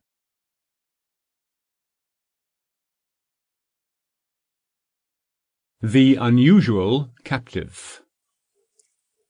Zarita cut off the handcuffs tying Ichthyander's hands, gave him a new suit, and allowed him to pick up his gloves and glasses he had hidden in the sand by the river. But as soon as the young man stepped onto the deck of Medusa, the Indians grabbed him and put him in the hold, following Zarita's orders. Zarita made a quick stop in Buenos Aires to restock provisions. He also went to see Balthazar to brag about his success, and then sailed further along the coast in the direction of Rio de Janeiro. He planned to go around the eastern coast of South America and search for pearls in the Caribbean Sea. He settled Guttiere in the captain's quarters. Zarita assured her that he had set Ichthyander free at the Rio de la Plata Bay. But this lie was soon uncovered. In the evening Guttiere heard screams and groans from the hold. She recognized Ichtyander's voice. Zarita was on the upper deck at the time. Guttiere tried to leave the room, but discovered that the door was locked.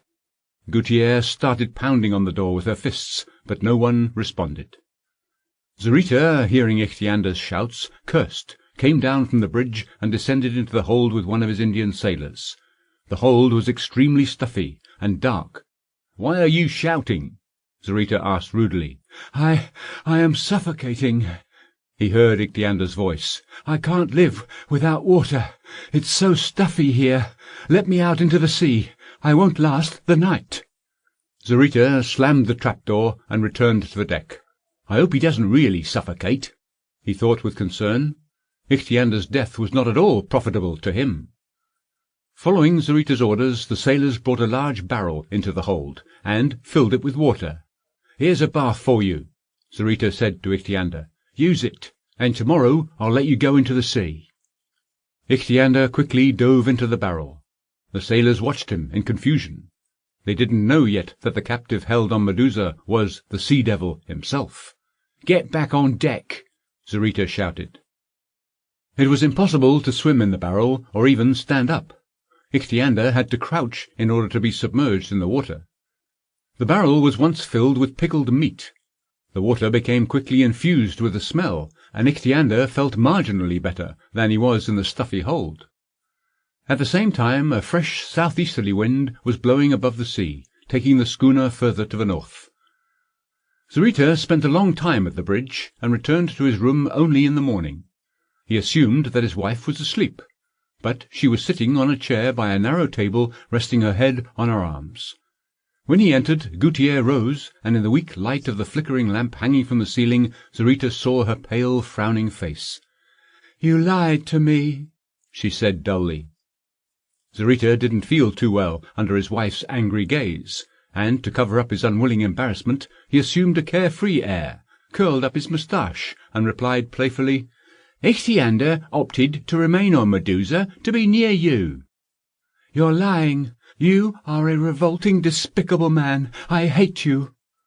Guttiere suddenly snatched up a large knife hanging on the wall and swung it at Zarita. "Oh ho!" Zarita said. He quickly grabbed Guttiere's hand and squeezed it so hard that she dropped the knife. Zarita kicked the knife out of the room, let go of his wife's hand, and said, "That's better. You are very agitated. Have a glass of water." He left the room, locking the door once again, and returned on deck. The east was already turning rosy, and light clouds lit by the sun, still hidden beyond the horizon, looked like flames. Seagulls were flying above the sea, peering for fish playing at the surface. The sun rose. Zarita was still pacing around the deck with his hands clasped behind his back. "It's all right. I'll manage somehow," he said, thinking about Guttiere. He loudly ordered the sailors to drop the sails. Medusa dropped anchor and rocked steadily on the water. "Bring me a chain and go get the man from the hold," Zarita instructed. He wanted to try out Ichthyander as a pearl diver as soon as possible. "Besides, he'll freshen up in the sea," he thought.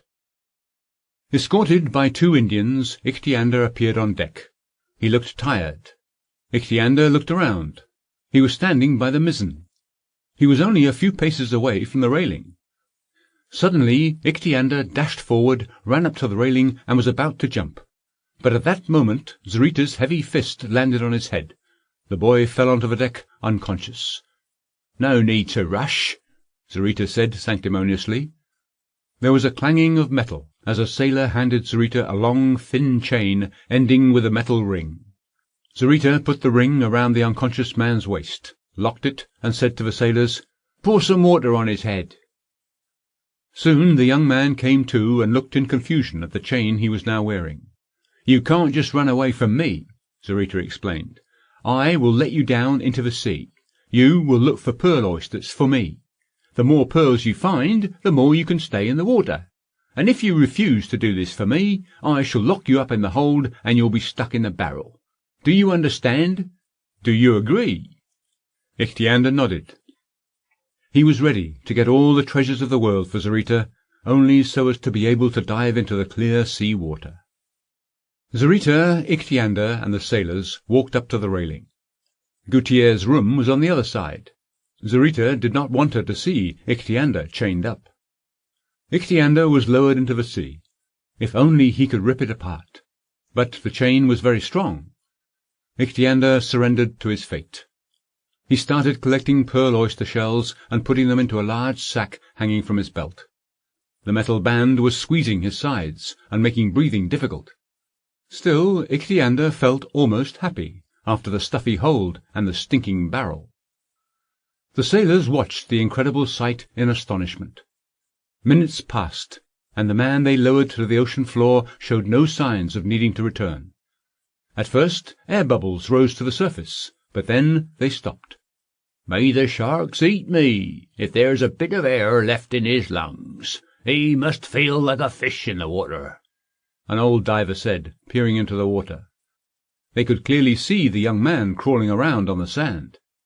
"Maybe it is the sea devil himself," said another sailor quietly. "Whoever he is, Captain Zarita made a nice purchase," the navigator replied.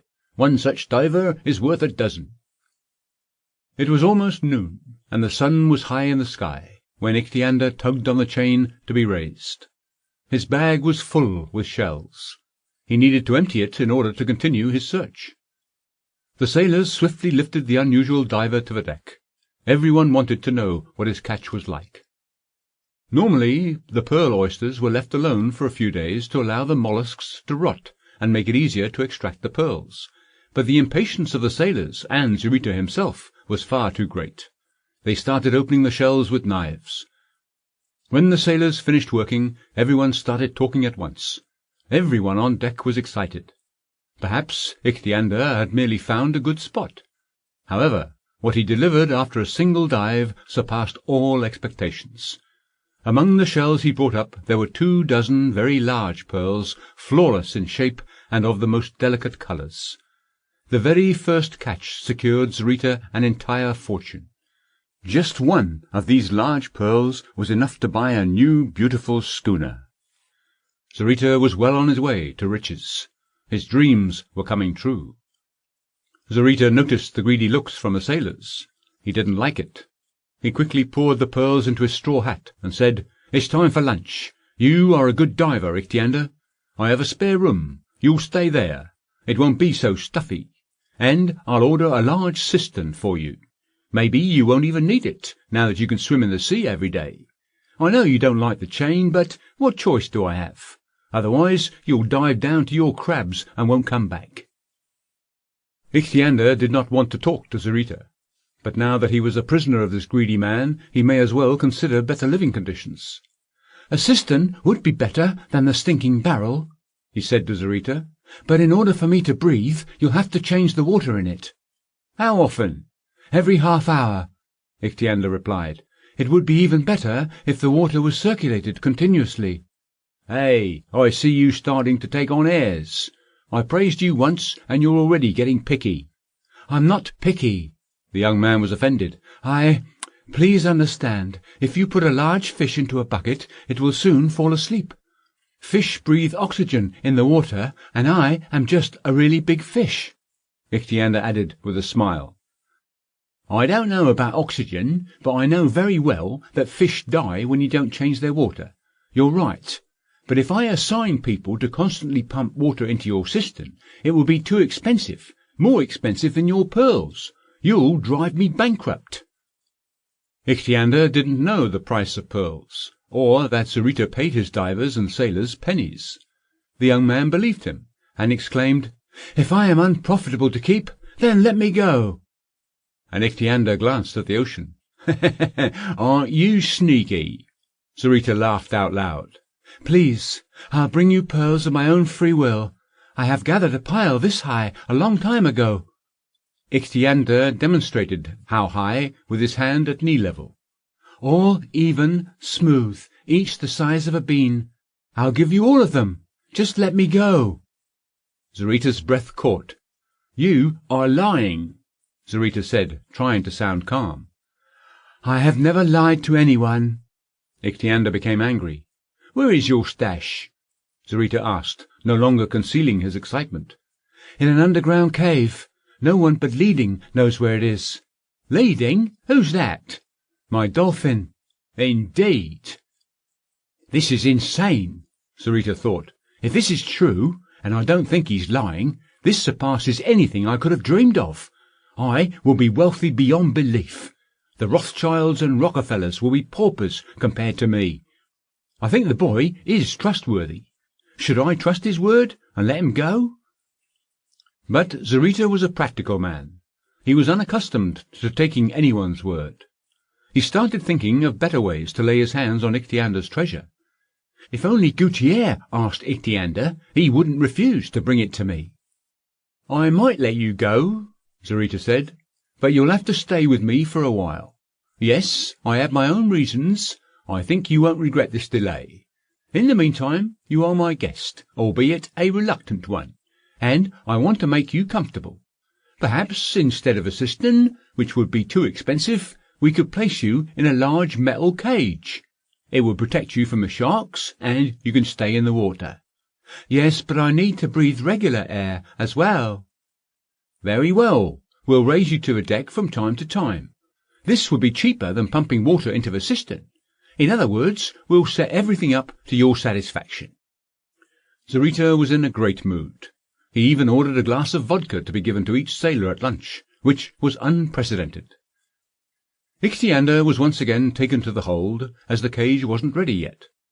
With some anxiety, Zarita opened the door of his quarters and showed Guttiere his hat filled with pearls. "I remember my promises," he said with a smile. "My wife likes pearls and likes expensive gifts. In order to get many pearls, one must have a good diver. That's why I captured Ichthyander. Look, this is one morning's catch." Guttiere glanced briefly at the pearls. With great difficulty she suppressed an exclamation of surprise. Zarita nevertheless noticed, and laughed complacently. "You will be the wealthiest woman in Argentina, possibly in all of America. You will have everything. I shall build you a palace that will be the envy of kings. And now, to secure our truce, please accept half of these pearls." "No, I don't want a single pearl obtained through crime," Guttiere replied abruptly. "Please, leave me alone." Zarita was taken aback and vexed. He didn't expect such a reaction. "Only one more thing. Would you like, madam," to sound more convincing he addressed her formally, "for me to set Ichthyander free?" Guttiere looked at Zarita with mistrust, as if trying to guess what new trick he was playing on her. "Yes, and then what?" she asked coldly. "Ichthyander's fate is in your hands. All you need to do is order Ichthyander to bring to Medusa the pearls he keeps somewhere under water, and I shall let the sea-devil go anywhere he pleases. Remember very well what I am about to say. I do not believe a single word you say. You will get the pearls and chain Ichthyander up again. It's just as true as the fact that I'm married to the most dishonest and traitorous man in the world. Remember this, and don't try dragging me into your underhanded plans. Once again, please leave me alone." There was nothing to talk about, and Zarita left. In his own room he transferred the pearls into a small bag, carefully put it into a trunk, locked it, and returned on deck. The argument with his wife bothered him very little. He saw himself wealthy and surrounded by respect. He went up to the bridge and lit a cigar. Thoughts about future wealth excited him a lot. Usually alert, this time he did not notice the sailors talking about something in small groups.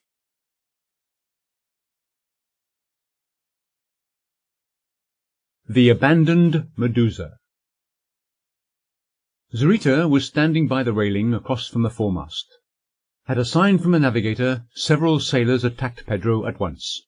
They were not armed, but there were many of them. However, Zarita turned out to be a difficult adversary. Two sailors grabbed Zarita from the back. He pulled away from the group, and, after a few paces, leaned back over the railing as hard as he could. The sailors let go of their victim with a groan and fell onto the deck. Zarita straightened up and started fighting off new attackers with his fists. He was never without his revolver, but the attack was so sudden that Zarita did not manage to pull it from the holster. He slowly retreated to the foremast and suddenly started climbing the rigging with the agility of a monkey. A sailor grabbed his foot, but Zarita kicked him in the head with his free foot, and the concussed sailor fell down to the deck. Zarita managed to get as high as the lower topsail and settled down there, cursing at the top of his lungs. Here he felt relatively safe. He pulled out his revolver and shouted, "The first man to come up after me will get a bullet through his head." The sailors buzzed below, discussing what to do next. "There are guns in the captain's quarters," the navigator yelled, trying to outshout everyone else. "Let's go and break down the door." Several sailors headed for the trapdoor. "It's over," Zarita thought. "They'll shoot me." He glanced at the sea, as if looking for help. Barely able to believe his eyes, Zarita saw a submarine approaching Medusa with incredible speed across the smooth expanse of the ocean. "I hope it doesn't go under water," Zarita thought. "There are people on the bridge. Will they notice me or pass by?" "Help! Quickly! They're trying to kill me!" Zarita shouted at the top of his lungs. The people on the submarine must have noticed him. Maintaining the same speed, the boat kept moving straight towards Medusa. The armed sailors appeared from a trapdoor. They scattered around the deck and halted. An armed submarine was approaching Medusa, probably from the military. They couldn't very well kill Zarita before all those witnesses. Zarita was overjoyed, but his triumph was short-lived. Balthazar and Christo were standing on the bridge of the submarine, next to a tall man with a hooked nose and eagle eyes. The man shouted, "Pedro Zarita, you must immediately hand over the man named Ichthyander, whom you have kidnapped. I am giving you 5 minutes, or else I will sink your schooner." "Traitors," Zarita thought, looking at Christo and Balthazar with hatred. "But I'd rather lose Ichthyander than my own life." "Let me go get him," Zarita said, climbing down the mast. The sailors already realized that they had to get out. They quickly lowered the boats or jumped into the water and swam to the shore. Each of them cared only for himself. Zarita ran down the steps to his room, quickly grabbed the bag with pearls, stuck it into his shirt, then found some belts and a kerchief. A moment later he unlocked Guttiere's room, snatched her up, and carried her up on deck. "Ichthyander is unwell. You'll find him below deck," Zarita said, still holding Guttiere. He ran to the railing, threw her in a remaining boat, lowered it, and jumped in. The submarine could not pursue him now, not in shallow waters. But Guttiere saw her father on the bridge of the submarine. "Father, save Ichthyander! He is in—" But she didn't finish, because Zarita stuffed the kerchief into her mouth as he tightened the belts around her hands. "Let go of the woman," Salvatore shouted as he watched this cruelty. "This woman is my wife, and no one can interfere with my business," Zarita shouted back, rowing hard. "No one has the right to treat a woman like that." Salvatore shouted irritably, "Halt, or I will shoot." But Zarita kept rowing. Salvatore took a shot. The bullet struck the side of the boat. Zarita lifted Guttiere, moved her in front of him, and shouted, "Continue!"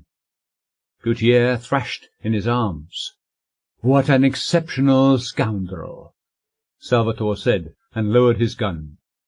Balthazar dove off the submarine and tried to catch up with the boat, but Zarita was already close to the shore. He pulled at the oars, and soon waves nudged the boat onto the sandy beach. Pedro grabbed Guttiere and vanished behind the rocks. Once he saw that there was no catching Zarita, Balthazar swam back to the schooner and climbed on deck using the anchor chain. He went below deck and started looking for Ichthyander. Balthazar went through the entire ship, all the way to the hold, but there was no one there. "Ichthyander is not on the schooner," Balthazar shouted to Salvatore. "But he is alive, and must be somewhere nearby. Guttiere said Ichthyander is in. Had this rascal not covered her mouth, we would have known where to look for him," Christo said. Looking at the surface of the sea, Christo noticed tips of masts sticking from the water. A ship must have sunk here recently. Could Ichthyander be there? "What if Zarita sent Ichthyander to look for treasure on that sunken ship?" Christo said. Balthazar picked up the chain with a big ring on one end. "Zarita must have lowered Ichthyander down on this chain. Ichthyander would have gotten away otherwise. No, he can't be on the sunken ship." "Yes," Salvatore said thoughtfully. "We scared away Zarita, but haven't found Ichthyander."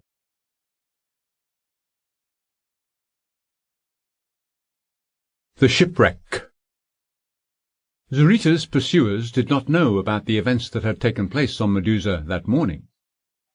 The sailors spent all night conspiring and made a decision by morning to attack Zarita at the first opportunity, kill him, and take control of Ichthyander and the schooner.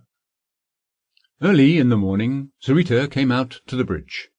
All was still, and Medusa was moving slowly, doing no more than 3 knots per hour. Zarita was peering at something out in the ocean. Through his binoculars he recognized the radio antennae of a sunken ship. Soon Zarita noticed a lifesaver floating in the water. Zarita ordered a boat to be lowered and to get the lifesaver. When they brought it back to the ship, Zarita read the inscription Mafaldu. "Mafaldu went under?" Zarita was surprised. He knew all about that large American post and passenger steamship. Such a ship would contain many valuables.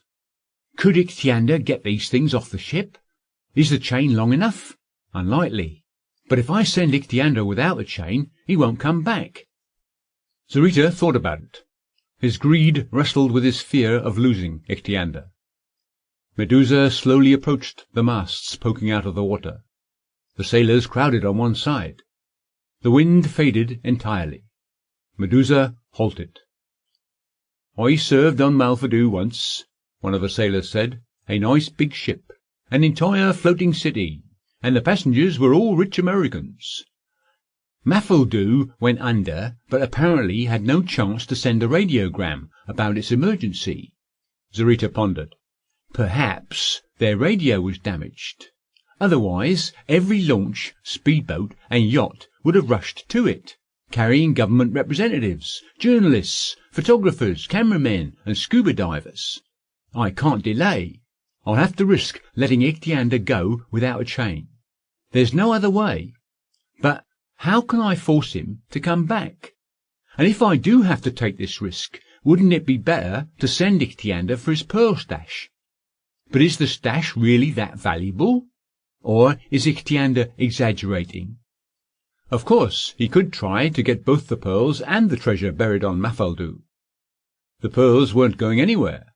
No one could find them without Ichthyander, as long as Ichthyander himself remained under Zarita's control. But in a few days, or perhaps a few hours, Mafaldu's riches might be gone. Well then, Mafaldu first, Zarita decided. He ordered the anchor dropped. He then went to his room, wrote something on a piece of paper, and took it to Ichthyander's room. "Can you read, Ichthyander? Guttiere sent you a note." Ichthyander quickly took the note and read, "Ichthyander, please do this for me. There is a shipwreck next to Medusa.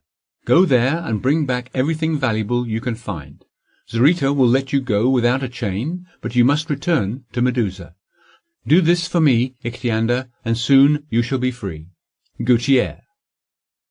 Ichthyander had never received a letter from Guttiere, and did not know her handwriting. He was very glad to receive the letter, but also wondered about it. What if it was another one of Zarita's tricks? "Why didn't Guttiere ask me herself?" Ichthyander asked, pointing to the note. "She's not feeling well," Zarita replied, "but you will see her as soon as you return." "Why does Guttiere want these things?" Ichthyander asked mistrustfully. "If you were a real man, you wouldn't be asking such questions. What woman doesn't want to dress well and wear expensive jewellery? In order to do that, one must have money. There's a lot of money at the shipwreck. It doesn't belong to anyone now, so why not get it for Guttiere? The main thing is to find gold coins. There should be some leather bags in the postal hold. In addition, gold jewellery and gems worn by the passengers." "Do you really think I would search dead bodies?" Ichthyander asked indignantly. "I don't believe you. Guttiere is not greedy, and she would never send me to do such a thing." "Damn it!" Zarita exclaimed. He saw that his plan was about to fall apart if he failed to convince Ichthyander. Zarita recovered, laughed good-naturedly, and said, "I see you won't be deceived. I'll have to be honest with you. Listen, Guttiere is not the one who wants to have the gold from Mafaldu. It's me. Do you believe that?"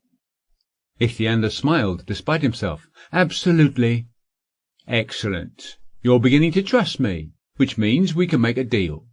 Yes, I need the gold, and if there is enough of it on Mafaldu to compare to your pearl stash, I'll immediately let you go into the ocean as soon as you bring me the gold. But here's the thing. You don't entirely trust me, and I don't entirely trust you. I'm afraid that if I let you out without a chain, you will dive in, and if I give you my word to return, I shall keep it. I've had no chance to verify that. You don't like me, and I wouldn't be surprised if you don't keep your word. But you love Guttiere, and you will do as she asks you, right? And so I've made a deal with her. Of course, she wants me to set you free. That's why she wrote a letter and gave it to me, wanting to help you get your freedom. Do you understand?" Everything Zarita said seemed convincing and plausible to Ichthyander. Ichthyander didn't realize that Zarita promised to set him free only when he was convinced that the value of gold from Mafaldu equaled that of his pearls. In order to compare the two, Zarita thought to himself, Ichthyander would have to bring his pearls. I'll demand it, and then I'll have Mafaldu's gold, the pearl stash, and Ichthyander. But Ichthyander could not have known what Zarita was thinking. Zarita's sincerity convinced him, and Ichthyander agreed. Zarita let out a sigh of relief. "He won't trick me," he thought. "Come quickly." Ichthyander swiftly went up on deck and dove into the sea. The sailors saw him diving without a chain. They understood immediately that Ichthyander was going after Mafaldu's treasures. Was Zarita going to get all of the riches yet again? They could delay no longer, and attacked Zarita. As the crew went after Zarita, Ichthyander explored the shipwreck. Through the huge trapdoor in the upper deck, the young man swam down, following the stairs resembling a grand staircase of a large house. He found himself in a long corridor. It was almost dark. Some weak light fell through the open doors. Ichthyander went through one of the doorways and entered the salon. Large round portholes shed faint light over the huge hall that could house several hundred people. Ichthyander settled onto a gorgeous chandelier and looked around. It was a strange sight. Wooden chairs and small tables floated up and rocked by the ceiling. There was a small stage with a grand piano. Soft carpets covered the floor. The lacquered red wainscoting on the walls became warped here and there. There were potted palm trees arranged by one of the walls. Ichthyander pushed away from the chandelier and floated toward the palms. Suddenly he halted in astonishment. Some man was swimming toward him, repeating all his movements. A mirror, Ichthyander realized. The enormous mirror took up the entire wall, dully reflecting the salon's furnishings. There was no point in looking for treasure here. Ichthyander returned to the corridor, descended one deck, and swam into another space, as luxurious and large as the salon, most likely a restaurant. On the bar shelves and racks there were bottles of wine, cans of sardines, and boxes. The pressure had driven many corks into the bottles, and warped some of the cans. Some of the settings remained on the table, but most of the dishes, silver forks, and knives had fallen to the floor. Ichthyander made his way to the passengers' quarters. He visited several rooms furnished according to the latest standards of American comfort, but didn't find a single corpse. Only one room had a waterlogged corpse floating by the ceiling. Many of them must have escaped in the boats, Ichthyander thought. When he went one deck lower, where the third-class passengers had travelled, the young man saw a terrible scene. The rooms were filled with men, women, and children. The corpses included white people, Chinese, Negroes, and Indians. The ship's crew must have rushed to save the wealthy first-class passengers, leaving the rest to fend for themselves. Ichthyander could not even get into some of the rooms, as the doors were stacked high with corpses. In all the panic, people had trampled over each other, filled the doorways, getting in each other's way, and deprived themselves of an escape. Corpses were floating slowly in the long hallway. Water had rushed in through the open portholes, and now carried the swollen bodies. Ichthyander became frightened, and rushed to leave this underwater cemetery. Didn't Guttiere know where she was sending me? Ichthyander wondered. Could she really have made him turn out drowned people's pockets and open their suitcases? No, she could never have done that. Apparently he had once again fallen for one of Zarita's lies. I shall go to the surface, Ichthyander decided, and demand for Guttiere to come out and confirm her request. The young man glided along the endless passages from one deck to another like a fish, and swiftly reached the surface. He approached Medusa. "Zarita," he called, "Guttiere!" But no one answered. Medusa silently rocked upon the waves. Where did they all go? The young man thought. Is Zarita planning something again? Ichthyander carefully swam up to the schooner and climbed on deck. "Guttiere!" he called again. "We are here!" He heard Zarita's voice, barely audible from the shore. Ichthyander turned and saw Zarita peeking out from behind the shrubs on the shore.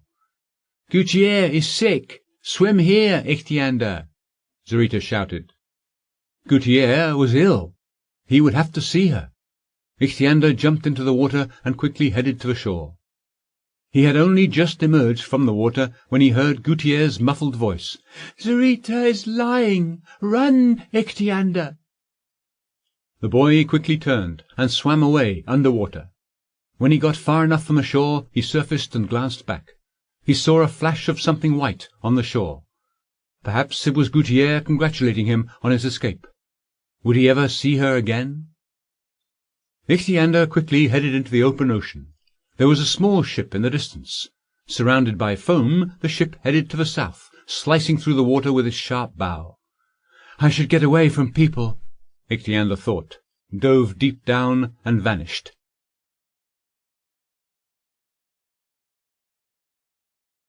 Part 3. The New-Found Father. After the unsuccessful submarine trip, Balthazar was in the worst of moods. They hadn't found Ichthyander, and Zarita had disappeared along with Guttiere. "Those damn whites," the old man grumbled as he sat alone in his shop. "They chased us off our land and turned us into slaves. They cripple our children and kidnap our daughters. They want to exterminate all of us to the last person." "Hello, brother!" Balthazar heard Christo's voice. "I've got news, big news. Ichthyander has turned up." "What?" Balthazar rose quickly. "Tell me at once." "I will. Just don't interrupt me, or I'll forget what I was trying to say. Ichthyander turned up. I was right that time. He was at the shipwreck. We sailed away, and he surfaced and went home." "Where is he?" At Salvatore's? Yes, at Salvatore's. I'm going to him, to Salvatore, and I will demand that he give me back my son. He won't, Christo objected. Salvatore is not letting Ichthyander swim in the ocean. I let him out in secret, now and then. He will. If he doesn't, then I'll kill Salvatore. Let's go, now. Christo waved him off in fright. At least wait until tomorrow. I barely got permission from Salvatore to visit my granddaughter. Salvatore has become so suspicious. Every time he looks into my eyes, it's like he's stabbing me with a knife. I'm begging you, wait until tomorrow. Fine, I'll go to Salvatore tomorrow. And now I'll go over there to the bay. Maybe I'll see my son from a distance. Balthazar sat on the rocks by the bay all night, peering into the waves. The seas were stormy. Cold southerly winds blew in gusts, tearing the foam off the tops of the waves and scattering it over the shoreside cliffs. Surf thundered on the beach. The moon, diving in and out of the clouds, rushing across the sky, sometimes lit up the waves, and sometimes vanished. As hard as Balthazar tried, he could not see anything in the stormy ocean. Dawn came, and Balthazar was still sitting motionless on the rocks. The ocean had turned from dark to grey, but it was still deserted and lifeless. Suddenly Balthazar looked up, startled. His keen eyes noticed a dark object floating in the waves. It was a man. What if he was drowning? But no, he was resting calmly on his back, with his arms folded behind his head. Was it him? Balthazar was right. It was Ichthyander. Balthazar rose, and clasping his hands to his chest, shouted, "Ichthyander, my son!" The old man raised his arms and dove into the sea. Having dropped off the cliff, he dove deep down. But when he surfaced, there was no one around. Struggling with the waves, Balthazar dove again, but a huge wave caught him, flipped him over, threw him on the shore, and rolled away, rumbling dully. Soaking wet, Balthazar rose, looked back at the waves, and sighed heavily. Did I imagine it? When the wind and sun had dried Balthazar's clothes, he went to the wall protecting Salvatore's property, and knocked on the metal gate. "Who's there?" the negro servant asked, peeking through the peephole. "I am here to see the doctor about an important matter."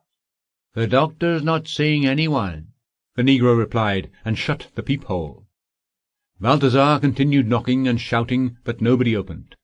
All he could hear beyond the gates was the menacing barking of dogs.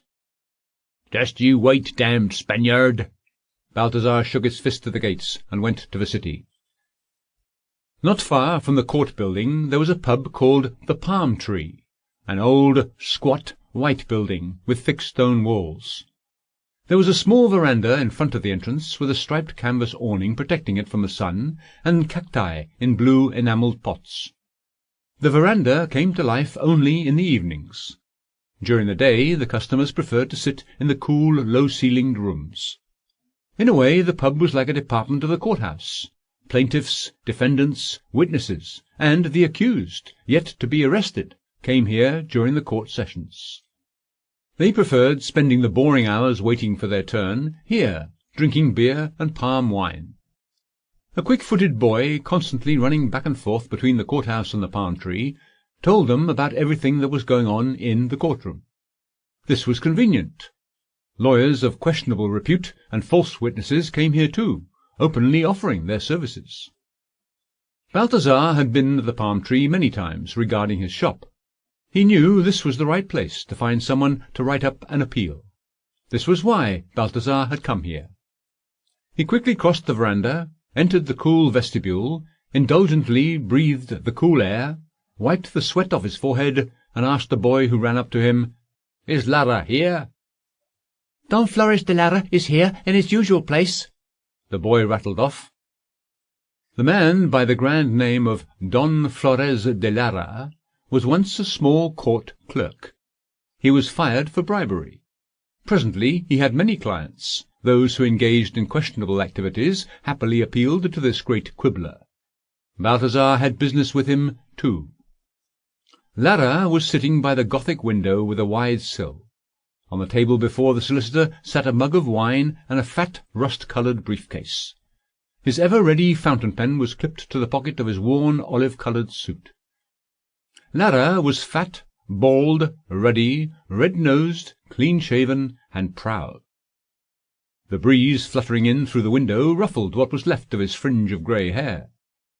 The judge himself could not have received clients with greater imperiousness.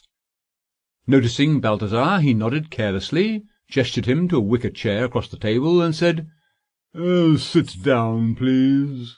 What have you got for me? Would you like some beer, palm wine?" He ordered, but the client was usually the one who paid. Balthazar did not seem to hear. "A big case, an important case, Lara." "Don Flores de Lara," the solicitor corrected, sipping from his mug.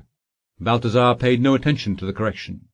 "What is the nature of your case?" "You know, Lara." "Don Flores de—" "Leave this nonsense for the newbies," Balthazar shouted angrily. "This is a serious matter." "Then tell me about it," Lara replied in a different tone of voice. "Do you know the Sea Devil?" "I don't have the honour of knowing him personally, but I have heard much about him," Lara replied with his usual pompousness. "Right. The man known as the Sea Devil is my son, Ichthyander." "Impossible!" Lara exclaimed. "You must have had too much to drink, Balthazar." The Indian slammed the table with his fist. "I haven't had anything in my mouth since yesterday, save for a few mouthfuls of sea water." "Then it's even worse." "Are you saying I'm mad?" "No, I am in complete possession of my wits. Be quiet and listen." Balthazar told Lara the entire story. Lara listened to the Indian without speaking a single word. His grey eyebrows rose higher and higher. Finally, he couldn't stand it, forgot his Olympian grandeur, slapped the table with his fat hand, and shouted, "A million devils!" A boy in a white apron and with a dirty napkin ran up. "What would you like?" "2 bottles of Sauterne with ice." Turning to Balthazar, Lara said, "Splendid, a beautiful case. Did you think all this up by yourself? Although, I must admit, your fatherhood is the weakest link in all this." "Do you question me?" Balthazar turned red with anger. Come, don't be mad, old chap. I am speaking as a lawyer, from the standpoint of the plausibility of legal proof. It is somewhat weak, but we can fix that. Yes, and make a lot of money." "I need my son, not the money," Balthazar objected. "Everyone needs money, especially those who expect their family to expand, as you do," Lara said sanctimoniously, and continued, squinting mischievously, "The most valuable and reliable thing in this entire case is that we have found out what sort of experiments and surgeries Salvatore performs. We could set up a minefield to get this money-bag Salvatore to start spilling pesetas like overripe oranges in a storm." Balthazar barely touched the glass of wine poured by Lara, and said, "I want to get back my son. You must write a statement about it for the court." No, absolutely not," Lara objected, almost with a fright. "Starting with this would ruin the entire case. We should save this for the end." "Then what do you advise?" Balthazar asked. "First," Lara ticked off one fat finger, "we shall send Salvatore a letter, composed in the most sophisticated language. We shall inform him that we know all about his unlawful surgeries and experiments. If he wants us to keep from making the matter public, he must pay us a round sum, 100,000. Yes, 100,000 at the very least." Lara paused and gave Balthazar a questioning look. The latter frowned and remained silent. "Second," Lara continued, "when we receive the requested sum, and we will receive it, we shall send Professor Salvatore another letter, composed with even more sophistication. We shall tell him that we have found Ichthyander's real father, and have unquestionable proof. We will write to him that the father desires to get his son back, and will not hesitate to file a lawsuit, during which it might become known that Salvatore has disfigured Ichthyander. If Salvatore wants to avoid the lawsuit and keep the boy, he should pay $1 million to the people we send to a specific place at a specific time. But Balthazar was not listening. He had grabbed the bottle and was preparing to throw it at the solicitor's head. Lara had never seen Balthazar so enraged. "Don't be mad. Leave it. I was kidding. Put down the bottle," Lara exclaimed, covering his glossy skull with his hand. You! Balthazar shouted beside himself. You are offering me to sell my own son, to give up Ichthyander. Have you no heart? Or are you not a person but a scorpion, a tarantula? Don't you know anything of fatherly love? 5, 5, 5, Lara shouted back, also becoming angry. 5 times over. I have 5 sons, 5 little demons of every size, 5 mouths to feed. I know, I understand, I feel. You'll get yours, don't worry. Be patient and listen. Balthazar calmed down. He returned the bottle to the table, lowered his head, and glanced at Lara. Well, come on. There you go. Salvatore will pay us $1 million. This will be your Ichthyander's estate. I'll get a bit from it, too. For the trouble and for the authorship, a mere 100,000. We'll agree on something. Salvatore will pay $1 million, I swear. As soon as he does, we sue him. A little more patience. We will offer the publishers and editors of the largest news company to pay us, say, 20 or 30,000 for minor expenses, for our information about a sensational crime. Perhaps we'll manage to get something from the funds set aside for the secret police. After all, detectives can build a career on a case like this. When we squeeze out of Salvatore everything possible, then you will be free to go to court and declare your fatherly love. And may Nemesis herself help you prove your rights and receive your beloved son into your loving embrace. Lara drowned a glass of wine, slammed the empty glass on the table, and looked at Balthazar triumphantly. What do you think? I can't eat or sleep, and you suggest that we drag this out? Balthazar began. But why? Lara interrupted him heatedly. What for? For the sake of millions. Millions, don't you understand? You managed to live 20 years without Ichthyander. I did. And now, in other words, write up the statement for the court. You really are not thinking clearly, Lara exclaimed. Come to your senses. Wake up.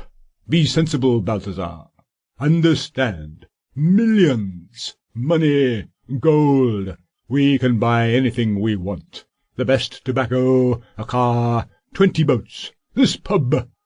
Write the statement, or I shall go to another solicitor, Balthazar stated firmly. Lara realized there was no use arguing any more.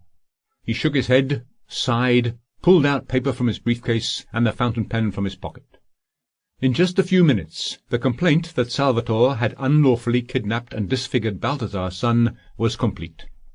I am telling you one last time. Be sensible, Lara said. Give it here, the Indian said, reaching for the paper. Submit it to the chief prosecutor. Do you know him? Lara instructed his client and mumbled under his breath, I hope you fall off the stairs and break a leg. When he had left the prosecutor's office and was walking down the large white staircase, Balthazar ran into Zarita. "What are you doing here?" Zarita asked, looking at the Indian suspiciously. Are you complaining about me? I should complain about all of you, Balthazar replied, meaning all Spaniards. But there is no one to complain to. Where are you keeping my daughter? "How dare you talk to me like that?" Zarita turned red. "If you weren't my wife's father, I'd have you beaten with a stick." Zarita rudely shoved Balthazar aside, walked up the steps, and vanished behind the large oak door.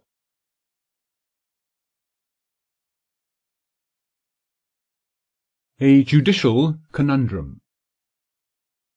The chief prosecutor of Buenos Aires received a visit from a rare guest, the priest from the local cathedral, Bishop Juan de Garcilaso. The prosecutor, a short, fat, very lively man with small eyes, short hair, and pomaded moustache, rose from his seat to greet the bishop. The host welcomed the honoured guest to a heavy leather armchair by the desk. The bishop and the prosecutor looked nothing like each other. The prosecutor's face was fleshy and red, with thick lips and a wide pear-like nose. His fingers looked like short fat sausages, and the buttons over his round belly looked ready to pop at any moment, unable to contain the wobbling might of his girth. The bishop's face was striking in its thinness and pallor.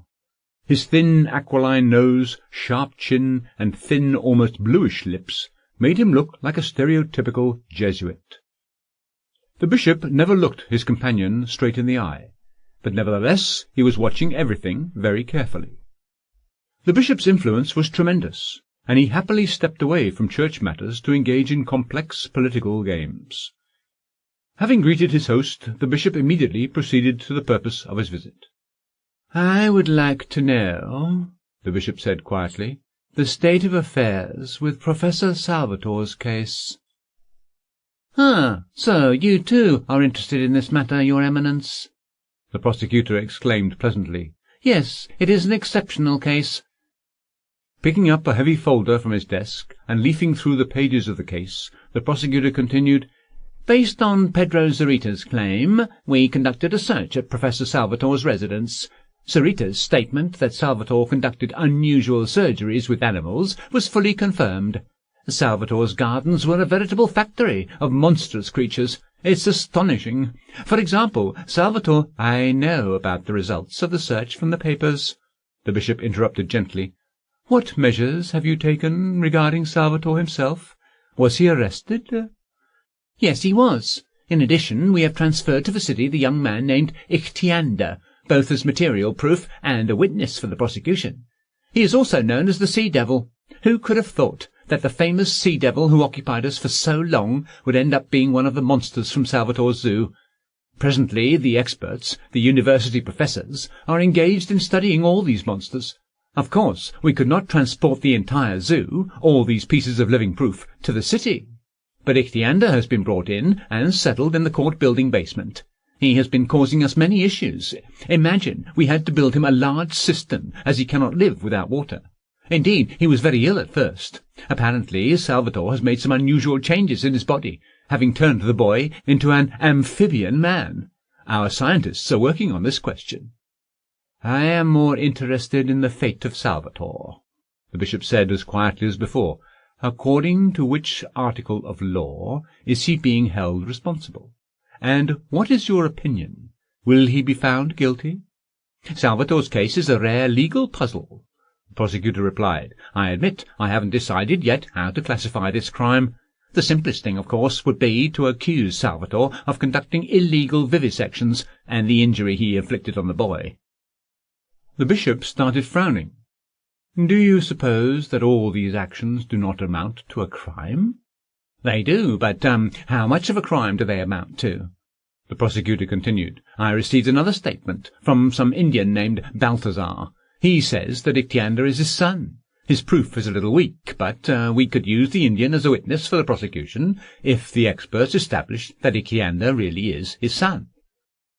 "Then, in the best possible case, Salvatore will be accused only of violating laws of medicine, and will only be tried for conducting a surgery on a child without permission of his parents?"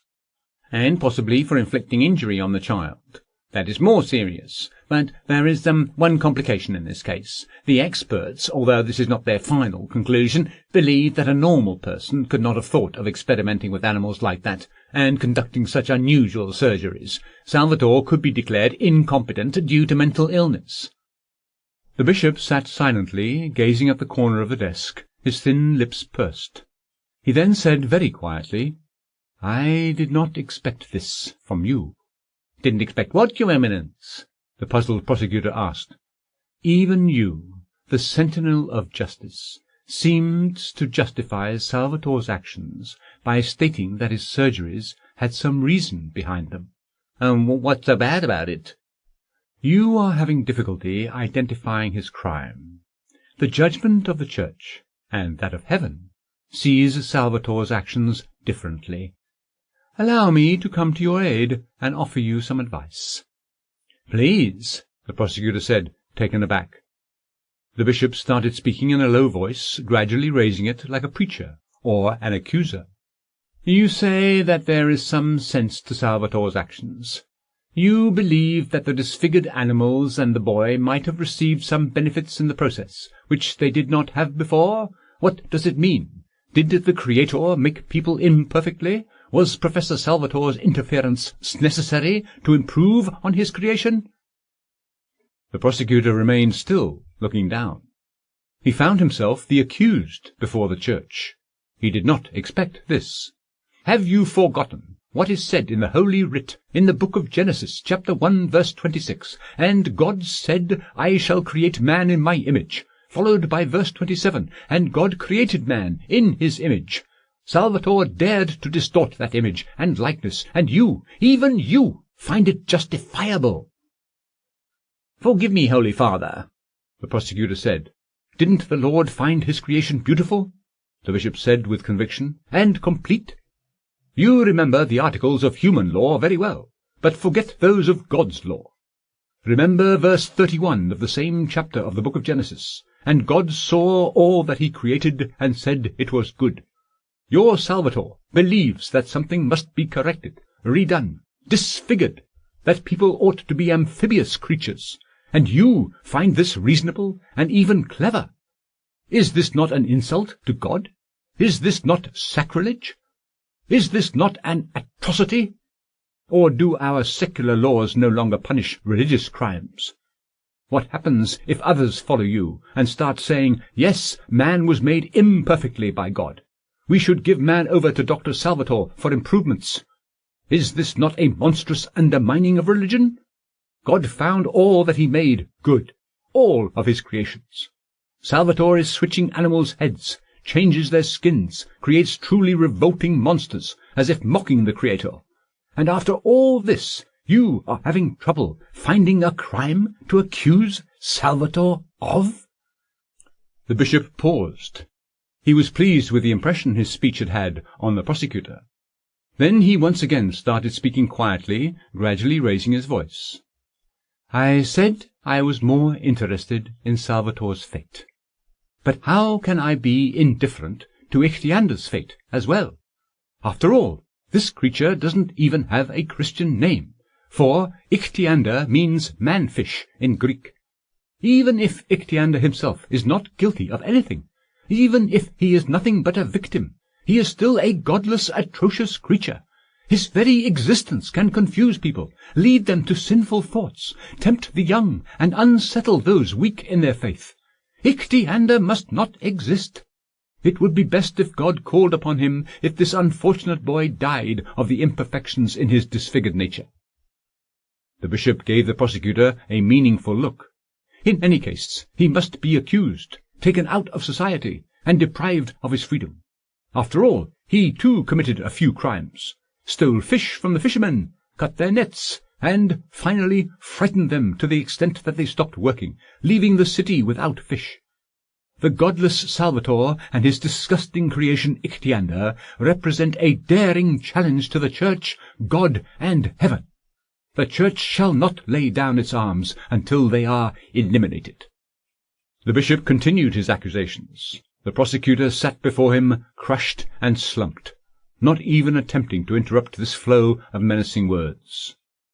When the bishop finished, the prosecutor rose, walked up to him, and said in a subdued voice, "As a Christian, I shall take my sin to confession to be absolved. As a government official, I thank you for the assistance you provided. Salvatore's crime is now clear to me. He shall be charged and punished accordingly. The sword of justice will not spare Ichthyander either.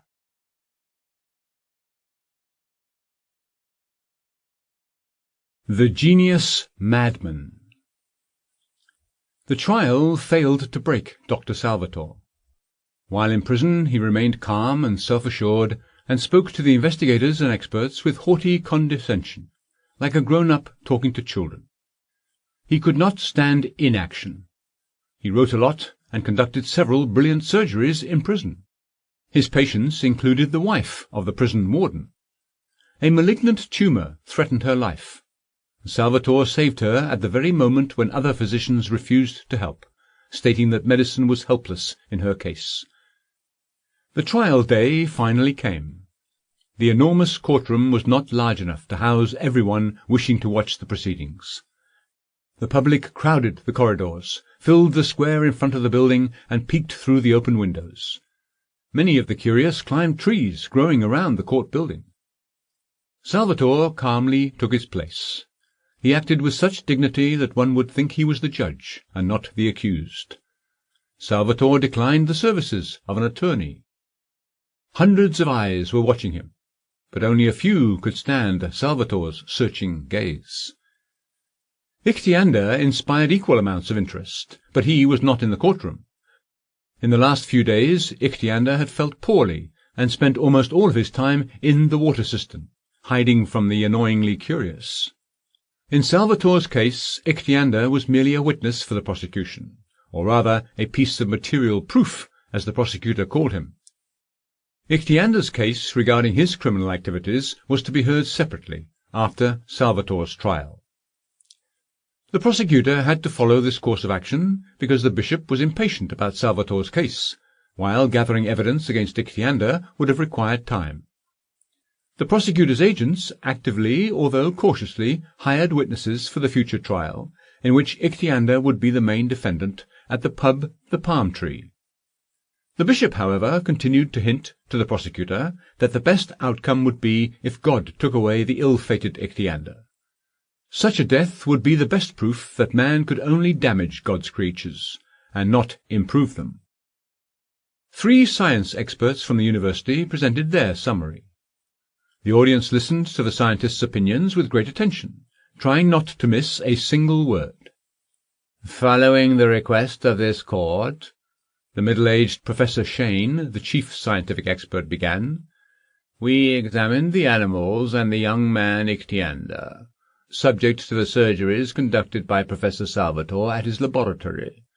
We have also examined his small but skillfully equipped laboratories and operation rooms. In his operations, Professor Salvatore not only used the latest improvements in surgical technology, such as electric scalpels, disinfecting ultraviolet light, and such, but also tools that are not yet known to modern surgeons. Apparently they were manufactured according to his instructions. I won't spend much time on Professor Salvatore's experiments with animals.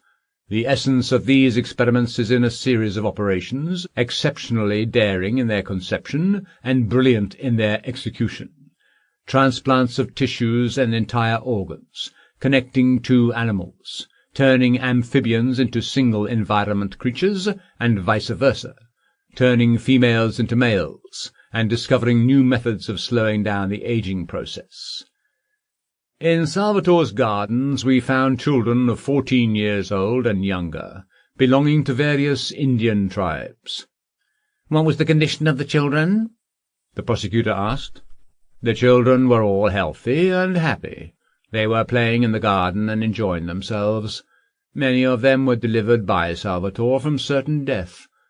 The Indians trusted him greatly, and brought their children from most far-away places, from Alaska to Terra del Fuego, Eskimos, Jagans, Apaches, Taulipangs, Sanapans, Botocuds, Painos, and Araucas. Someone in the audience gasped. Every tribe took their children to Salvatore. The prosecutor was becoming anxious. After his conversation with the bishop, just as his thoughts took a new direction, he could not listen calmly to these praises to Salvatore. He asked the expert, Do you believe that Salvatore's surgeries were useful and sensible?" The judge, a grizzled man with a stern face, afraid that the expert might give an affirmative answer, quickly interrupted. "The court is not interested in the expert's personal opinion regarding scientific subjects. Please continue. What were the results of examining the young Arauca man, Ichthyander?" "He wore a suit of artificial scales over his entire body," the expert continued, "made of some unknown substance that is flexible and extremely strong. The analysis of this substance is not yet complete. In the water, Ichthyander sometimes used glasses with special lenses made of heavy flint glass, with refraction index of almost 2. This gave him the ability to see well under water. When we took the scale suit off, we discovered round openings under his shoulder blades, each about 4 inches in diameter, covered with 5 thin strips, similar to a shark's gills." A subdued exclamation of surprise sounded from the audience. "Yes," the expert continued, "this appears impossible, but Ichthyander has both human lungs and a shark's gills. That is why he can exist both on land and under water." "The Amphibian Man?" the prosecutor asked sarcastically. "Yes, in a sense he is the Amphibian Man, a creature with 2 breathing systems." "But how did Ichthyander come to possess a shark's gills?" the judge asked. The expert spread his hands and replied, "That is a puzzle, which Professor Salvatore will, perhaps, explain to us. Our opinion is as follows. According to Haeckel's postulate, every living creature in its development repeats all the forms that its species has been through in the course of its existence on Earth. We can state confidently that humans originated from ancestors who once used to have gills." The prosecutor rose in his seat, but the judge gestured him to remain silent. "On the 20th day of a human embryo's development, it has 4 gill folds, but later the gills transform. The first fold turns into the auditory canal with the appropriate bone structure. The lower edge of the same fold turns into the lower jaw. The second fold turns into the hyoid bone. The third into the throat cartilage. We don't think that Professor Salvatore managed to slow down Ichtyander's development as an embryo, although there have been cases when fully grown individuals had a gill opening on the neck under the jaw. It is known as the neck fistula. But of course one cannot live underwater with such rudimentary gills. If an embryo's development was abnormal, 2 things would happen. The gills would have fully developed, but at the cost of the hearing apparatus and other anatomic abnormalities. But then Ichthyander would have turned into a monster, with an underdeveloped head of a half-fish, half-man. Otherwise the normal development would have prevailed, but at the cost of the vanishing gills. However, Ichthyander is a normal young man with good hearing, fully developed lower jaw, and normal lungs. In addition, he has fully formed gills.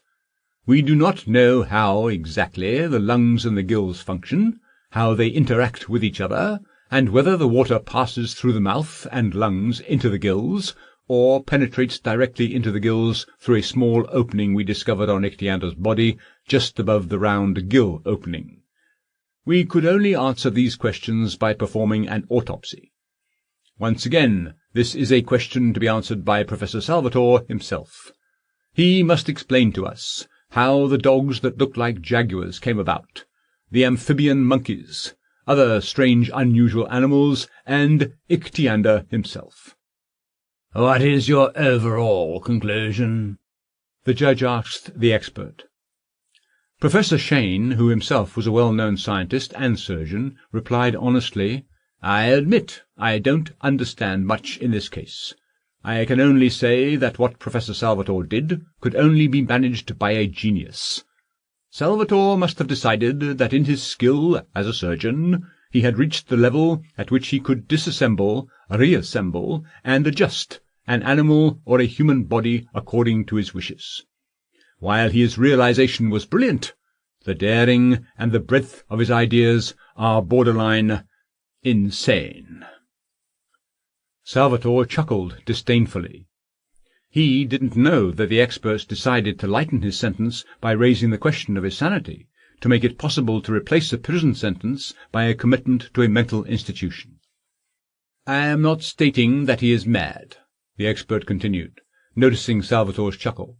"But, in any case, we believe that the accused must be placed in a mental clinic and subjected to a long-term observation by psychiatrists."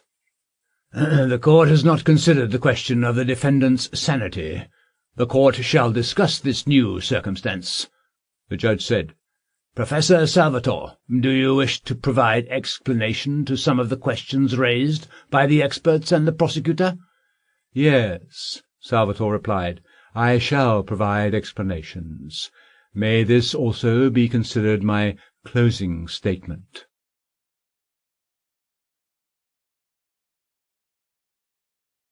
The defendant's statement.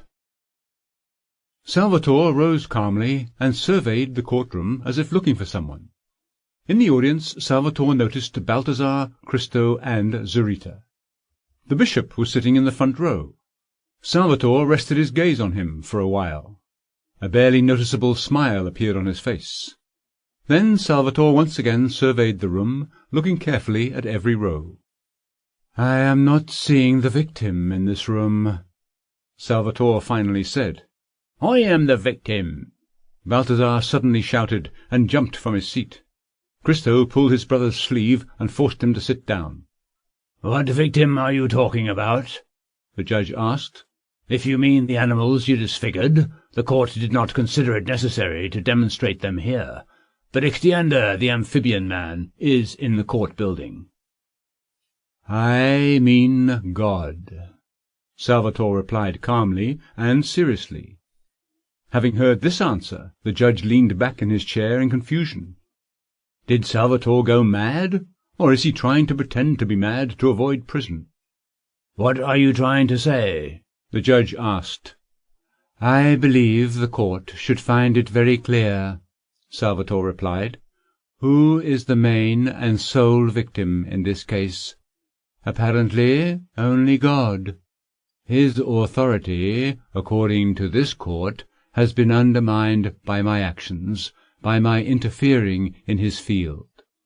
He was happy with his creations, and suddenly some doctor showed up and said, 'This is poorly made, this needs to be redone,' and started remaking God's creatures in his own way." "This is sacrilege. I demand to include the defendant's words into the protocol," the prosecutor said, with the air of a man insulted in his most sacred feelings. Salvatore shrugged his shoulders. "I am only summarizing the essence of the accusations against me. Isn't this the gist?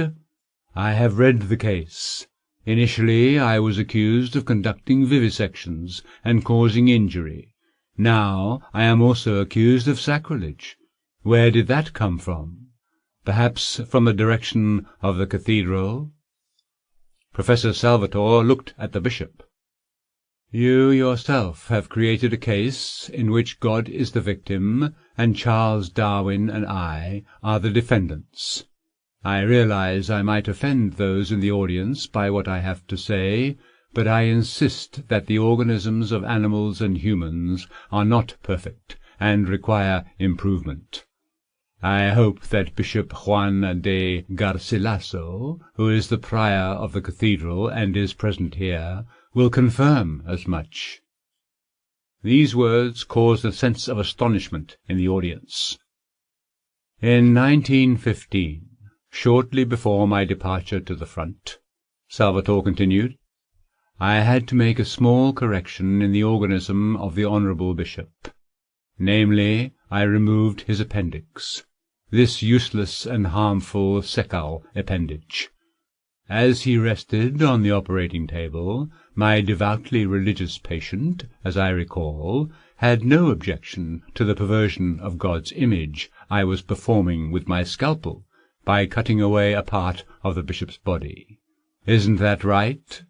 Salvatore asked, levelling his gaze at the bishop.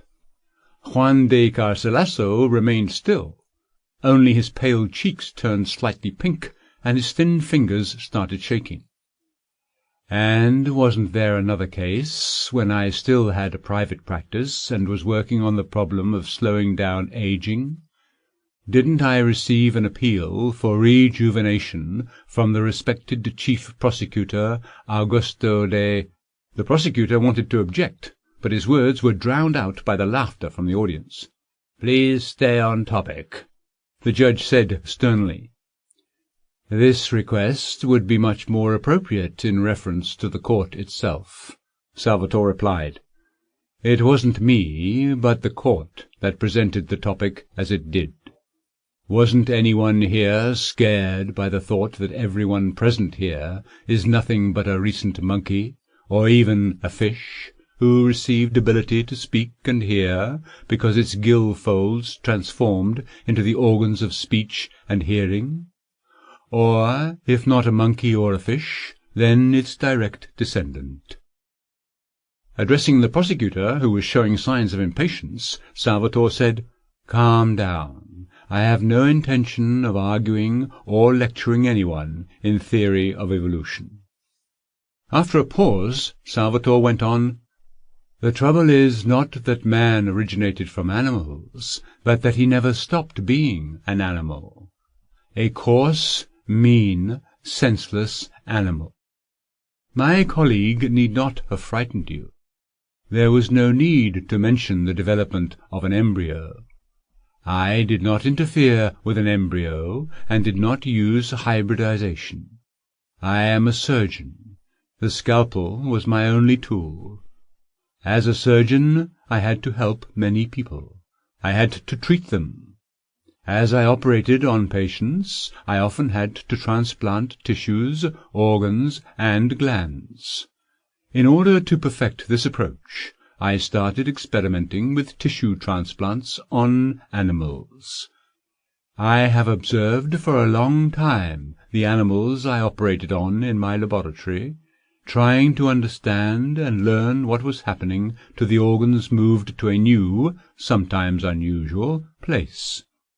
When my observations were over, the animal was transferred to the garden. That was how my garden museum came about. I was particularly interested in the problem of exchange and transplantation of tissues between distant species, for example, between fish and mammals, and vice versa. In this area I accomplished what scientists considered impossible. But what is so unusual about it? What I did today, tomorrow will be manageable by ordinary surgeons. Professor Shane must be aware of the latest surgeries by the German doctor Sauerbruch.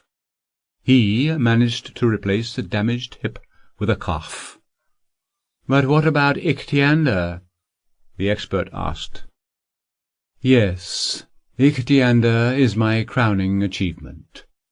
The difficulty in Ichthyander's operation was not only about the technique. I had to change the workings of the entire organism. 6 monkeys died during the preliminary experiments before I achieved my goal and was able to operate on the child without being worried about his safety." "What was the nature of the operation?" the judge asked. "I transplanted gills of a fish into the young boy, and the child received the ability to live both on land and in the water." Exclamations of surprise once again rippled through the audience. Reporters from various papers rushed to the phones to inform their publishers of this news. Later, I managed to achieve an even greater success. My latest project, the amphibian monkey you saw, can live indefinitely on land and underwater without any damage to itself. Ichthyander can only exist out of water 3 or 4 days. Prolonged presence on dry land is harmful to him. His lungs become fatigued, and his gills dry up, at which point Ichthyander experiences stabbing pain in his sides. Unfortunately, during my absence, Ichthyander violated the regime I set up for him. He spent too much time on land, overworked his lungs, and has developed a serious illness. The balance in his body has been violated, and now he must spend most of his time in the water. From the Amphibian Man, he is slowly turning into a fish man. "May I ask a question to the defendant?" the prosecutor said, addressing the judge. "How did Salvatore come up with the idea of creating the Amphibian Man, and what was his purpose?" The idea was the same. Man is not perfect. Having received great advantages compared to his animal ancestors in the course of evolution, we have, at the same time, lost much of what we had from lower stages of our animal development. Living in the water could give us tremendous advantages. Why can't we give this ability back to human beings? From the history of animal development, we know that all land-bound animals and birds originated from the water. They emerged from the ocean. We know that some land animals returned to it. The dolphins started off as fish, came out on land, turned into a mammal, but then returned to the water and remained a mammal. Like whales. The whales and the dolphins both have lungs. We could help the dolphins become amphibian. Ichthyander asked me about it. Then his friend, dolphin leading, could stay underwater longer. I was planning to do this surgery on the dolphin. The first fish among men, and the first man among fish. Ichthyander couldn't help but feel lonely. But if other people followed him into the ocean, life would be completely different. Then people could easily defeat this mighty element, water. Do you know what sort of power it has? Are you aware that the area covered by the ocean equals almost 140 million square miles? Over 70% of the Earth's surface is covered by the ocean. But this expanse, with its vast stores of food and raw materials, could accommodate millions, billions of people. 140 million square miles is just the surface.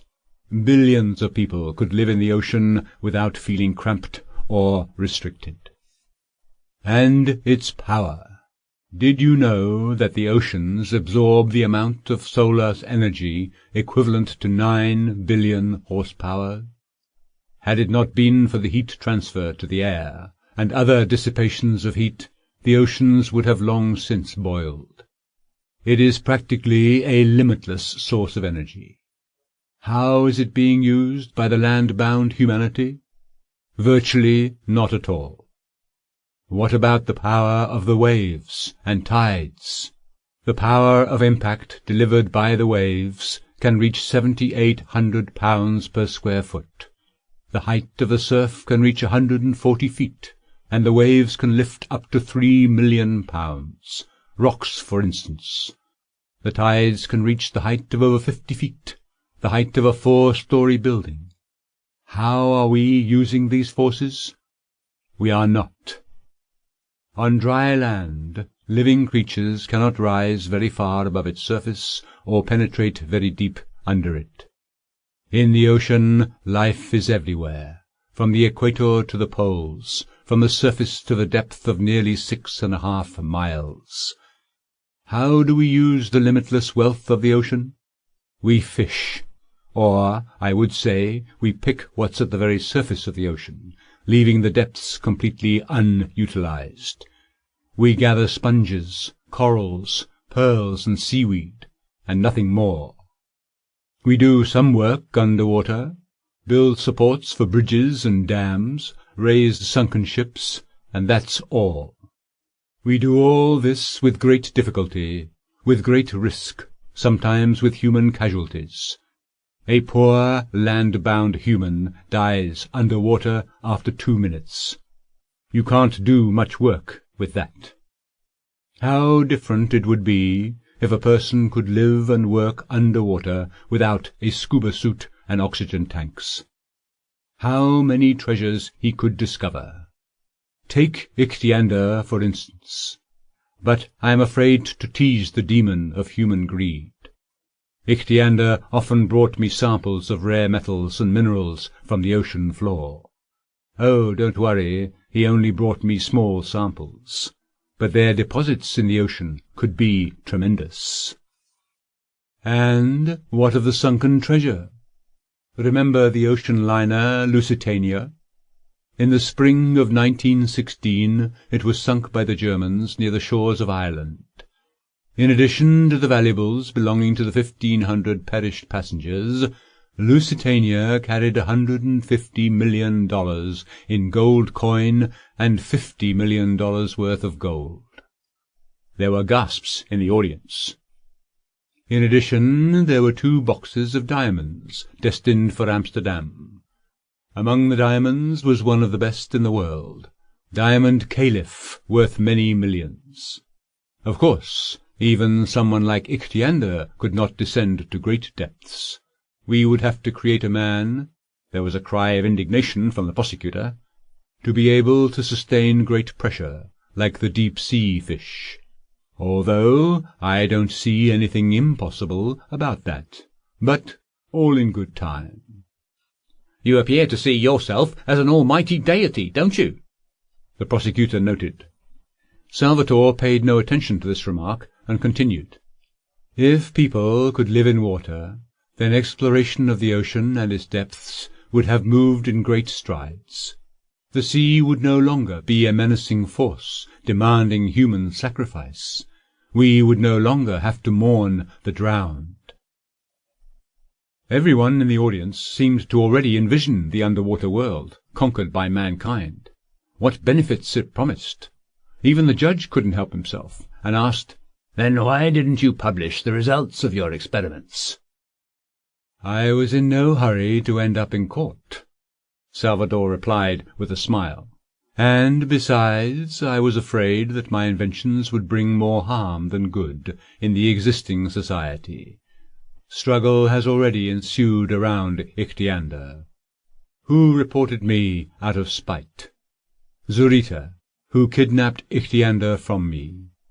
Even worse, Ichthyander could have been taken from Zurita by admirals and generals, to force the Amphibian Man to sink military ships.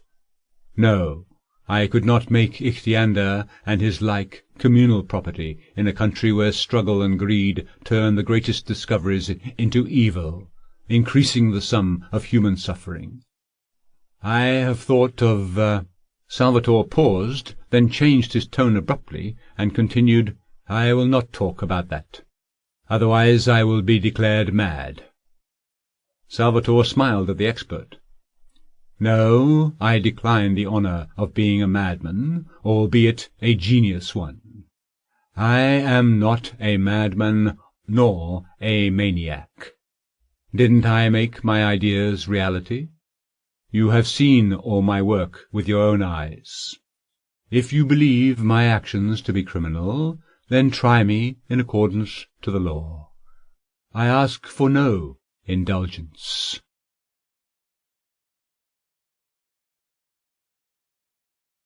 In prison. The experts who examined Ichthyander were tasked with not only paying attention to his physical condition, but also to his mental capacity. What year is it? What month? What date? Day of the week? The experts asked. Ichthyander replied, I don't know. He had difficulty answering the simplest questions, but he could not be declared retarded. There were many things he did not know due to the peculiar circumstances of his existence and upbringing. He was like a big child. The experts concluded that Ichthyander was mentally incompetent. This freed him from legal responsibility.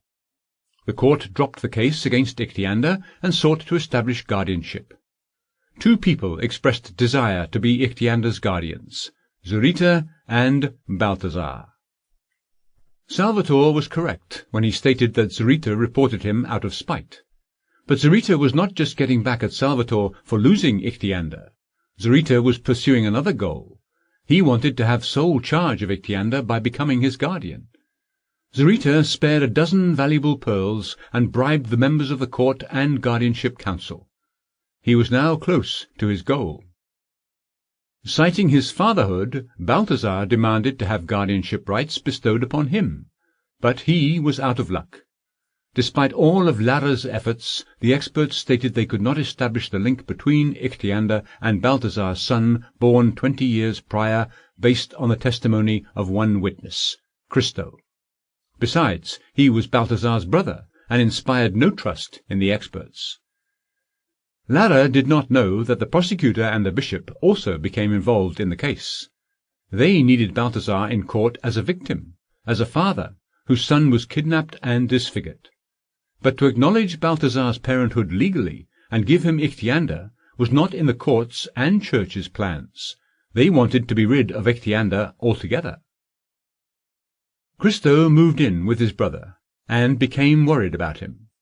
Balthazar remained deep in thought for hours on end, forgetting about sleep and eating. Then sometimes he became extremely agitated, dashing around the shop and shouting, "My son! My son!" At such moments he cursed the Spaniards with every oath in every language he knew. Once, after one such fit, Balthazar suddenly declared to Christo, "Listen, brother, I am going to prison. I shall give my best pearls to the guards to allow me to see Ichthyander. I shall speak to him. He must recognize me as his father. A son cannot forget his father. My blood must tell him so." As much as Christo tried to talk his brother out of it, nothing helped. Balthazar was unmoved. He went to the prison. He begged the guards, cried, grovelled before them, pleaded with them, and finally, having scattered the path from the gates to the prison entrance with pearls, he made it to Ichthyander's cell. This small space, barely lit by a narrow grated window, was stuffy and ill-smelling. The prison guards changed the water in the cistern infrequently, and took no trouble to remove rotting fish from the floor, the only food offered to the unusual prisoner. A metal cistern stood by the wall across from the window. Balthazar walked up to the cistern and looked at the dark surface of the water, hiding Ichthyander. "Ichthyander!" Balthazar called out. "Ichthyander!" he repeated. The water surface rippled, but the boy did not appear. Having waited a little longer, Balthazar reached out with a shaking hand and lowered it into the warm water. His fingers found a shoulder. Ichthyander's wet head suddenly appeared from a cistern. He rose up to his shoulders and asked, "Who is it? What do you want?" Balthazar fell to his knees and spoke quickly, reaching out his hands. "Ichthyander, your father is here, your real father. Salvatore is not your father. He's a wicked man. He disfigured you. Ichthyander, Ichthyander, look at me closely. Don't you recognize your real father?" Water ran slowly down the boy's thick hair onto his pale face and dripped from his chin. He gazed at the old Indian sadly and with some surprise. "I don't know you," he said. "Ichthyander!" Balthazar shouted. "Look at me closely." And the old Indian suddenly grabbed the young man's head, drew him closer, and started covering his face with kisses, tears spilling from his eyes. Fighting away this unexpected gesture, Ichthyander splashed in the cistern, spilling water over the edge onto the stone floor. Someone's hand grabbed the back of Balthazar's neck, lifted him, and threw him into the corner. Balthazar crashed to the floor, painfully hitting his head against the stone wall. When he opened his eyes, Balthazar saw Zarita standing over him. His right fist clenched, Zarita was holding a piece of paper in his left, shaking it triumphantly. "See? This is the order appointing me Ichthyander's guardian. You will have to find a wealthy son elsewhere. I'm taking this young man with me tomorrow morning. Understand?" Balthazar, still sprawled on the floor, growled dully and menacingly. The next moment Balthazar jumped to his feet and attacked his enemy, with a savage scream, knocking him off his feet. The Indian snatched the piece of paper from Zarita, stuffed it into his mouth, and continued beating up the Spaniard. A cruel fight ensued. The prison guard, standing by the door with the keys in his hands, considered it necessary to observe strict neutrality. He had received large bribes from both men, and didn't want to interfere. Only when Zarita started strangling the old man, the guard became worried. "Hey, don't kill him!" The enraged Zarita paid no attention to the guard's warning, and Balthazar would have been in trouble had another person not appeared in the cell. "Splendid. The guardian is practicing his guardianship rights."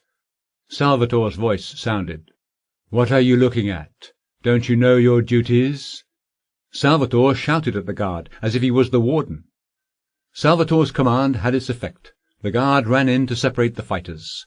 Other guards rushed in, and soon Zarita and Balthazar were dragged in opposite directions. Zarita could consider himself the victor, but the defeated Salvatore was still stronger than his opponents. Even there, in the cell, in the position of a prisoner, Salvatore never ceased, controlling people and events. "Take these troublemakers out of the cell," Salvatore ordered, addressing the guards. "I must be alone with Ichthyander." The guards obeyed. Despite protests and cursing, Zarita and Balthazar were taken away. The cell door slammed shut. As soon as the voices faded down the corridor, Salvatore approached the cistern and said to Ichthyander, peeking from the water, "Stand up, Ichthyander. Step out into the middle of the cell. I need to examine you." The young man obeyed. "Good," Salvatore continued. "Closer to the light. Breathe. Deeper. More. Hold your breath. Right." Salvatore tapped on Ichthyander's chest and listened to the boy's halting breathing. "Are you short of breath?" "Yes, father," Ichthyander replied. "It's your own fault," Salvatore said. "You shouldn't have stayed on land so much." Ichthyander lowered his head and thought. He then looked up and, looking into Salvatore's eyes, said, "Father, but why can't I? Why everyone can, but I can't?" Salvatore was hard-pressed tolerating this gaze filled with hidden reproach. It was much more difficult than testifying at the trial. But Salvatore withstood it. "Because you have what no other person has, the ability to live under water. If you were given a choice, Ichthyander, to be like everyone else and live on land, or to live solely under water, which one would you choose?" "I don't know," the boy replied after a pause. The underwater world and land with Guttiere on it were equally precious to him. But Guttiere was lost to him. "Now I would prefer the ocean," the boy replied. "You have already made this choice, Ichthyander, when you disrupted your inner balance through your disobedience. Now you can only live under water." "But not in this terrible dirty water, father. I will die here. I want to be in the ocean." Salvatore suppressed a sigh. "I will do everything I can to free you from this prison, Ichthyander. Be brave." He patted the boy's shoulder, left Ichthyander, and returned to his cell. Having settled down onto a stool by the narrow table, Salvatore fell deep into thought. Like any surgeon, he had known failure. Many lives were lost under his scalpel from his own errors before he reached perfection. However, he never thought about those victims. Dozens died, but thousands were saved. He was quite satisfied with this arithmetic. However, he considered himself responsible for Ichthyander's fate.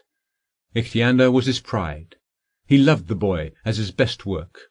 Besides, he had become attached to Ichthyander, and had come to love him as a son. Presently, Salvatore was preoccupied with Ichtyander's illness and his further destiny. Someone knocked on the cell door. "Come in," Salvatore said. "Have I disturbed you, Professor?" the prison warden asked quietly. "Not at all," Salvatore replied, rising. "How are your wife and baby?" "They are well, thank you. I sent them to my mother-in-law, far away from here, to the Andes." "Yes, mountain climate will do them some good," Salvatore replied. The warden did not leave. Glancing at the door, he walked up to Salvatore and said quietly, "Professor, I owe you my life for saving my wife. I love her as—" "Don't thank me. It was my job." "I cannot be indebted to you," the warden replied. "And there is more. I am an ignorant man, but I read papers and know what Professor Salvatore means. I cannot allow for a man like that to be held in prison with vagrants and highway robbers." "My scientific friends," Salvatore said with a smile, "may have succeeded in getting me into a clinic as a mental patient." "A prison clinic is no better than prison," the warden objected. "It's even worse. Instead of brigands, you'll be surrounded by madmen. Salvatore, among the insane. No, this must not be." Once again, lowering his voice to a whisper, the warden continued, "I have thought it all through. There is a reason I sent my family to the mountains. I can now arrange an escape for you, and disappear myself. I was forced here by poverty, but I hate this job. They'll never find me and you. You can leave this accursed country run by priests and merchants. There is something else I want to tell you," he continued after some hesitation. "I am giving away a state secret." "Perhaps you shouldn't," Salvatore interrupted. "Yes, but I can't. First of all, I myself cannot carry out the terrible order they gave me. My conscience would torture me for the rest of my life. You have done so much for me, and I owe nothing to the authorities pushing me to commit a crime." "Indeed?" Salvatore asked. "Yes. I found out that Ichthyander won't be given either to Balthasar or to the guardian Zarita, even though Zarita already has an authorization. Even Zarita won't get him, despite his generous bribes, because it's been decided to kill Ichthyander." Salvatore made a slight gesture. "Indeed. Continue." "Yes, kill Ichthyander. The bishop insisted the most, even though he never said the word kill. I was given some poison. I think it's potassium cyanide. Tonight I must add the poison to the water in Ichthyander's cistern. The prison doctor has been bribed. He will testify that Ichthyander died from the surgery you conducted to turn him into the Amphibian Man. If I don't carry out the order, I will be dealt with ruthlessly. And I have a family. They'll kill me too, and no one will know. I am completely at their mercy. I have a crime in my past, a small, almost accidental one. I was going to flee anyway, and had everything ready. But I can't. I don't want to kill Ichthyander. Saving both of you in such a short time is difficult, almost impossible. But I can save you. I've thought about it. I feel sorry for Ichthyander, but your life is more important. You can use your art to create another Ichthyander, but no one in the world can create another Salvatore." Salvatore walked up to the warden, shook his hand, and said, "I thank you, but I cannot accept this sacrifice for myself. You might be caught and put on trial." "There is no sacrifice. I've thought about everything." "Wait. I said I cannot accept it for myself. But if you save Ichthyander, you will do more for me than if you get me out. I am healthy, strong, and have friends everywhere who can help set me free. But Ichthyander must be saved immediately." "I accept this as your order," the warden said. When he left, Salvatore smiled and said, "That's better. May no one get the golden apple." Salvatore paced around the room and quietly whispered, "Poor boy." He walked up to the desk, wrote something down, and then knocked on his door. "Please ask the warden to come back." When the warden returned, Salvatore said, "I have one more request.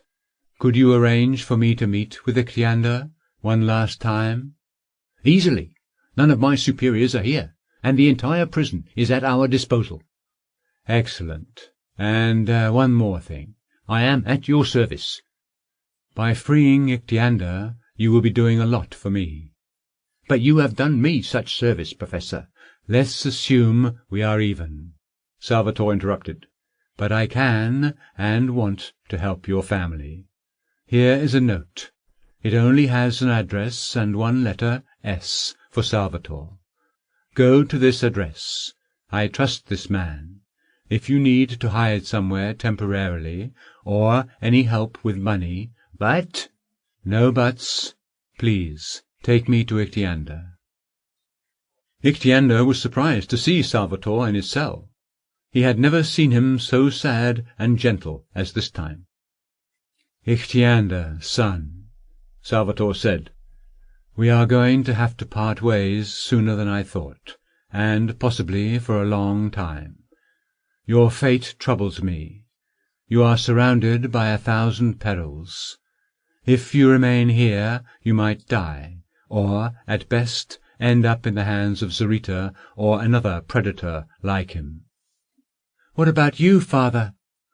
The court will find me guilty, of course, and put me away into prison, where I will probably spend a couple of years, possibly more. While I am in prison, you must be someplace safe, and as far from here as possible. There is a place like that, but it is very far from here, on the other side of South America, to the west, in the Pacific Ocean, on one of the Tuamotu Islands. It won't be easy getting there, but the dangers of your voyage are still less than those that threaten you here, at home, or at the La Plata Bay.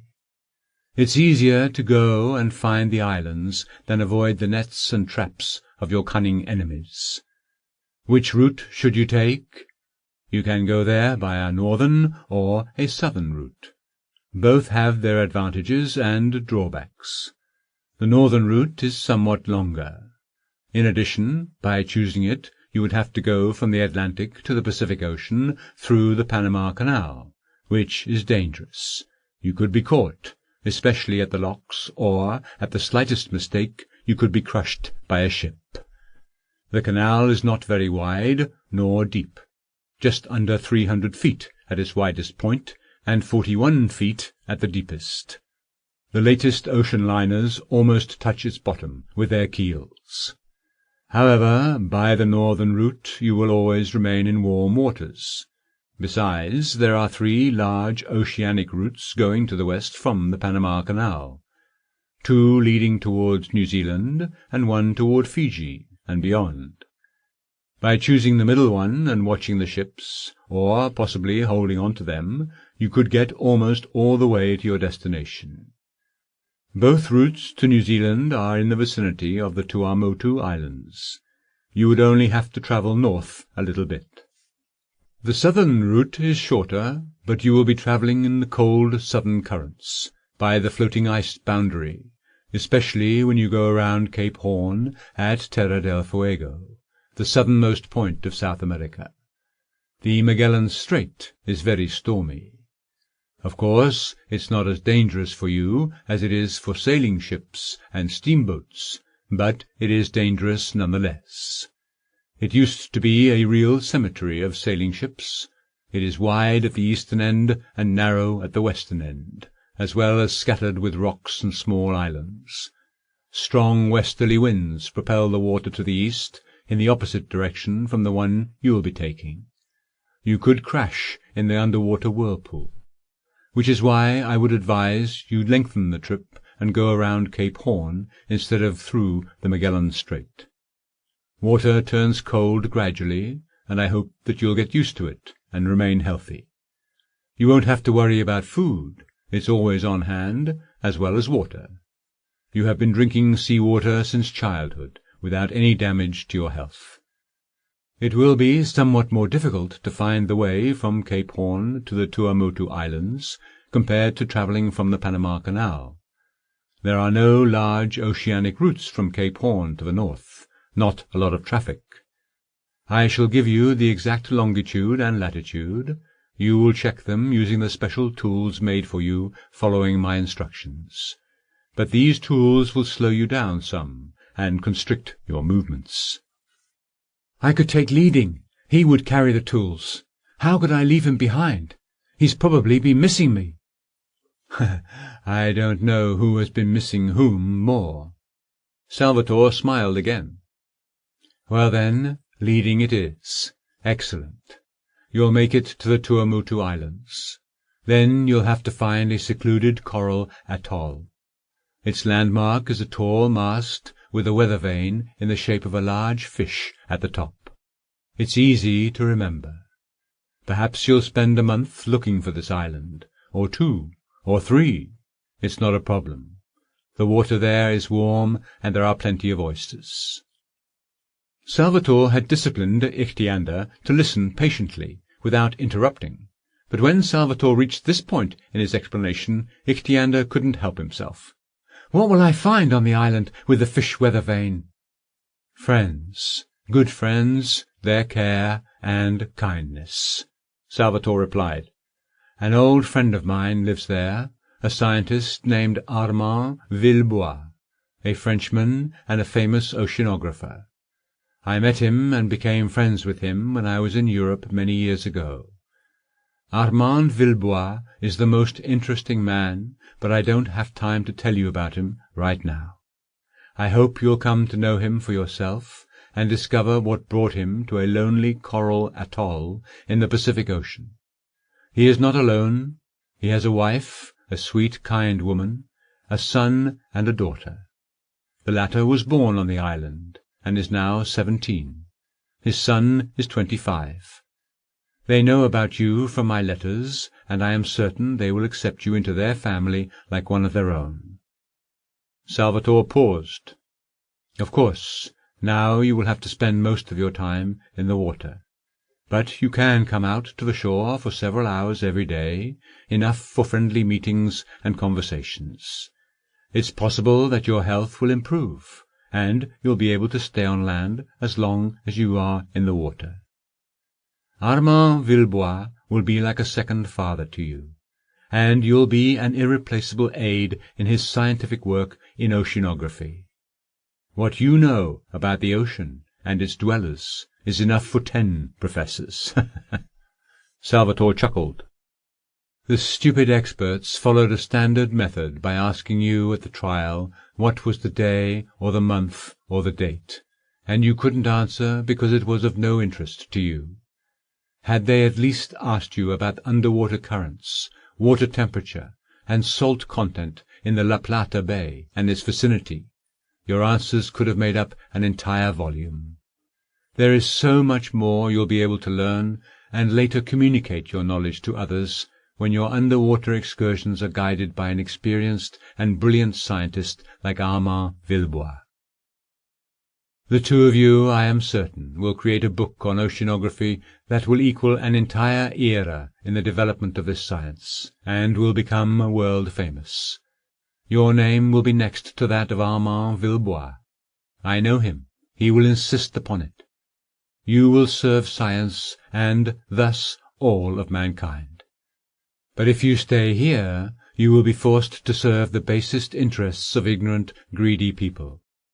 I am confident that in the clear, transparent waters of the atoll, and in the family of Armand Villebois, you will find your quiet haven and be happy. One more bit of advice. As soon as you are out in the ocean, and this might take place as soon as tonight, swim home immediately through the underwater tunnel. The only person there right now is my faithful Jim. Take the navigation instruments, the knife, and other things, find leading, and be on your way before sunrise. Farewell, Ichthyander. No, until we meet again. For the first time in his life, Salvatore hugged and kissed Ichthyander. Then he smiled, clapped the boy on the shoulder, and said, "A man like you will get through anything," and quickly left the cell.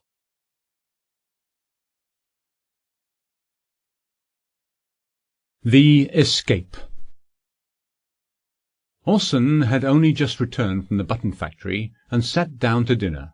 Someone knocked. "Who is it?" Orson shouted, unhappy about the interruption. The door opened, and Guttiere came in. "Guttiere, you? Where are you coming from?" Orson exclaimed, surprised and happy as he rose from a chair.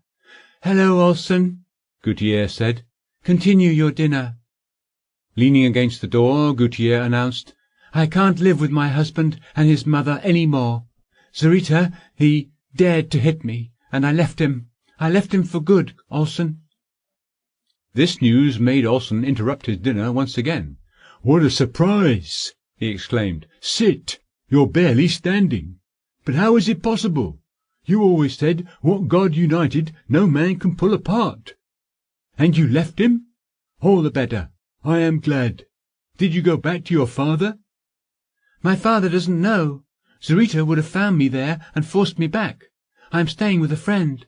And what are you going to do next? I will work at the factory. I came to ask you, Olsen, to help me find work at the factory. I don't care what kind. Olsen shook his head anxiously. It's very difficult right now. Of course, I'll try. Olsen paused and asked, What will your husband think about it? I don't care. But he will care to know where his wife is at, Olsen said with a smile. Don't forget, you're in Argentina. Zarita will find you, and then, you know he won't leave you alone. The law and public opinion are on his side. Guttiere thought about it and said firmly, Very well, then I'll go to Canada, to Alaska. To Greenland? To the North Pole? Then Olsen said more seriously, We'll think about it. It's not safe for you to stay here. I have long since been trying to get out of here myself. Why did I come here, to Latin America? The church spirit is still too strong here. It's a pity we couldn't get away the last time. But Zarita managed to kidnap you, and our tickets and money were lost. Now you probably don't have the money to sail to Europe, and neither do I. But we don't have to go to Europe right away. If we, and I say we, because I won't leave you until you are someplace safe, if we make it at least to Paraguay, or better yet to Brazil, Zarita will have a harder time finding you, and we'll have time to prepare for a trip to the States or to Europe. Did you know Dr. Salvatore was in prison, along with Ichthyander? Ichthyander? They found him? Why is he in prison? Can I see him? Guttiere showered Olsen with questions. Yes, Ichthyander is in prison, and he might once again end up being Zarita's slave. It's a ridiculous trial, with ridiculous accusations against Salvatore and Ichthyander. That is terrible. Is it impossible to save him? I kept trying, but without success. Unexpectedly, the prison warden himself turned out to be our ally. Tonight we are going to free Ichthyander.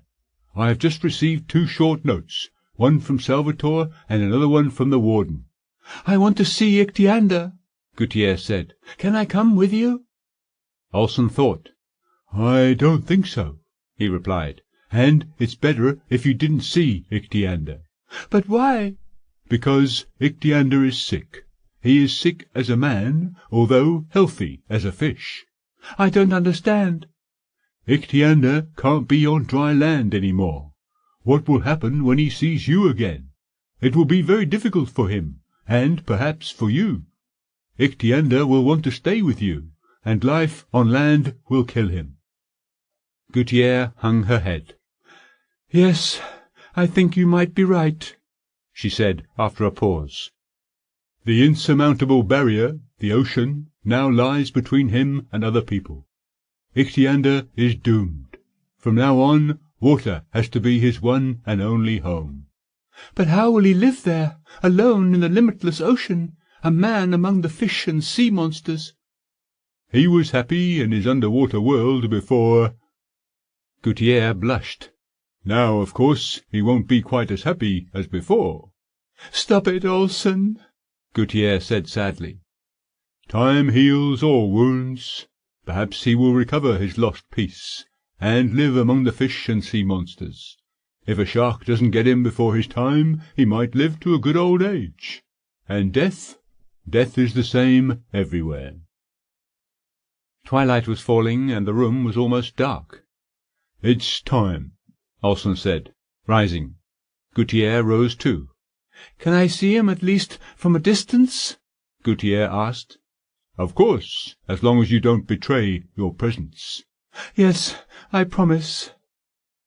It was completely dark when Olsen, dressed as a cab driver, guided his cart into the prison yard from Colonel Diaz. The guard at the gates called out to him. "Where are you going?" "I'm bringing water for the sea devil," Olsen replied, as he was told by the prison warden. All guards knew that there was an unusual prisoner held in one of the cells, the sea devil who lived in the cistern filled with sea-water because he couldn't stand fresh water. The water was changed from time to time. It was brought in a large barrel set on a horse-drawn cart. Olsen drove up to the prison building and turned around the corner where the kitchen was located, as well as the entrance for the prison staff. The warden had everything ready. The guards usually watching the corridor and the entrance were sent away on various errands. Ichthyander, accompanied by the warden, walked out unchallenged. "Come on, jump into the tank, quickly," the warden said. Ichthyander wasted no time. "Go." Olsen flipped the reins, left the prison yard, and slowly followed Avenida de Alvar, past Guttiere railway station. Following him, a woman's shadow flickered a short distance away. It was the middle of the night when Olsen left the city. The road followed the coast. Wind was getting stronger. Waves rushed onto the shore and crashed noisily over the rocks. Olsen glanced around. There was no one on the road. In the distance he saw the approaching headlights of a swiftly moving car. "Let it drive by." Roaring and blinding him with the lights, the car zoomed by toward the city and vanished in the distance. "It's time." Olsen turned and gestured to Guttiere to hide behind the rocks. He then knocked on the barrel and shouted, "We are here. Climb out." A head appeared from the barrel. Ichthyander looked around, quickly climbed out, and humped onto the ground. "Thank you, Olsen," the young man said, firmly shaking the giant's hand with his own wet hand. Ichthyander was breathing haltingly, as if during an asthma attack. "Not at all. Farewell.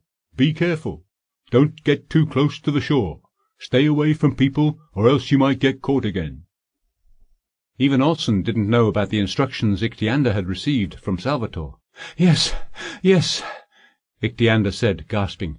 "I shall go far, far away, to quiet coral atolls, where not a single ship comes to visit. Thank you, Olsen." And the boy ran to the sea.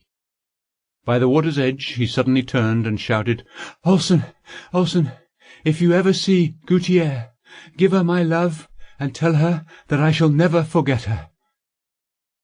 He dove into the sea and shouted, "Farewell, Guttiere," and disappeared under water. "Farewell, Ichthyander," Guttiere said quietly, standing behind the rocks. The wind grew even stronger, almost knocking them off their feet. The sea raged, the sand hissed, the rocks thundered. Someone's hand clasped Guttiere's. "Come, Guttiere," Olsen said gently. He led Guttiere to the road. Guttiere glanced back at the sea one more time and headed toward the city, leaning on Olsen's arm. Salvatore served his sentence and resumed his scientific studies. He is now preparing for a long trip. Christo continues to serve him. Zurita bought a new schooner and is now looking for pearls in the California Bay. While he is not the wealthiest man in America, he cannot complain. The tips of his moustache, like barometer hands, show high pressure. Guttiere divorced her husband and married Olsen. They moved to New York and both work at a canning factory. At the La Plata coast no one remembers the Sea Devil any longer. Only sometimes, during hot nights, the old fishermen hear a strange sound in the silence, and say to the young ones, "The Sea Devil used to play his trumpet like that," and start telling legends about him. Only one man in Buenos Aires cannot forget Ichthyander. All street urchins in town know the old, poor, half-mad Indian. "There goes the Sea Devil's father." But the Indian pays them no attention. Whenever he meets a Spaniard, the old man turns, spits after him, and mumbles a curse. But the police don't bother old Balthazar. His madness is of the quiet kind, and he does not harm anyone. When the seas turn stormy, the old Indian becomes extremely agitated. He rushes to the shore, and at the risk of being swept off by the waves, stands on the rocks and shouts day and night, until the storm subsides. "Ichthyander! Ichthyander! My son!" But the sea keeps its secret safe.